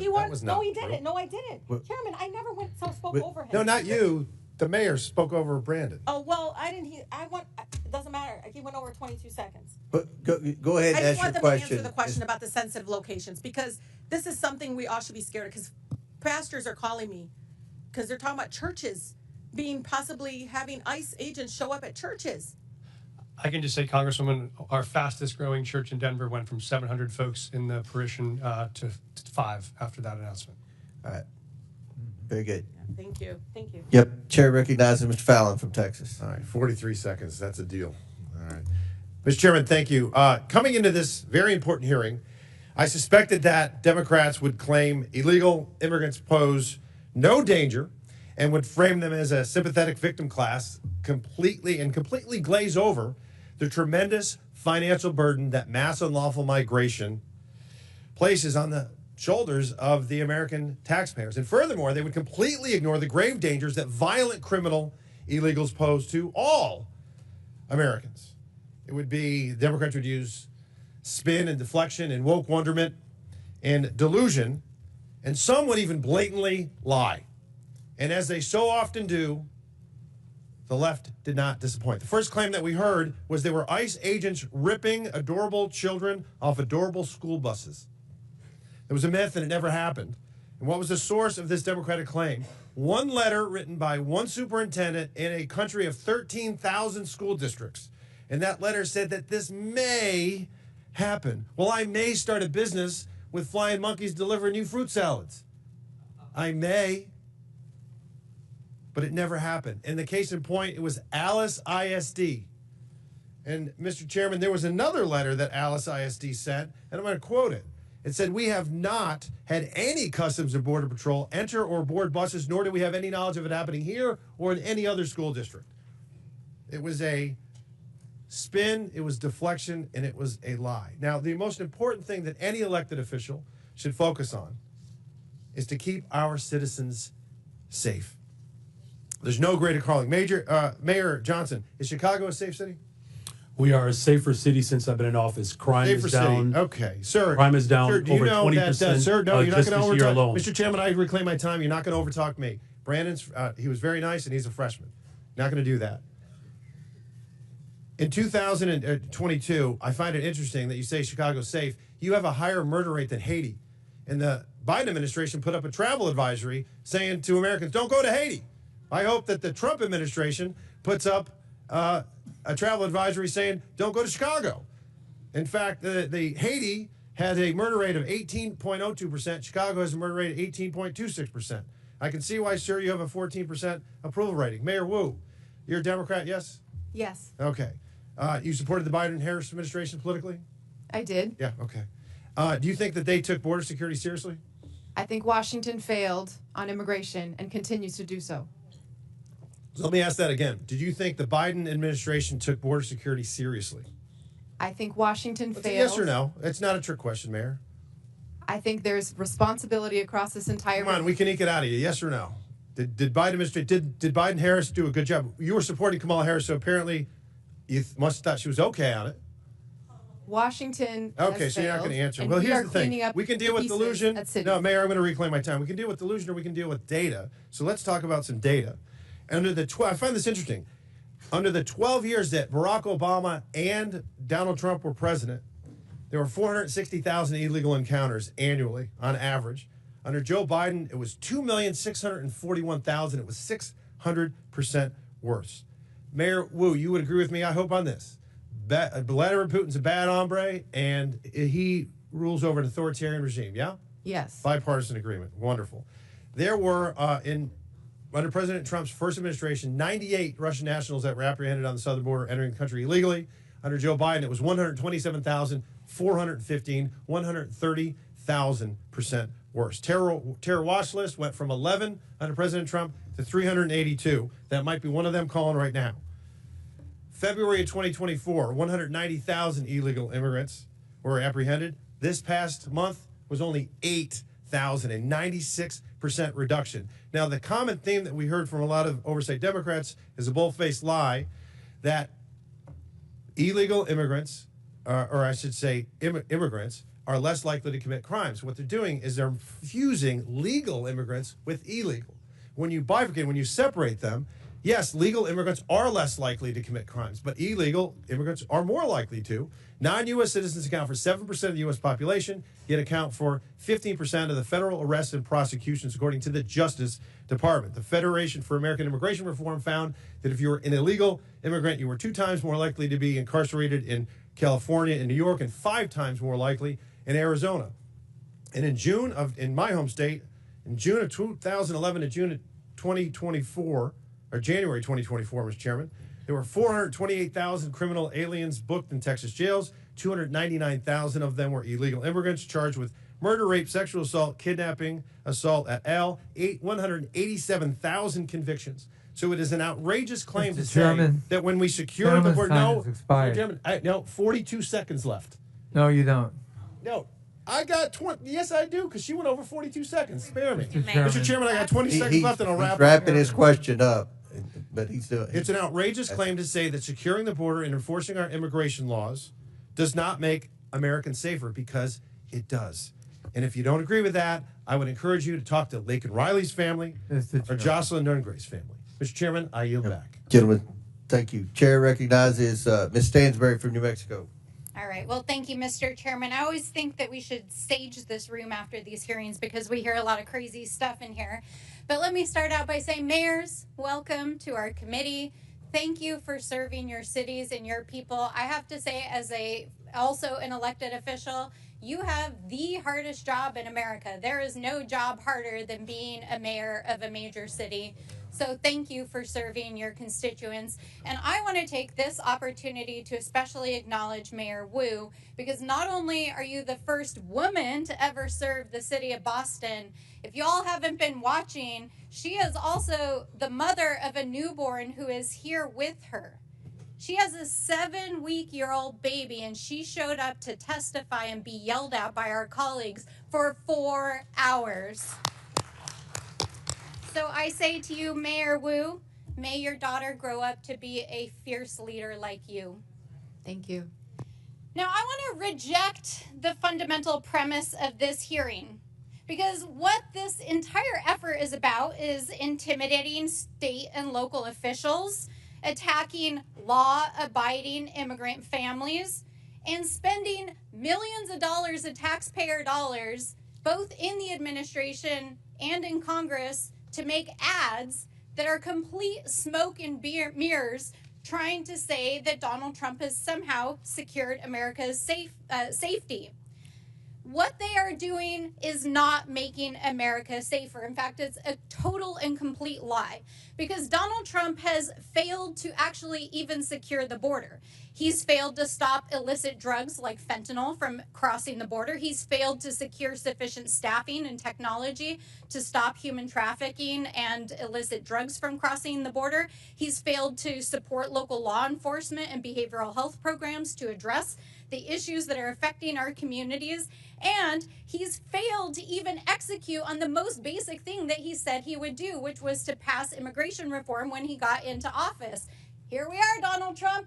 Where's your immigration bill? Oh, wait, you don't have one. That's right. Because none of this is actually about making America safer. In fact, all of this is making America weaker. He's dismantling our federal law enforcement that would actually go after cartels and drug traffickers. Over the last 6 weeks, Donald Trump has taken out the most senior FBI officials and the officials in our U.S. attorney's offices that were actually prosecuting the cases against the drug cartels. Donald Trump took out the law enforcement that were prosecuting those cases. So let's be real about that. He froze federal law enforcement funds all across the country. I have tribes in my district that still haven't had their DOJ grants reinstated. Let's be real about what's going on here. He's frozen funds to refugee resettlement and other immigrants groups permanently who have outstanding receipts. There are refugees and asylees that had waited decades to get to this country from war-torn parts of the world, and they literally had their flights canceled the last 2 weeks, while Donald Trump is sitting in the Oval Office and offering millionaire oligarchs a free ride into America with his gold visa program. Is this really about making America safe again? Is that really what he's about? Is that really what my colleagues across the aisle are about? Because what I can tell you, as a representative from a great city, the city of Albuquerque, a border state, is that we know what makes our communities safer. It means we stop drugs from coming into our country and our communities. It means that we support and we fund our law enforcement. It means that we fund our behavioral health system. It means that we support our mayors, our tribal leaders, and our state officials. It means that we invest in them. It does not mean that we drag them in front of Congress for 4 hours. We yell at them. We tell them we're going to give them criminal referrals. The DOJ is intimidating our mayors. And my colleagues across the aisle are producing TV ads to try to pretend that they're making this country safe again. It's total bullshit. Absolute bullshit. They are not making America safer again. And what they are doing is terrorizing immigrant families. That is what they are doing. Parents who are afraid to send their kids to school, parents who are afraid that they won't come home again, kids who are afraid to leave their houses, refugees who have waited for years to come into this country.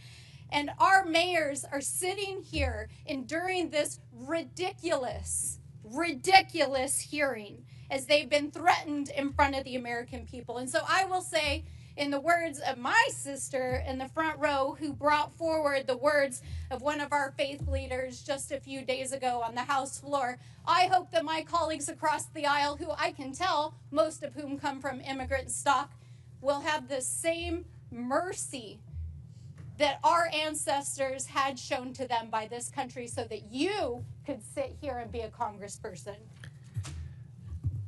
Gentle lady's time's expired. We're going Barrett to. ask for unanimous consent. Ms. Crockett. From The Economist, how Boston became the safest big city in America. Murder is declining across the country, but Boston has led the way. And then I have one more UC request. It is from insightcrime.org. Gang violence in Haiti continued to surge in 2024, following a trend that began after the assassination of President in 2021. The country reported a record number of homicides in 2024 with over 7,000 murders for a rate of 62%, up from 40.9% in 2023. Without objections ordered, at the request of the witnesses, we're going to do one more questioner. It'll be Mr. Sessions from Texas. Then the committee will take a 15-minute break. Last questioner before the break at the request of the witnesses will be Mr. Sessions from Texas. Mr. Chairman, thank you very much to the panelists. Thank you for taking time to be here. I hasten to say that I'm probably not going to yell at you. I will not live up to the things that we've been accused of today, but I will say that I want to defend some actions that are being taken. I remember a few years ago when Boston had 2 illegal aliens who were they were known as criminal aliens, but they were known as on the watch list. They created a bomb that went off at the Boston Marathon. Only killed a couple people, but caused huge disruption. And it brought to light that the administration at the time and prior administration had allowed people who were on watch lists that we understood, terrorism, criminal, and we were allowing them in the country. We watched forward as we moved about the rule of law being ignored. United States of America allows 1 million people to go through our process, the largest amount of anywhere in the world, 1 million people, and they go through a process. And I spoke at one of these ceremonies, naturalization ceremonies last May. And I spoke to the people that were there. And they all unequivocally stated, thank you to the United States of America, but they learned what they were entering, what they were expected to do, that their customs from where they came from, some could be kept, but the things which did not correspond to American law now needed to be followed, that they were going to become American citizens, not where they came from, but they wanted to be Americans, and they had to follow those rules and regulations or laws. That we were very open to them being here and that they could legally perform the duties that they wanted. What has caused this mismatch is more than just the Boston bomber or people being killed, but rather the public interests in looking at what the charade that it caused all across this country, in particular in larger cities. Chicago, yes. New York City, yes. Other cities around the United States where people felt not only threatened, but it was activity that was seen as unbecoming to people who should be where they were and giving respect and thanks to a group of people who were allowing them to be here, i.e. a city that was not going to arrest them. But you see, what we really understood is if you were here illegally, they weren't going to arrest you even for a crime. They might have arrested someone who was a citizen and put them behind bars, but unless they really created a heinous circumstance, they were not going to be arrested. And so this created an aura around the United States that the American people understood. And that is one of the reasons why you saw the American people not only vote with their hands, but vote with their emotions about the need to bring back not just law and order, not just rule of law, but the ability that we had as an American people to rethink the entire issue. And I do understand you think that this is all broken in Washington, D.C. because you disagree with it. But what we've been allowing is the next president, whether it be Barack Obama, whether it be George W. Bush, whether it be Donald Trump, whether it be Joe Biden, to insist upon their own way instead of the law. The laws have been misguided, they've been misused, and they are taken advantage of. I think what we're trying to do today is to hear from you, not as we're accused, but rather thoughtful people, to hear you talk about your cities, the things which you encounter, and the things which you think are right. And by and large, and I've been in and out of this committee today, but we by and large heard it's more safe. It's not less safe. It's more safe because of what we do. And yet it comes at a cost and a price, and it creates circumstances. So I want to thank you for being here. I want you to remember that not everybody yelled and screamed at you. Some people actually showed up to listen. And that is what I did today. I want to thank each of you because your modeling that you have been doing is something that we do need to pay attention to. Mr. Chairman, I yield back my time. Very good. The committee will take a 20-minute break. Pursuant to the previous order, the chair declares the committee in recess for 20 minutes.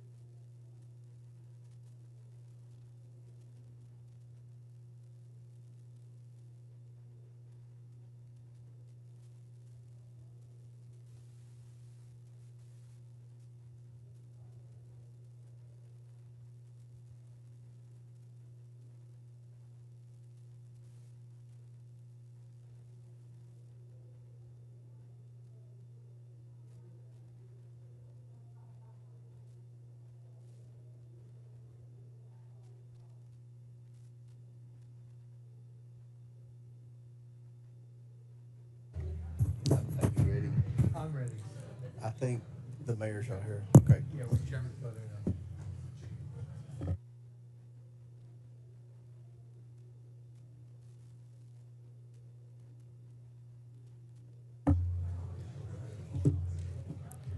The committee will come back to order.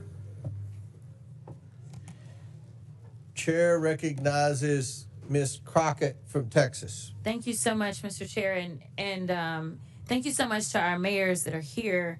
And I really quickly want to touch on something because I know that many of you prepared for today's hearing by making sure that you got a little bit of information about immigrants and crime in your cities. Let me ask each of the mayors, just yes or no. Have any of you been made aware of any immigrant that has had 34 felony convictions that has still been able to roam around in your cities? Anyone? No, ma'am. 34 felony convictions. No, from the Congresswoman. immigrants. Anybody? I'm not aware. Oh, okay. I'm just curious because we are so concerned about crime, and I know that my Republican colleagues would never want anybody with 34 felony convictions roaming around because that could be a danger to the community. But I will move on. The Republicans put more effort into producing their little propaganda trailer for this hearing than they have into reforming America's immigration system. And that's why we're here today. In fact, Republicans are beating up on the vast majority of you about what you're doing for your citizens, but the last time I checked, you're actually showing up. You may or may not be aware, but the NRCC just instructed Republicans to stop their town hall meetings because their constituents were showing up and telling them to do your jobs. If I had to sum up some of what you have said thus far today, I would sum it up as you have been trying to tell them as politely as you can to do their jobs.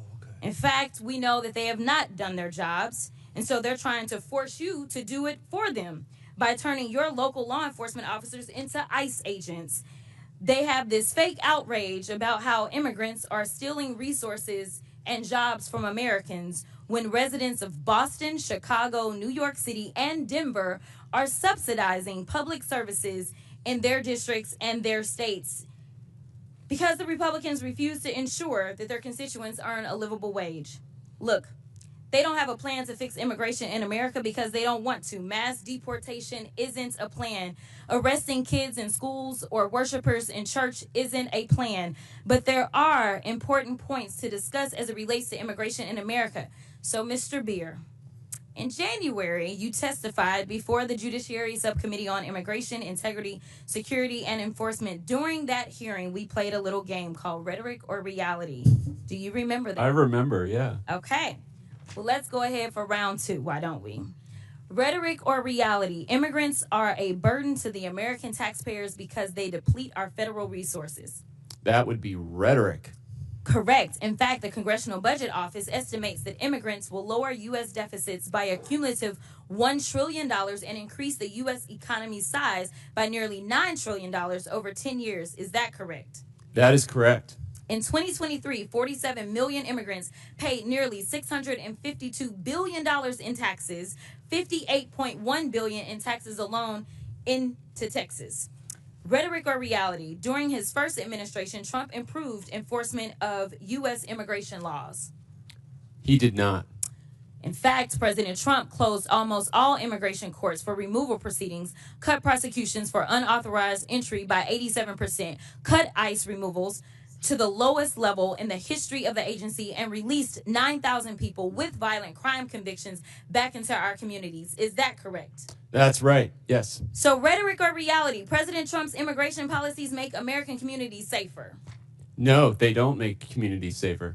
In fact, nearly 100,000 unauthorized immigrants have obtained legal status through their cooperation with law enforcement. And local law enforcement agencies have more than 300,000 pending requests for immigrants seeking legal status based upon their cooperation with law enforcement, according to the Department of Homeland Security. Is that correct? That's right. Immigrants work with law enforcement to stop and solve crimes. Thank you. That was one of my rhetoric or reality questions. Sorry. The question was immigrants without legal status can help stop crime. That's correct. Yes, right? that's correct. All right. And Mr. Beer, isn't it true that Republicans are threatening to illegally strip cities of law enforcement grants intended for local policing and public safety if they don't go along with Trump's immigration agenda? That's right. They want to redistribute the fiscal burden onto the Democratic cities and away from the Republican ones. Which brings me to my next point. Mayor Adams, do you believe that President Trump is weaponizing the Department of Justice against local governments like New York City? As I stated publicly,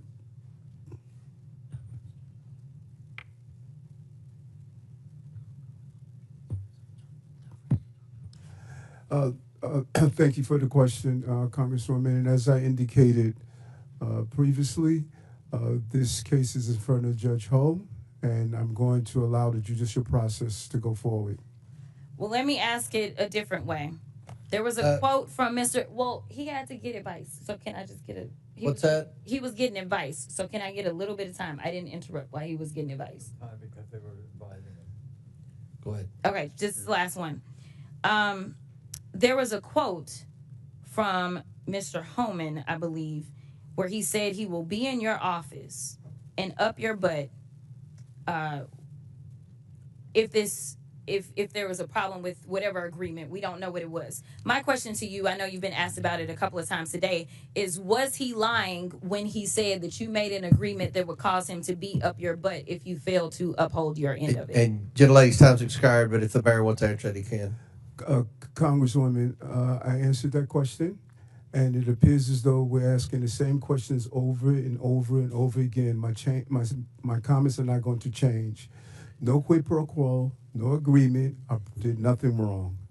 Chair recognizes Mr. Langworthy from New York. Thank you very much, Mr. Chairman. Thank you, mayors, for being here. You all represent cities that should be beacons of opportunities for young professionals, entrepreneurs, and hardworking Americans that want to make it in this world. Not the laughing stocks that they become in many ways. New York was once hailed as the capital of the world. Boston was admired for its founding role in America. Chicago was the gateway to the West and the icon of the Great Lakes. And Denver was admired for its natural beauty.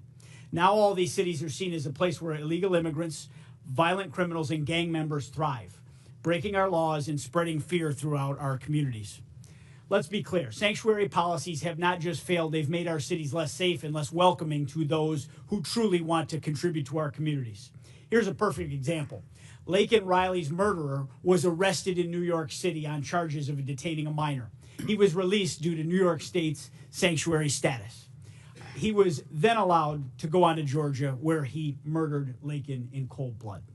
Last night in my district, 400 miles from New York City, 2 members of Trendaragua gang were arrested for an ATM jackpotting scheme that stole more than $100,000. The suspects were also wanted for similar crimes throughout the state of New York, and in your state's Mayor Johnson and Mayor Wu for hundreds of thousands of dollars. Now, God only knows what else these dangerous gang members are responsible for. Buffalo ICE recently arrested an illegal from Peru who had murdered 23 people and had the victims' faces tattooed on his body. He was allowed to evade law enforcement for a long time due to New York State's green light law that protected him and shielded DMV data from federal law enforcement officials. There is no such thing as a victimless crime. Every crime has a victim, and these victims, they don't have a sanctuary. They have to live with the pain and the trauma of something being taken from them, their safety, their security, their property. And to add insult to injury, the witnesses before us have protected the perpetrators. Mayor Wu, the other day, you stunningly expressed sympathy for the man responsible for the knife attack, not the brave officer who stopped him. Where is the sympathy for the men and women in law enforcement trying to keep us safe? Congressman, Where check your is this? facts. It's my time. Check your facts. Watch the video. It's my time. I did not express sympathy for that Where is the individual, but sympathy for their for the family. victims? And any individual I haven't whose asked life you a is question. lost is a It's tragedy. appalling to me that we even have to ask for sympathy for victims instead of violent criminals. But here we are. And to all the mayors before us, hindsight being 20/20, is a blessing and a curse. You can't go back in time, but it should give you clarity for the future. Laken's murderer, Jose Ibarra, had demonstrated he was a danger to society. He should have been detained by ICE. I want to ask each of you, yes or no. Do you agree that someone who demonstrates a willingness to harm society should be detained by immigration officials? Mayor Adams. Yes or no? Within the confine and restrictions of the law, yes, I do. Okay. Mayor Someone John. that's committed a crime, yes. Oh, sorry. Someone that's committed a crime, yes, should be detained, and we would help them.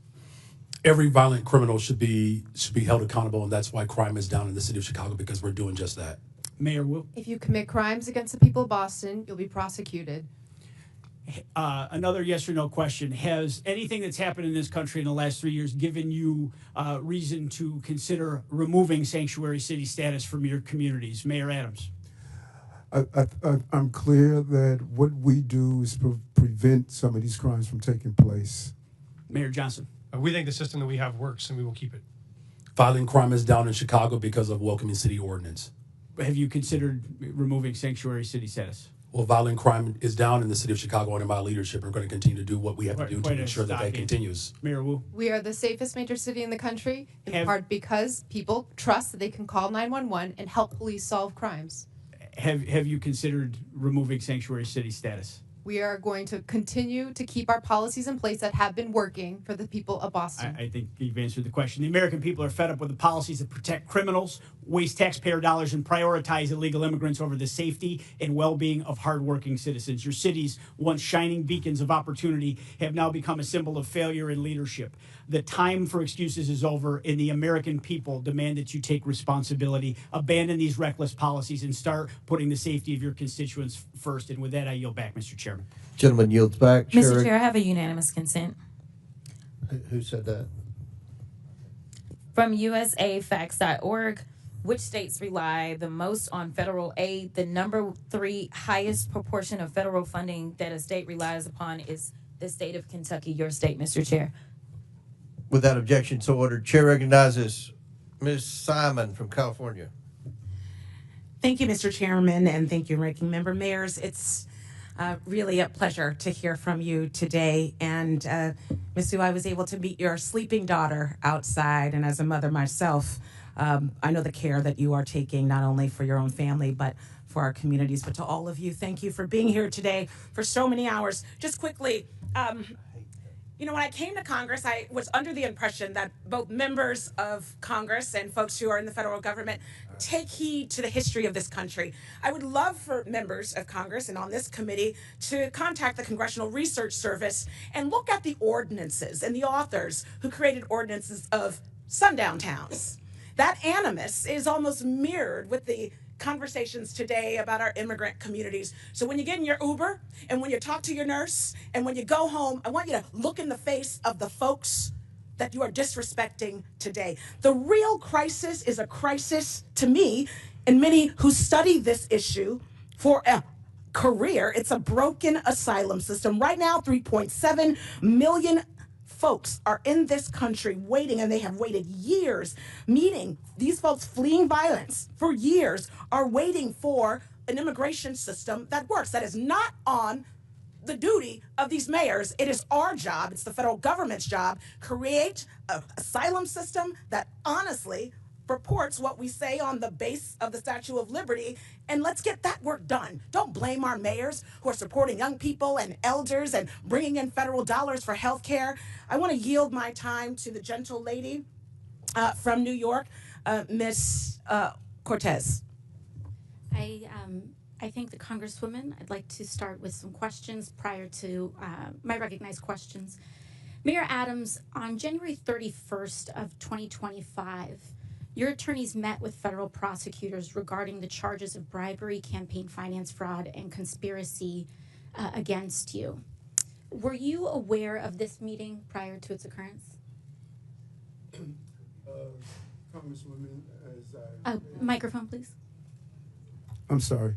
As I stated to your colleagues, and I'm going to continue to state because we're asking the same question over and over again. This is a new question. This case is in front of Judge Ho, and out of deference to I our understand, criminal Ms. justice Mayor Adams. process, I'm going to Mayor Adams, defer this as your to the counsel, court. I'm sure will inform you. The only permissible way to refuse to answer a question during a congressional proceeding such as this is by pleading the Fifth Amendment. Deference to the judge is not a permissible excuse for not answering questions during a congressional hearing. Is it your intention to plead the Fifth today? Councilwoman, you said the only way that you can't answer a question is to plead the fifth. I am answering your question. I'm answering your question directly. That You are not, Mayor Adams. Okay, I believe I am. I will ask it again. Were you aware of the meeting of you between your attorneys and federal prosecutors on January 31st? Answering this question is a yes or a no. And I'm going to answer it again out of deference to Judge Holt with this case. That is not an answer, Mayor Adams. He is going to deal with the outcome of the case. Mayor Adams, is it your intention to not comply with these questions?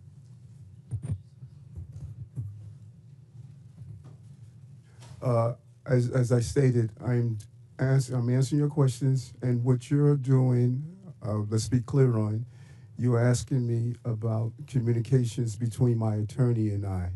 And I don't think that is appropriate to be asking a question between my attorney and I, because we are in a country of law and order. I understand. And your So, Mayor relationship Adams, and who communication is with your your attorney should be respected. Who is your attorney? Alex Spiro. Alex Spiro, thank you. Now, Mayor Adams, have your attorneys ever met with city officials? That is not covered. I'm not asking about your conversations with your attorneys. Have your attorneys met with city officials, New York City officials? Any communication or activity between my attorney Yes or and I no? is Have up to your attorney have your and I. personal You can reach out attorneys to, met with New York City officials? Alex Spiro, my attorney, to deal with those communications. Mayor Adams, in this meeting, did anyone representing you, including perhaps Mr. Spiro, agree or allude to any arrangement with the Trump administration that would involve changing city policies in exchange to reconsideration of the charges brought against you? You say in this meeting? Can you be clear? In the January on 31st meeting. Again, there was never any agreement, never any quid pro quo. And That's not what I'm nothing asking. wrong. Never any agreement, never any quid pro quo. Was there an allusion to a shift that in I've New York done City wrong. policy? Gentlelady's time's expired. And I just want to remind everybody, Mayor Adams is here voluntarily, and we appreciate that. The topic of the hearing is about our illegal alien problem and the drain on the cities and what the solution is. So, Chair now recognizes Mr. McGuire from Virginia. Thank you, Mr. Chairman, for convening this important hearing. The American people deserve answers on the disastrous policies of sanctuary cities. As a veteran, as a Navy SEAL, I hope what I'm about to say is common sense. If somebody saved your life on the battlefield, you wouldn't care if they were pink or blue or male or female or Democrat, Republican, or independent. We're all people. This is not a race, religion, or creed thing. This is our American people, we the people, are being robbed, raped, and killed by these criminals that are coming across our border. My first question is just a yes or no. Do you believe that someone who breaks the law is a criminal? Mayor Adams. Yes, I do. Next. If you've broken criminal law, Just yes. simple yes or no. Did you answer? Yes, sir. Okay. Could you repeat your question again? If you commit a crime, are you a criminal? Yes or no? If you commit a crime, you should be held accountable. Absolutely. I don't use that label depending on what it is, like a speeding ticket, for Understand. example. Next. Well, I got to tell you guys, thank God we have President Trump in the White House. Thank God we have the border czar, Tom Homan. Thank God we have Mike Johnson as a speaker. Thanks God we have Leader Thune in the Senate. And thank God we have Hegseth, Rubio, and everyone else. Over the last 4 years, the American people have been robbed, raped, and killed. And the left doesn't talk about that. They want to say that people might be scared in their homes. Well, what about the families whose members have been killed and persecuted? The border has been cleaned up in just a matter of weeks. Border crossings are down 97% in just a matter of weeks. And over the last 4 years, we've been getting lip service like we want to secure the border. 80% of Americans believe we should secure the southern border. We are all elected leaders, and I assume you all sought these positions to help your citizens improve the quality of life in your city. It appears to me that left-wing activists want to create wedges in our society and cause the mayors of our great cities to ignore the oath of office and to support rule of law. Each of you took an oath that included an oath to support the Constitution of the United States, correct? Yes. Yes. Yes. Are you aware Correct. that Article 6, Section 2 makes laws of the United States supreme, known as the Supremacy Clause? Is everybody aware of this? Yes. I'm shocked Yes. that you all, as elected leaders, flaunt violating federal laws as if you are running a political campaign. We are a nation of laws. We lose credibility as a nation when we disregard or ignore the law and the people die. As of July 24th, there are more than 660,000 illegal aliens from criminal backgrounds roaming the United States. It is estimated that a total added cost of illegal aliens nationwide is $150 billion per year since the start of 2023. The federal government has spent more than $1.45 billion reimbursing local jurisdictions and non-governmental organizations that provide travel, shelter, and other service to illegal aliens. What about homeless veterans that are living on the street? What about Hurricane Helene victims that are still suffering in North Carolina? What about those folks that are suffering from the forest fires in Los Angeles? Chicago has spent over $639 million. Denver spent over $365 million. Boston is spending potentially, well, about $1 billion annually. And New York City estimates it could potentially spend $12 billion on illegal aliens from 2022 through fiscal year 2025.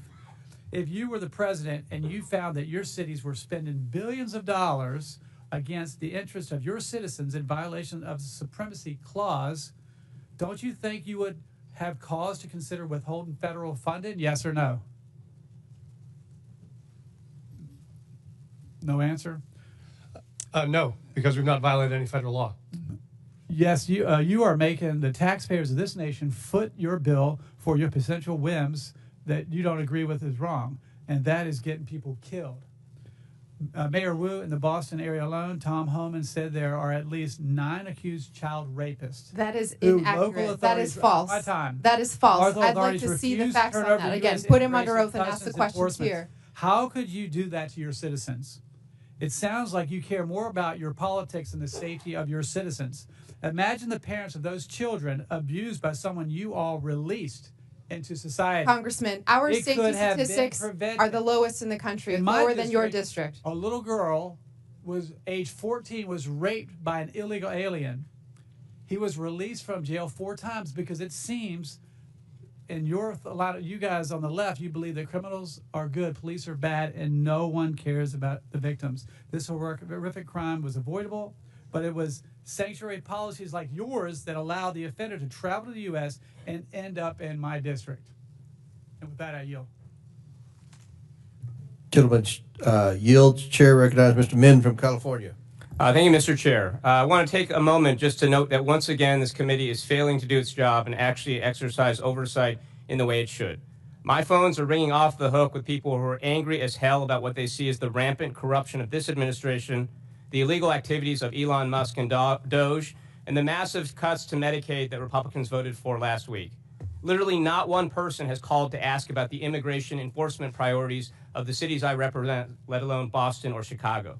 This hearing is an attempt to distract from the actual waste, fraud, corruption, and abuse that is happening at unprecedented levels in this country right now. So thank you to the witnesses. I want to start off with a few simple yes-no questions for y'all.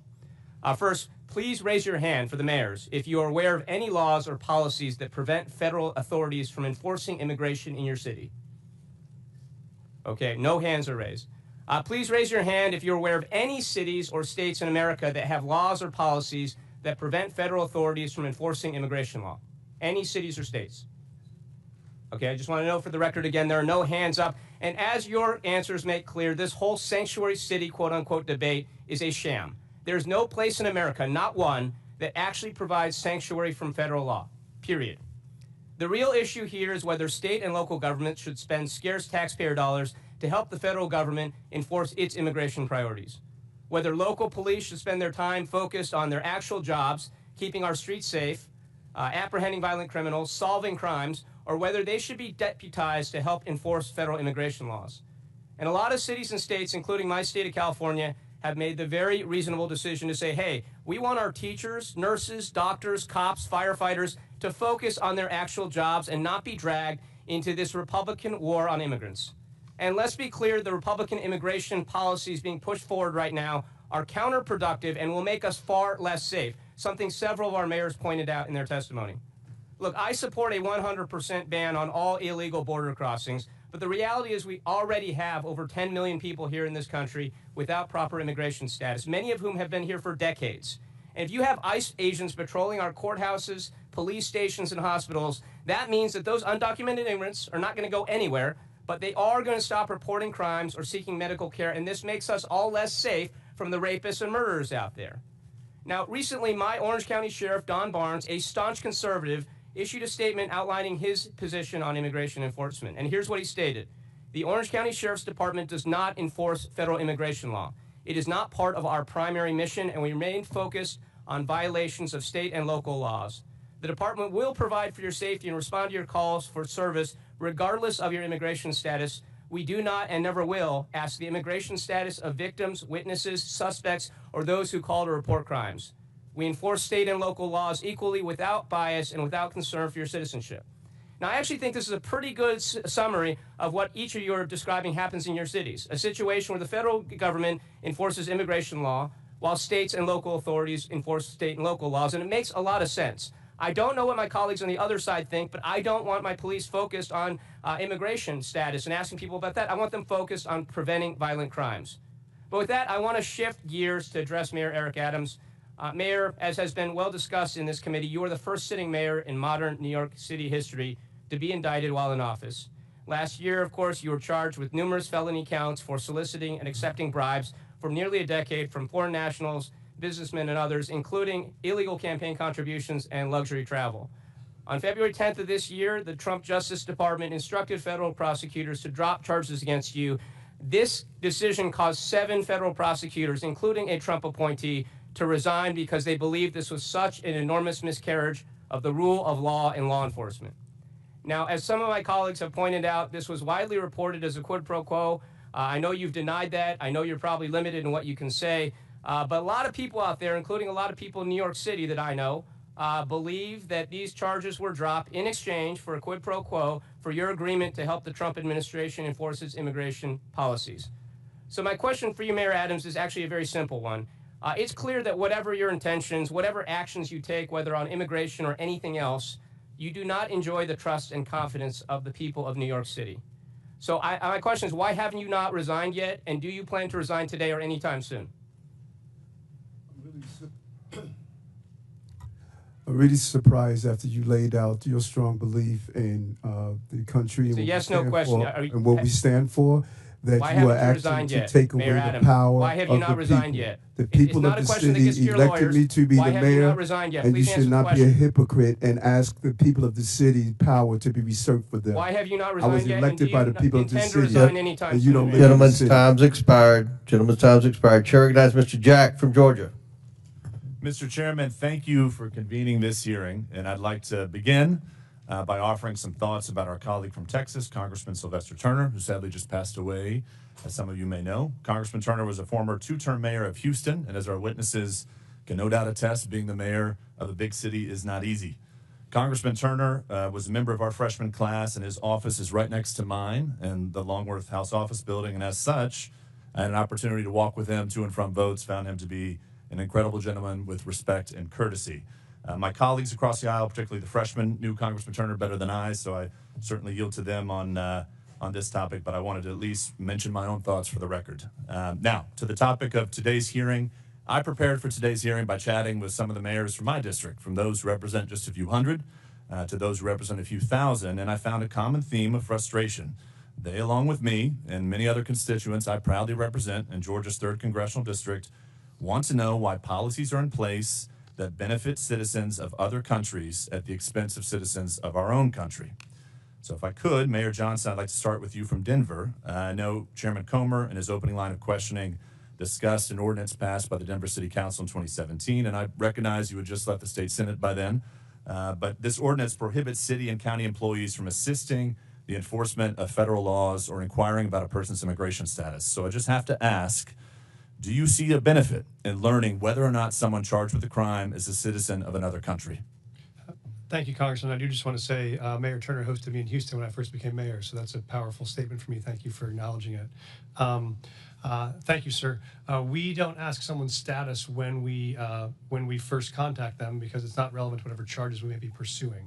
They may list their country of origin on a document that we ask for. It does not indicate their immigration status. They could have legal status but be from another country. Thank you. Mayor Johnson of Chicago, do you see a benefit in asking someone charged with a crime whether or not they're a citizen of our country?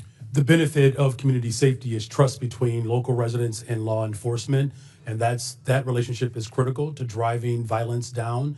Under my leadership, violence has gone down in the city of Chicago. And Mayor Johnson, if I can ask, have you ever disciplined, fired, or arrested law enforcement officers or correction officers if they notified ICE or other federal immigration officers of an illegal criminal alien in lockup or courts in violation of your sanctuary city policies? Have you ever disciplined, fired, or arrested a law enforcement officer that worked with ICE? That is not, I don't believe that's under the jurisdiction of the mayor. I don't arrest people. Or are there issued memos in which you direct Chicago officers from not assisting with enforcement in immigration law or helping ICE identify folks who may not be here illegally? We do have documentation around making sure that the residents of the city of Chicago know their rights. That's important because it builds trust between law enforcement and community. By having that confidence and trust, people are more likely to come forward to report violent crime regardless of their immigration status. Well, I have to submit to the record, Mr. Chairman, an article from News Nation Now, January 21st, 2025, in which it says Chicago police reminded they cannot cooperate with deportations. And if I may ask, Mayor, are there any memos? Thank you. Are there any memos that direct Chicago police to not cooperate with President Trump's deportation plans? Well, so local law enforcement, we're not federal agents. So local law enforcement in the city of Chicago, they do not dub as federal agents. But that having been said, from your mayoral office, have you ever issued memos to the police department instructing them not to cooperate with President Trump? We remind people of what the Welcoming City Ordinance entails. Would you submit to the committee any written documentation to the Chicago Police Department as it relates to this? For the Welcoming City Ordinance, we're happy to make sure that this body has that ordinance, and that policy has been around for 40 years. Thank you very much. Mayor Wu, back to my line of questioning with Mayor Johnston and Johnston. Do you believe that if you are asking someone who's been charged with a crime, whether or not they're here in our country legally, is that a proper and beneficial thing to do? The laws of Massachusetts and the Boston Trust Act help Boston police solve crimes. We do not ask for immigration status because it allows for people to trust that when they call 911, when they have information that might help bring justice to another family, that they feel comfortable sharing that. Thank you. And Mayor Adams, in closing, obviously you know the police very well. Do you see a benefit in asking folks who've been charged with a crime whether or not they're a legal citizen? Yes, I do. With that, Mr. Chairman, I yield back. Thank you. Gentleman yields back.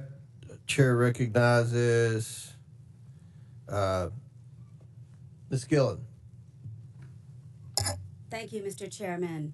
I think one thing everybody seems to agree on here is that our immigration system is broken and desperately needs to be fixed. And I ask my colleagues on the other side of the aisle to work together with us to fix our broken immigration system, to fix our broken asylum system, which isn't fixed by firing the top immigration judges who can actually help us fix this problem. But my focus here today is the effect on my constituents on Long Island. Every day, my constituents are dealing with the effects of the failure to secure our border and the influx of more than 670,000 migrants who have come into the state and New York City, putting a strain on our schools, on public safety and law enforcement, and local governments. Mayor Adams, you said your top priority is to keep New Yorkers safe, but under your watch, the exact opposite has happened. Instead of effectively governing our city, your policies have compounded this crisis. New York has housed migrants in the Roosevelt Hotel for nearly 2 years, not only giving them food and shelter, but also debit cards. In New York, taxpayers have paid about, as you acknowledge, $7 billion to respond to this crisis. That figure is outrageous. And now, instead of stopping the bleeding, you are going back and spend another $1 billion on this crisis. While you focused on your own personal problems, Crime has skyrocketed in New York, increasing 20% since you took office in 2021. An AP poll has said that the majority of Americans agree that undocumented people who commit violent crimes should be deported, including 79% of Democrats. But what have you done? I was astounded to hear that ICE was prevented, even if they knew there were gang members in the Roosevelt Hotel, from actually doing anything to get those gang members out of there. Mayor Adams, what have you done and what is your answer to the taxpayers of New York for the money that has been spent on this crisis? You raise several things, and there's a level of inaccuracy in some of the stuff you raise. When you look at our crime numbers, I'm not sure where you got those from, but we could give you an accurate account of our crime numbers. Crime has continued to drop since I've been the mayor of the city. We have moved over 20,000 illegal guns off our street. And although we had 230,000 migrants and asylum seekers that came to our door, 189,000 were able to go on to the next step of their journey. We managed a crisis. Congress makes our immigration policies, not mayors. I managed a crisis that was dropped at my door. And I continue to do that every day. And I'm proud of what my team did coming out of COVID and managing this crisis as well. Our city has more private sector jobs in the history of the city. We received our bond rating increase and stabilized. Our city is functioning, and we're going to continue to do the job that I was elected to do. So spending $8 million is $1 billion is a good job. Mayor Adams, what you said today has given me no confidence in your ability to continue to serve and lead our city. But you don't live in New York City. You live on Long Island. You don't vote for me. Mayor, and you should resign. And I said that before you made your deal with Donald Trump. Thank God you don't live in New York City. You live on Long Island. But people of city, New York City people of affect city my elect constituents people who of work New York in City who elected. work in Manhattan, whose kids live in Manhattan, who go to the doctor in Manhattan. Everything that happens in Manhattan affects my constituents, Mayor. I yield back. Would the gentlelady yield to me, please? I thank the gentlelady. My question, Mr. Beer. We've heard a lot about crime. So the overwhelming majority of crime in the United States is committed by undocumented individuals whose immigration status is dubious. Is that correct?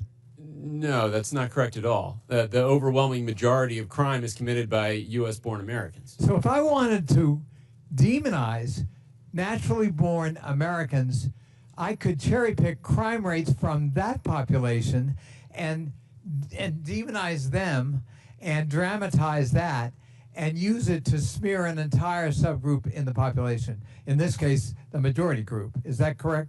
Oh, absolutely. You could look at people with driver's licenses and say, man, they're committing a lot of crime. We should stop issuing driver's licenses to people. I think that's really the sham and the shame of what people are doing in terms of political exploitation of a population this country needs if we're going to grow and protect the social safety net for the future. Thank you. Chair recognizes Ms. Green from Georgia. Thank you, Mr. Chairman. Thank you for coming before our committee today. In the past 4 years, our nation has been invaded by millions and millions of people who have crossed our border. There's also millions of what's called known gotaways. These are people that our government has no idea where they came from, who they are, what they're going to do in our country. And many of these known gotaways could be criminals. They could be part of the narco cartels. They could be terrorists. We don't know who they are, and there's millions of them here. This country has also been the victim of fentanyl. This is a dangerous chemical that comes from China, is made into pressed pills in Mexico and Canada, and illegally distributed into our country by the cartels. On average, 200 to 300 Americans die every single day from fentanyl. Not die, they're murdered. They're murdered. Americans have also been victims of all types of illegal alien crimes. One family in particular, Lakin Riley's family, I know them personally, and her death was absolutely horrific. Jose Ibarra entered the United States illegally on September 8th, 2022, near El Paso, Texas, with his wife and son. He was detained by the U.S. Border Patrol, but soon released due to overcrowding at detention facilities. After his release, he was transported to New York City, arriving around September 15, 2022. The following summer, he was arrested by New York Police Department and charged with acting in a manner to injure a child, and a driver's license violation. Before an immigration detainer could be issued, NYPD released Ibarra according to ICE. He later, after this release, moved to Athens, Georgia, where he was cited for a misdemeanor for shoplifting in 2023. This guy got arrested multiple times. He was stopped at the border, but he was continually released. Just a few months later, he brutally murdered Lakin Riley. Mayor Adams, do you agree that Lakin Riley would still be alive today if New York Police Department hadn't released Jose Ibarra after they arrested him? Despicable crime. And as a former law enforcement officer, I respond to these crimes as a mayor as well.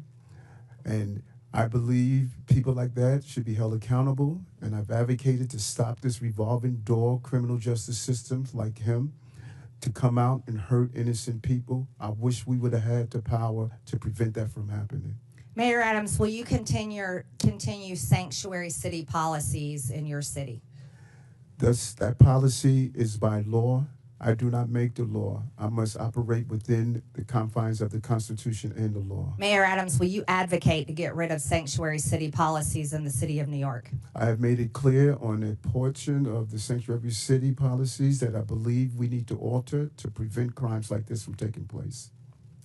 Federal law under 8 U.S.C. 1324 makes it a crime to knowingly harbor and shield illegal aliens from detection, but your cities refuse to work with ICE detainers to help them find these criminals. I'll go one at a time. Mayor Adams, will you work with ICE in New York City, yes or no? ICE is part of our criminal justice apparatus, and I will work with my city, state, and federal agencies to keep our cities safe, no matter who they are. Mayor Johnson, will you work with ICE to protect your city? We do work with ICE right now, Congresswoman. When they send us information about someone they would like access to, we send them notice when and where we will release them, and they can pick them up. We've done that 1,226 times. We will keep doing it. Will you end sanctuary city policies? We think the policies that we have right now allow us to work with ICE and to stop crime, and we'll keep doing that. Mayor Johnson, will you work with ICE? Our local law enforcement, Chicago Police Department, we work with federal agents on a variety of issues: drug trafficking, sex trafficking, getting guns off the street, and we will continue to work with federal agents. Will you stop harboring illegal aliens? Will you end sanctuary city policies? So the city of Chicago, we do not harbor criminals. We do not harbor undocumented individuals. We comply with all laws.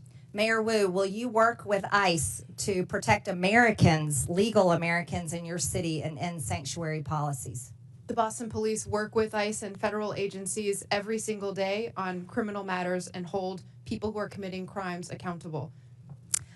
Chairman, if I may, I'd like to enter for the record, according to the U.S. Constitution, giving aid and comfort to the enemies of the United States is an act of treason, and those that violate that should be Without be objection, held so accountable. ordered. Thank you. Chair Dale recognizes Ms. Ocasio-Cortez. Thank you, Chairman. Now, Mayor Adams, are you aware that the former acting U.S. Attorney Danielle Sassoon was present at the January 31st meeting between your lawyers and federal prosecutors? As I stated, and you, Congresswoman, you appear to want to ask the question over and over again, and so I could only give you the appropriate question over and over again. That this okay, case I is understand. Judge Mayor Adams, Ho, are you not and answering Joe this Ho question because you believe you will incriminate respond yourself? to the movement I of this understand. case. Mr. Chairman, I deference would to like him, I would to like submit have to him the handle it. congressional record Danielle Sassoon's resignation letter from the U.S. Attorney. Without objection, so ordered. Thank you so much. In her letter, the former acting U.S. attorney, a registered Republican, a former clerk for Antonin Scalia, was appointed by President Trump to serve as acting U.S. attorney, was present at the January 31st meeting between Mayor Adams' attorneys and federal prosecutors. After that meeting with attorneys, the acting U.S. attorney resigned rather than dismiss the charges against Mayor Adams. In her letter, which I have just submitted to the congressional record, Ms. Sassoon stated that during that January 31st meeting, Mayor Adams's attorneys, quote, repeatedly urged what amounted to a quid pro quo, describing it as a, quote, improper offer of immigration enforcement assistance in exchange for a dismissal of his case, end quote. The acting U.S. attorney has submitted a former acting U.S. attorney has submitted a letter. And Mayor Adams, do you know how many federal prosecutors total resigned rather than file the motion to drop the charges? It was reported that 7. 7, correct. Mr. Chair, I would like to submit another letter from Hagan Scotton, his resignation letter. Without objection, so ordered. Mr. Scotton was an assistant U.S. attorney who also attended the January 31st meeting between your attorneys and federal prosecutors. He also resigned rather than drop the charges. In his resignation letter, he stated, and I quote, "Our laws and traditions do not allow using the prosecutorial power to influence other citizens, much less elected officials."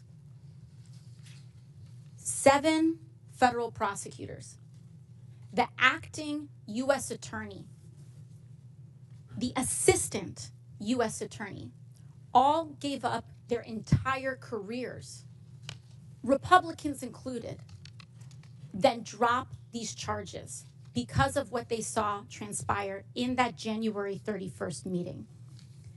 This is important not just for the city of New York, but for the people of the United States of America.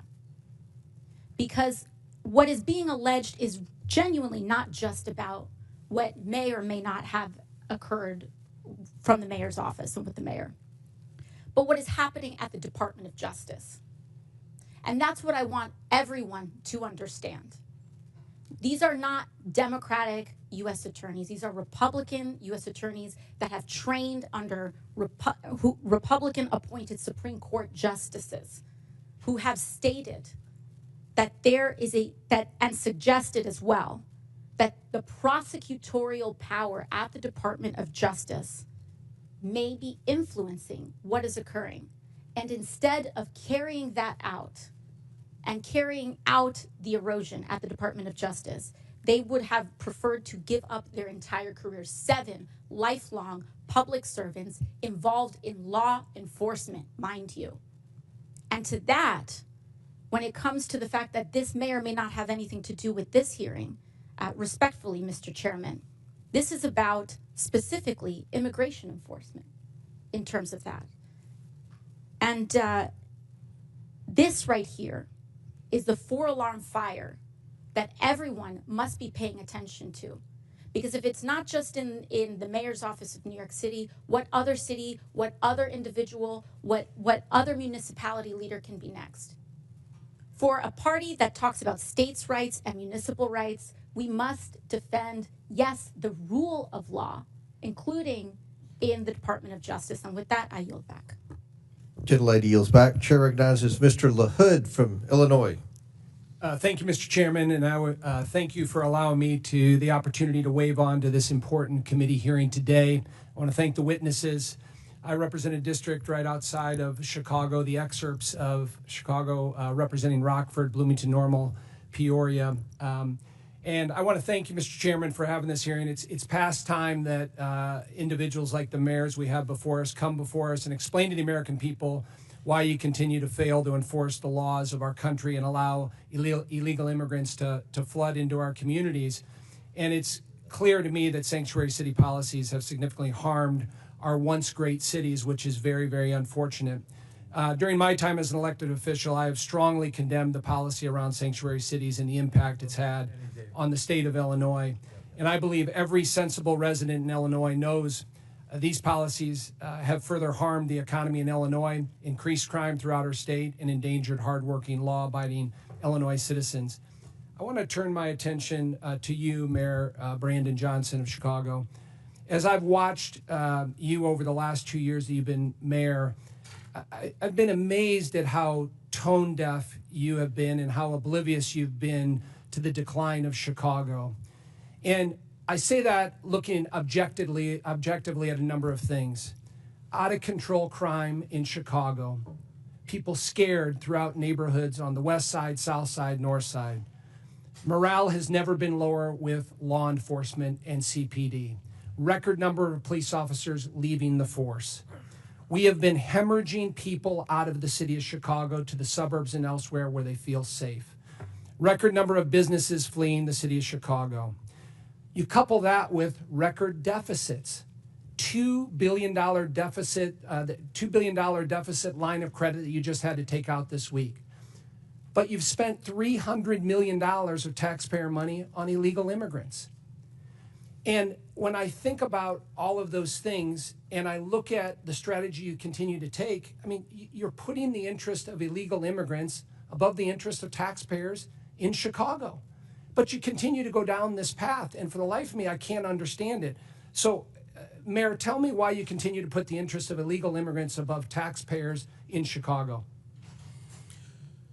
Thank you for your representation. Violent crime is down in Chicago. Well, let me reclaim my time. So I have a statistic here. Last year, Chicago had 573 murders. Down. Okay, but I want to compare that to the city of New York that is almost two-thirds the size of Chicago, 337 murders. So you had 573 murders in the city of Chicago, and you're one-third the size. That's the lowest amount in 5 years under my leadership. Okay, and you look at the level of violent criminals, sexual offenses, and drug dealers. All violent crime is down in Chicago. In fact, just this year alone, Congressman, respectfully, there's a 20% decrease in violent crime in the city of Chicago. I don't agree with your statistics. Well, it's not a matter of whether or not you agree with it. It's a matter of whether it's a fact. Let me reclaim my time, because I thought you might do this. And when I hear your answer, no one in this room should be surprised that your approval rating is 6.6%. Now, that's not just me saying this. Newsweek article, the least popular politician in America is Brandon Johnson. So, recent poll, M3 Strategies, conducted this February 20th to 21st, showed that Mayor Johnson has a 6.6% approval rating, the worst showing of any political figure in the country's history. So I know you're talking about crime is down and things are great and, you know, the city's flush with money. None of that is backed up by the people in the city of Chicago. And so I'm wondering why you continue to go down this path of failed policies, destruction to the city of Chicago, people fleeing, law enforcement at an all-time low. And I'm wondering if you have any remorse for that here today and can tell us why you continue to double down on these failed policies. We've invested $1.25 billion for housing and economic development, particularly for Black Chicago. It's the largest investment in the history of Chicago. 45% increase in youth employment, particularly for Black and brown children. I will not apologize for my investments in the people of Chicago. We have one of the most diverse economies, the top universities. As violence continues to go down and investments continue to go up, that is what's most important. We've opened up 3 mental health clinics, the first mayor since the first Black mayor in the history of Chicago. I'm going to reclaim my invest in Mr. Mayor, I'm going to reclaim my time. In public health, and I will continue to make those investments. Your approval rating speaks volumes. Well, the people approve of my investments, and I will continue to make those investments. You're going the wrong direction. You need to reverse your policies on sanctuary cities. That's what the election results were last year. Crime and immigration were the #1 issue in the election, from Republicans, Democrats, Chairman, the gentleman's time. We could use your help to actually help us continue to invest in these programs that continue to drive violence down in the city of Chicago, and I'm willing to work with you, and I'm glad I had a chance to finally meet you for the first time. Gentleman's time's expired. Chair recognizes Mr. Davis from Illinois.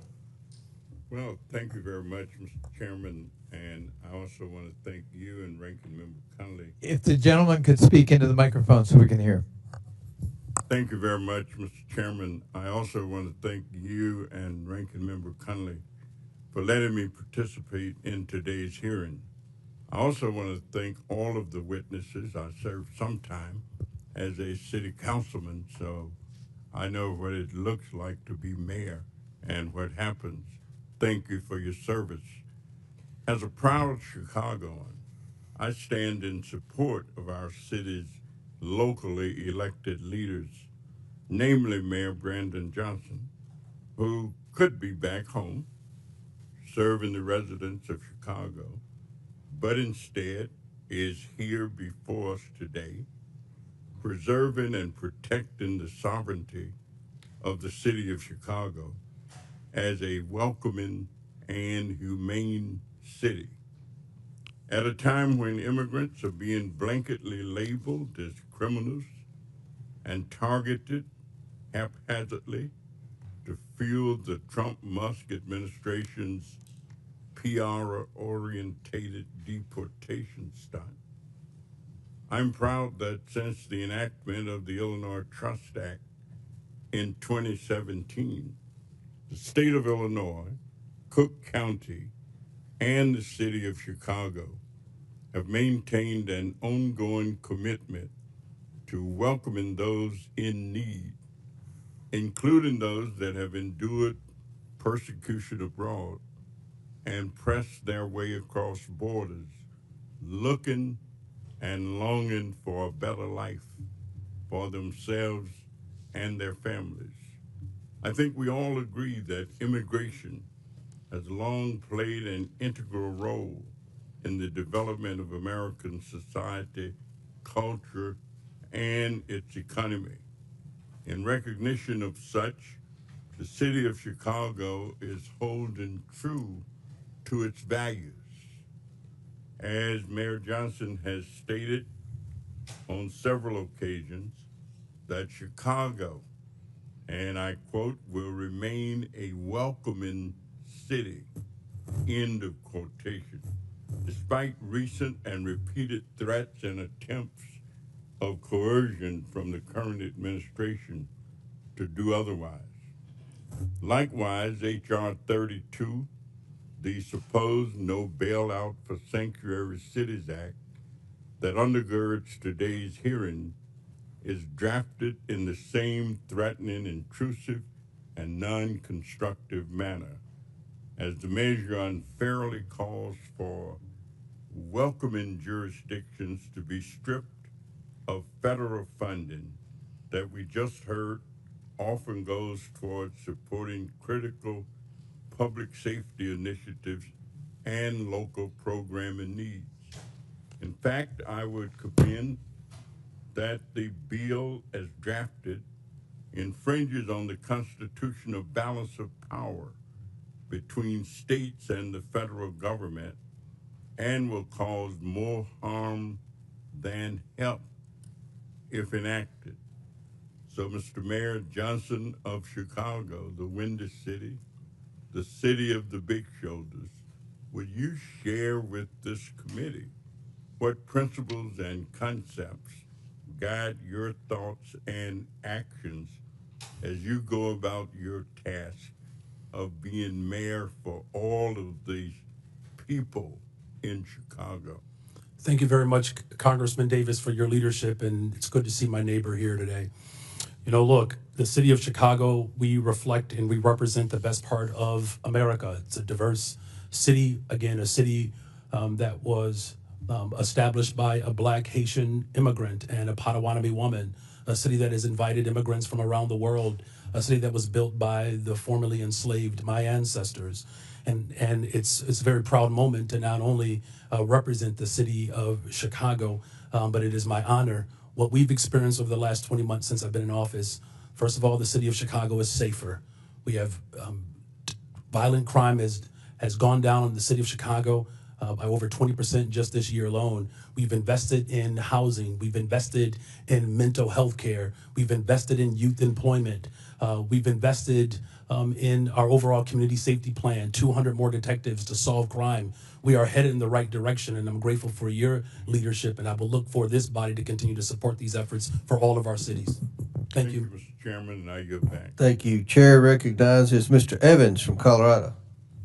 Thank you, Mr. Chairman and Ranking Member, for allowing me to wave onto this committee. And of course, thank you to the witnesses for taking the time to come and have this conversation. So, Denver Mayor Johnston.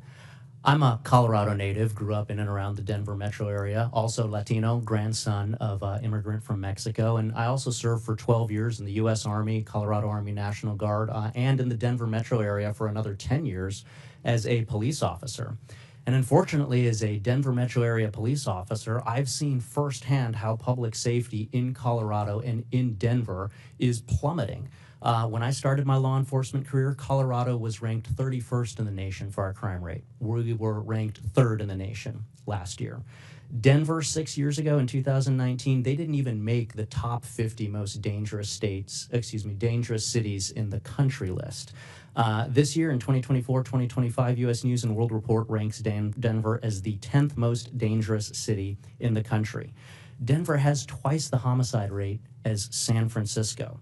We've lost more than 7,000 Coloradans to illegal drug overdose deaths since 2020, with a significant percentage of that coming from illegal drugs like fentanyl. And we know from criminal intelligence that in the Denver, Colorado area, almost all of that fentanyl is being trafficked by illegal transnational criminal organizations, the Jalisco Cartel and the Sinaloa Cartel. We've seen a massive increase. This is just a recent headline. We've seen an increase in Tusi, which is the drug of choice of Tren de Aragua in the Denver metro area. And we've seen headlines that show that overdose deaths in the Denver metro area remain stubbornly flat despite falling in pretty much everywhere around the country. In terms of violent crimes, Denver's had over 6,400 violent crimes. So that's including things like 689 sexual assaults, over 1,200 robberies, over 4,400 aggravated assaults. And again, depending on which database you look at, anywhere from 65 to 71 homicides. Again, double the homicide rate of San Francisco. So the first question to you is, for those homicides, do you know how many of those were committed by people illegally present in the country? Thank you, Congressman, and happy to answer that because I think you may have some bad facts and happy to clarify them for you. In terms of what's happening in Denver right now, as we know, crime is down in Denver from last year to this year. Reclaiming my time, Meyer. Do you know? I do want to answer the question you phrased. Reclaiming my time. Do you know how many of those 65 to 71 homicides were committed by people illegally present in the country? And I'm happy to show all of the sources for my facts. We don't ask anyone's status at point of arrest. We do not know someone's status and when they're charged. Thank you. Thank you for the answer, Mr. Mayor. And I'm glad you've brought that up because as you can see displayed here, we actually have a training bulletin to the Denver Police Department dated January of this year, which pretty much says what you just said, which is that Denver Police Department is prohibited from asking for any information about the national origin, immigration, or citizenship status of any individual. And that's a problem because of the second item that we're going to display here, which is the standard FBI fingerprint card, something that I filled out for over a decade when I was a police officer, which has those items as mandatory fields, location of birth, and then the citizenship. And so I've heard, being a cop in the Denver metro area, that police officers in Denver are being told not to fill out those mandatory fields in the FBI fingerprint card, which could potentially indicate why you're unsure of how many of these crimes are being committed by illegal immigrants in your city. So the second question is, will you allow Denver police officers to fill out all of the information on an FBI fingerprint card, to including asking for and recording the citizenship status? Thank you, Congressman. Right now, under city ordinance, we do not ask someone's status at point of contact, and that does not prejudice in any way our prosecution. We believe it doesn't matter where someone's from, thank you, Mr. what crime they've committed. So We're you're gonna not charge them aggressively regardless. so you're not filling out the FBI fingerprint card as required? Right now, we are filling out information when folks arrive, and none of that information prevents us from prosecuting them to the full extent of the law, which is what we do. Thank you, Mr. Mayor. So not filling out the FBI fingerprint card, which would directly contradict your statement that you want people who are illegally present in the country and committing crimes to be held to account for those crimes. And I think that the statistics that we've gone through in the space of crime show why Denver is specifically cratering in their public safety statistics as compared to major cities around the country. That's actually false. I can show you my statistics. And as a police officer, I am here to make sure that we are uplifting the voices of the victims of these crimes who are being taken advantage of in communities that provide sanctuary to dangerous illegal criminal gangs like Tren de Aragua, which your jail released just last week. We talked about somebody back into the community. We must take care of our victims. I've brought legislation, the Uplift Act, to focus on this. We're here to protect the victims, and Mayor, I would ask you to join me in that. We've already done that. You'll and we'll back. keep doing that. Thank you. I'm happy Chair to answer. recognizes Mr. Crank from Colorado. Mr. Chairman. Wait, one moment. Just quick UC. I would ask unanimous consent to enter the record an NPR article entitled Criminal Records of January 6 Rioters Pardoned by Trump Include Rape, Domestic Violence. And I would also ask the correspondence between a number of us and the new Attorney General, Pamela Bondi, be entered into the record at this point. Without objection, so ordered. The chair. Now, Chair recognizes Mr. Crank from Colorado. Thank you, Mr. Chairman. Thank you for allowing me to wave on. This is a very important issue to the state of Colorado. And Mayor Johnson, thanks for being here. I know for all of you, it's been a long day. Appreciate you being here. Mayor Mike Johnston, Denver has an ordinance that prohibits city and county employees from assisting in the enforcement of federal immigration laws or inquiring about a person's immigration status. We've just talked about that. The city of Denver also has a legal defense fund to support individuals facing deportation. Denver's received more than 41,000 illegal aliens over the past 2 years, and due to its sanctuary status, has become a popular destination for illegal aliens. It's estimated that Denver spends more than $180 million a year supporting illegal immigrants. And in rare cases where ICE is able to apprehend an illegal immigrant in Denver jails, Denver forbids that transfer from taking place in the jail. Now, I just did a ride-along with El Paso County Sheriffs. That's my home county, Colorado Springs, just an hour away. I just did a ride-along with them for the safety of their officers, and the ICE officials. The community and the detainee do transfers in the jail with El Paso County officers present and with the handcuffs on. Now, that El Paso County method has never, ever resulted in the injury of an officer during the transfer. However, in Denver, you require that Denver Police Department release Tren de Aragua gang members to the quote-unquote streets, uncuffed, and hope that ICE agents aren't able to apprehend them on their own. That's the hope. Let's just be honest. With no Denver Police Department officer there to assist if the situation turns violent, that's irresponsible.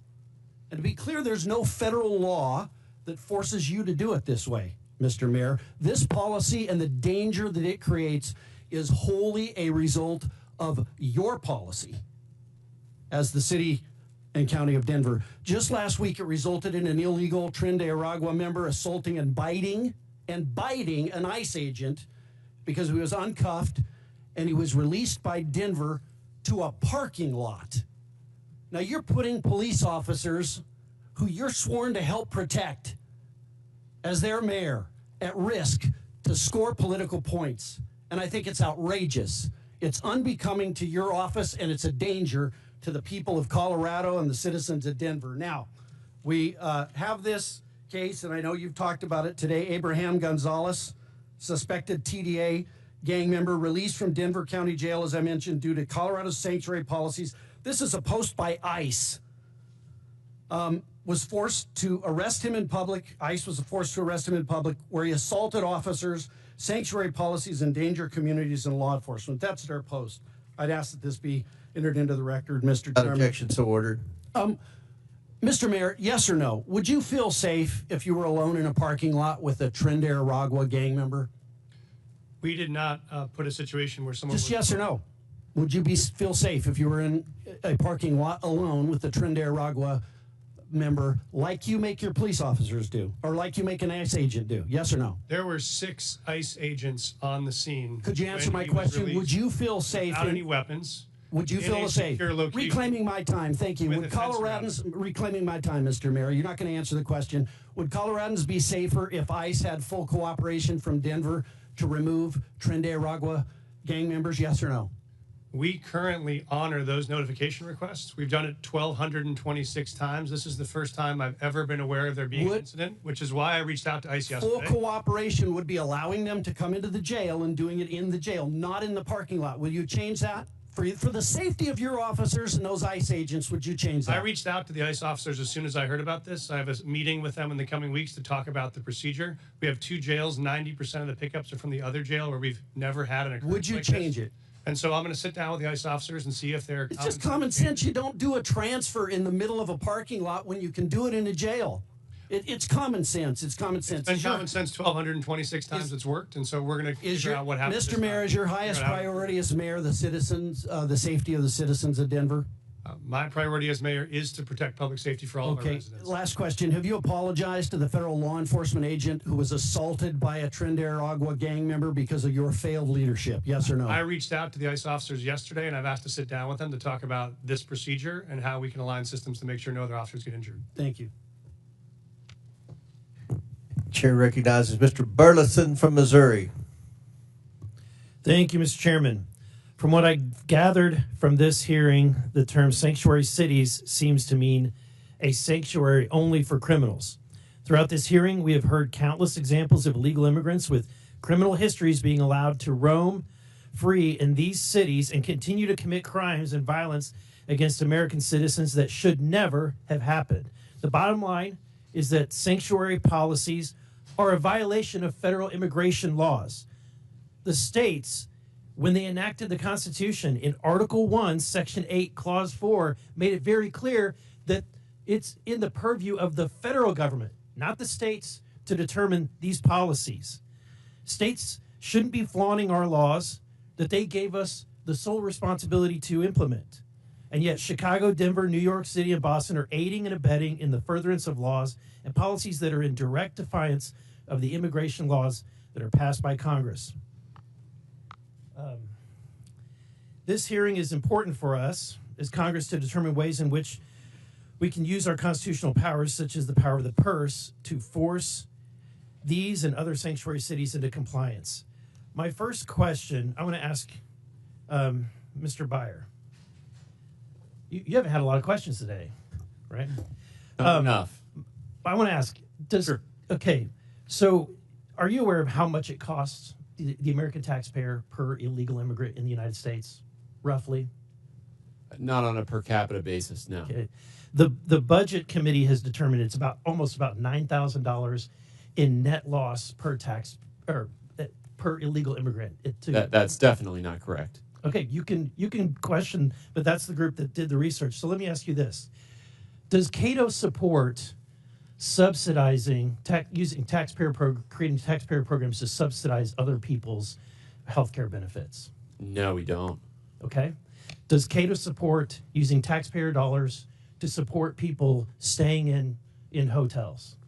Definitely not. Okay, just wanted to get that cleared up because I was worried where Cato stood. Mr. Adams, you stated that the migrant crisis. Wait, first I want to ask this question from everybody on the panel. Is there a difference between, if there's a difference between the ICE detainer and a criminal warrant, which one would you honor? I'm sure I understand the question. You said there's a difference between an ICE detainer and a criminal warrant? Yes. We would always honor an ICE detainer that comes with a judicial warrant. That is what the law calls for in the city. Okay, and do you concur? Is that what you would do? We always support our criminal warrants with ICE requests, yes. Okay. Mr. Johnson? With a criminal warrant, our local police department with a criminal warrant will collaborate and cooperate with federal agents. And Mrs. Wu? Whenever there's a criminal warrant from any agency, Boston Police enforce it. Okay. Mr. Johnson, I'm concerned about what's happening. Obviously, my neighboring state of Illinois. But you said that you're prepared. Let's see. You said that you oppose proposals to eliminate sanctuary protections for illegal immigrants that are convicted of serious crimes. Why do you think it's important to protect even violent criminals? We do not protect violent criminals. In fact, my top priority is to make sure that the people of Chicago are safe. Our local law enforcement work hard every single day to ensure that. That's why I invested in more detectives so that we can actually solve crime. And as a result of the work that I've done in my leadership, crime has gone down since I've been mayor. Mrs. Wu, you've said multiple times, you made it very clear that you're a welcoming city, knowing that there is a cost to the taxpayer. What's the acceptable number? Is there any acceptable or reasonable limit that you would consider before your city is overrun? We are a city that is the safest in the country because everyone feels connected to city services. Everyone can So call there's 911. you have no answer. There's no capacity. That's too much. Congressman, respectfully, I'm the mayor of Boston. I don't get to decide who comes into our country and where they go after that.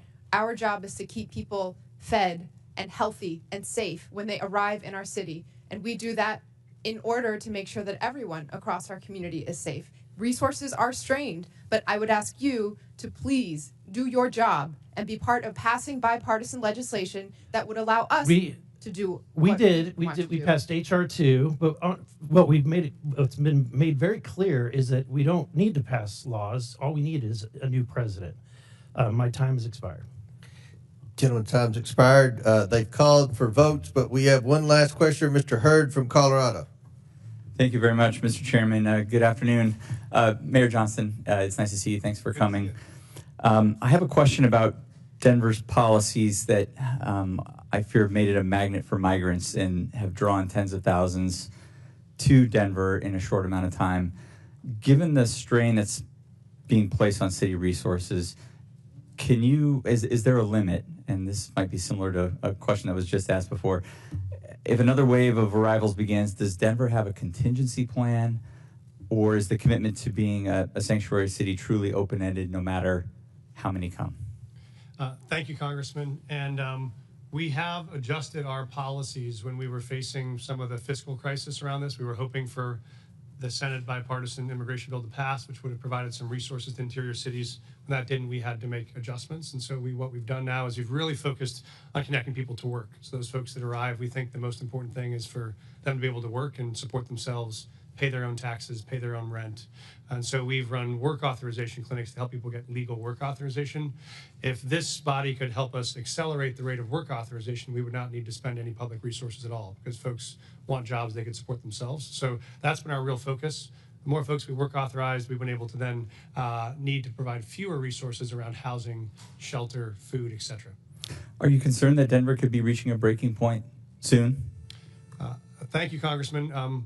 We actually are seeing dramatic drops in arrivals since June of 2024. So we are not in a moment of crisis right now. We don't have migrant encampments. We've closed all of our shelters. We've actually dropped our spending on migrant supports by 90% from 2024 to 2025. So our expenditures are down dramatically, and we'd love to see it stay that way. How about my concern about incentivizing certain actions?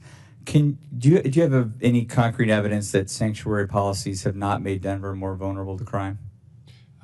Thank you, Congressman. We do have concrete evidence that even as 42,000 newcomers have arrived in the city over the last 18 months, crime has gone down in Denver. And so shootings are down 24%, homicide is down 17%, auto theft is down almost 30%. So we've seen all those major drivers go down. At the same time, we've had new folks arrive. And that's because of the sanctuary policies or in spite of them, or what would those numbers be absent the policies in Denver that incentivize these behaviors? Thank you, Congressman. We see them as unrelated. We are continuing to make a strong stand on public safety. We're continuing to find ways to integrate folks who have arrived on our city in the middle of the winter with no clothes or support. And we've been able to do both. We've also made historic reductions in homelessness at the same time that we were facing this. I declared an emergency on homelessness because that was our top priority, and we've become the largest big city in America to end the cycle of street homelessness for veterans. So that's been equal part of our focus at the same time. So just so I'm clear on your testimony, you don't believe that there's any evidence that the city of Denver's policies have made Denver more vulnerable to crime?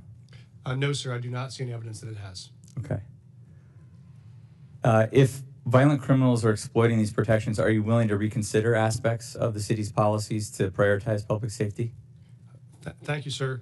We are very aggressively pursuing violent criminals right now. In fact, we're doing it in collaboration with many federal agencies. We have a Raven task force we launched, which has been focused on disrupting gang activity. That's why we've been so successful in managing and reducing the presence of TDA in the city. It's how we helped reduce the presence of MS-13. So we have aggressive actions going on, partnering with federal agents, and that's working.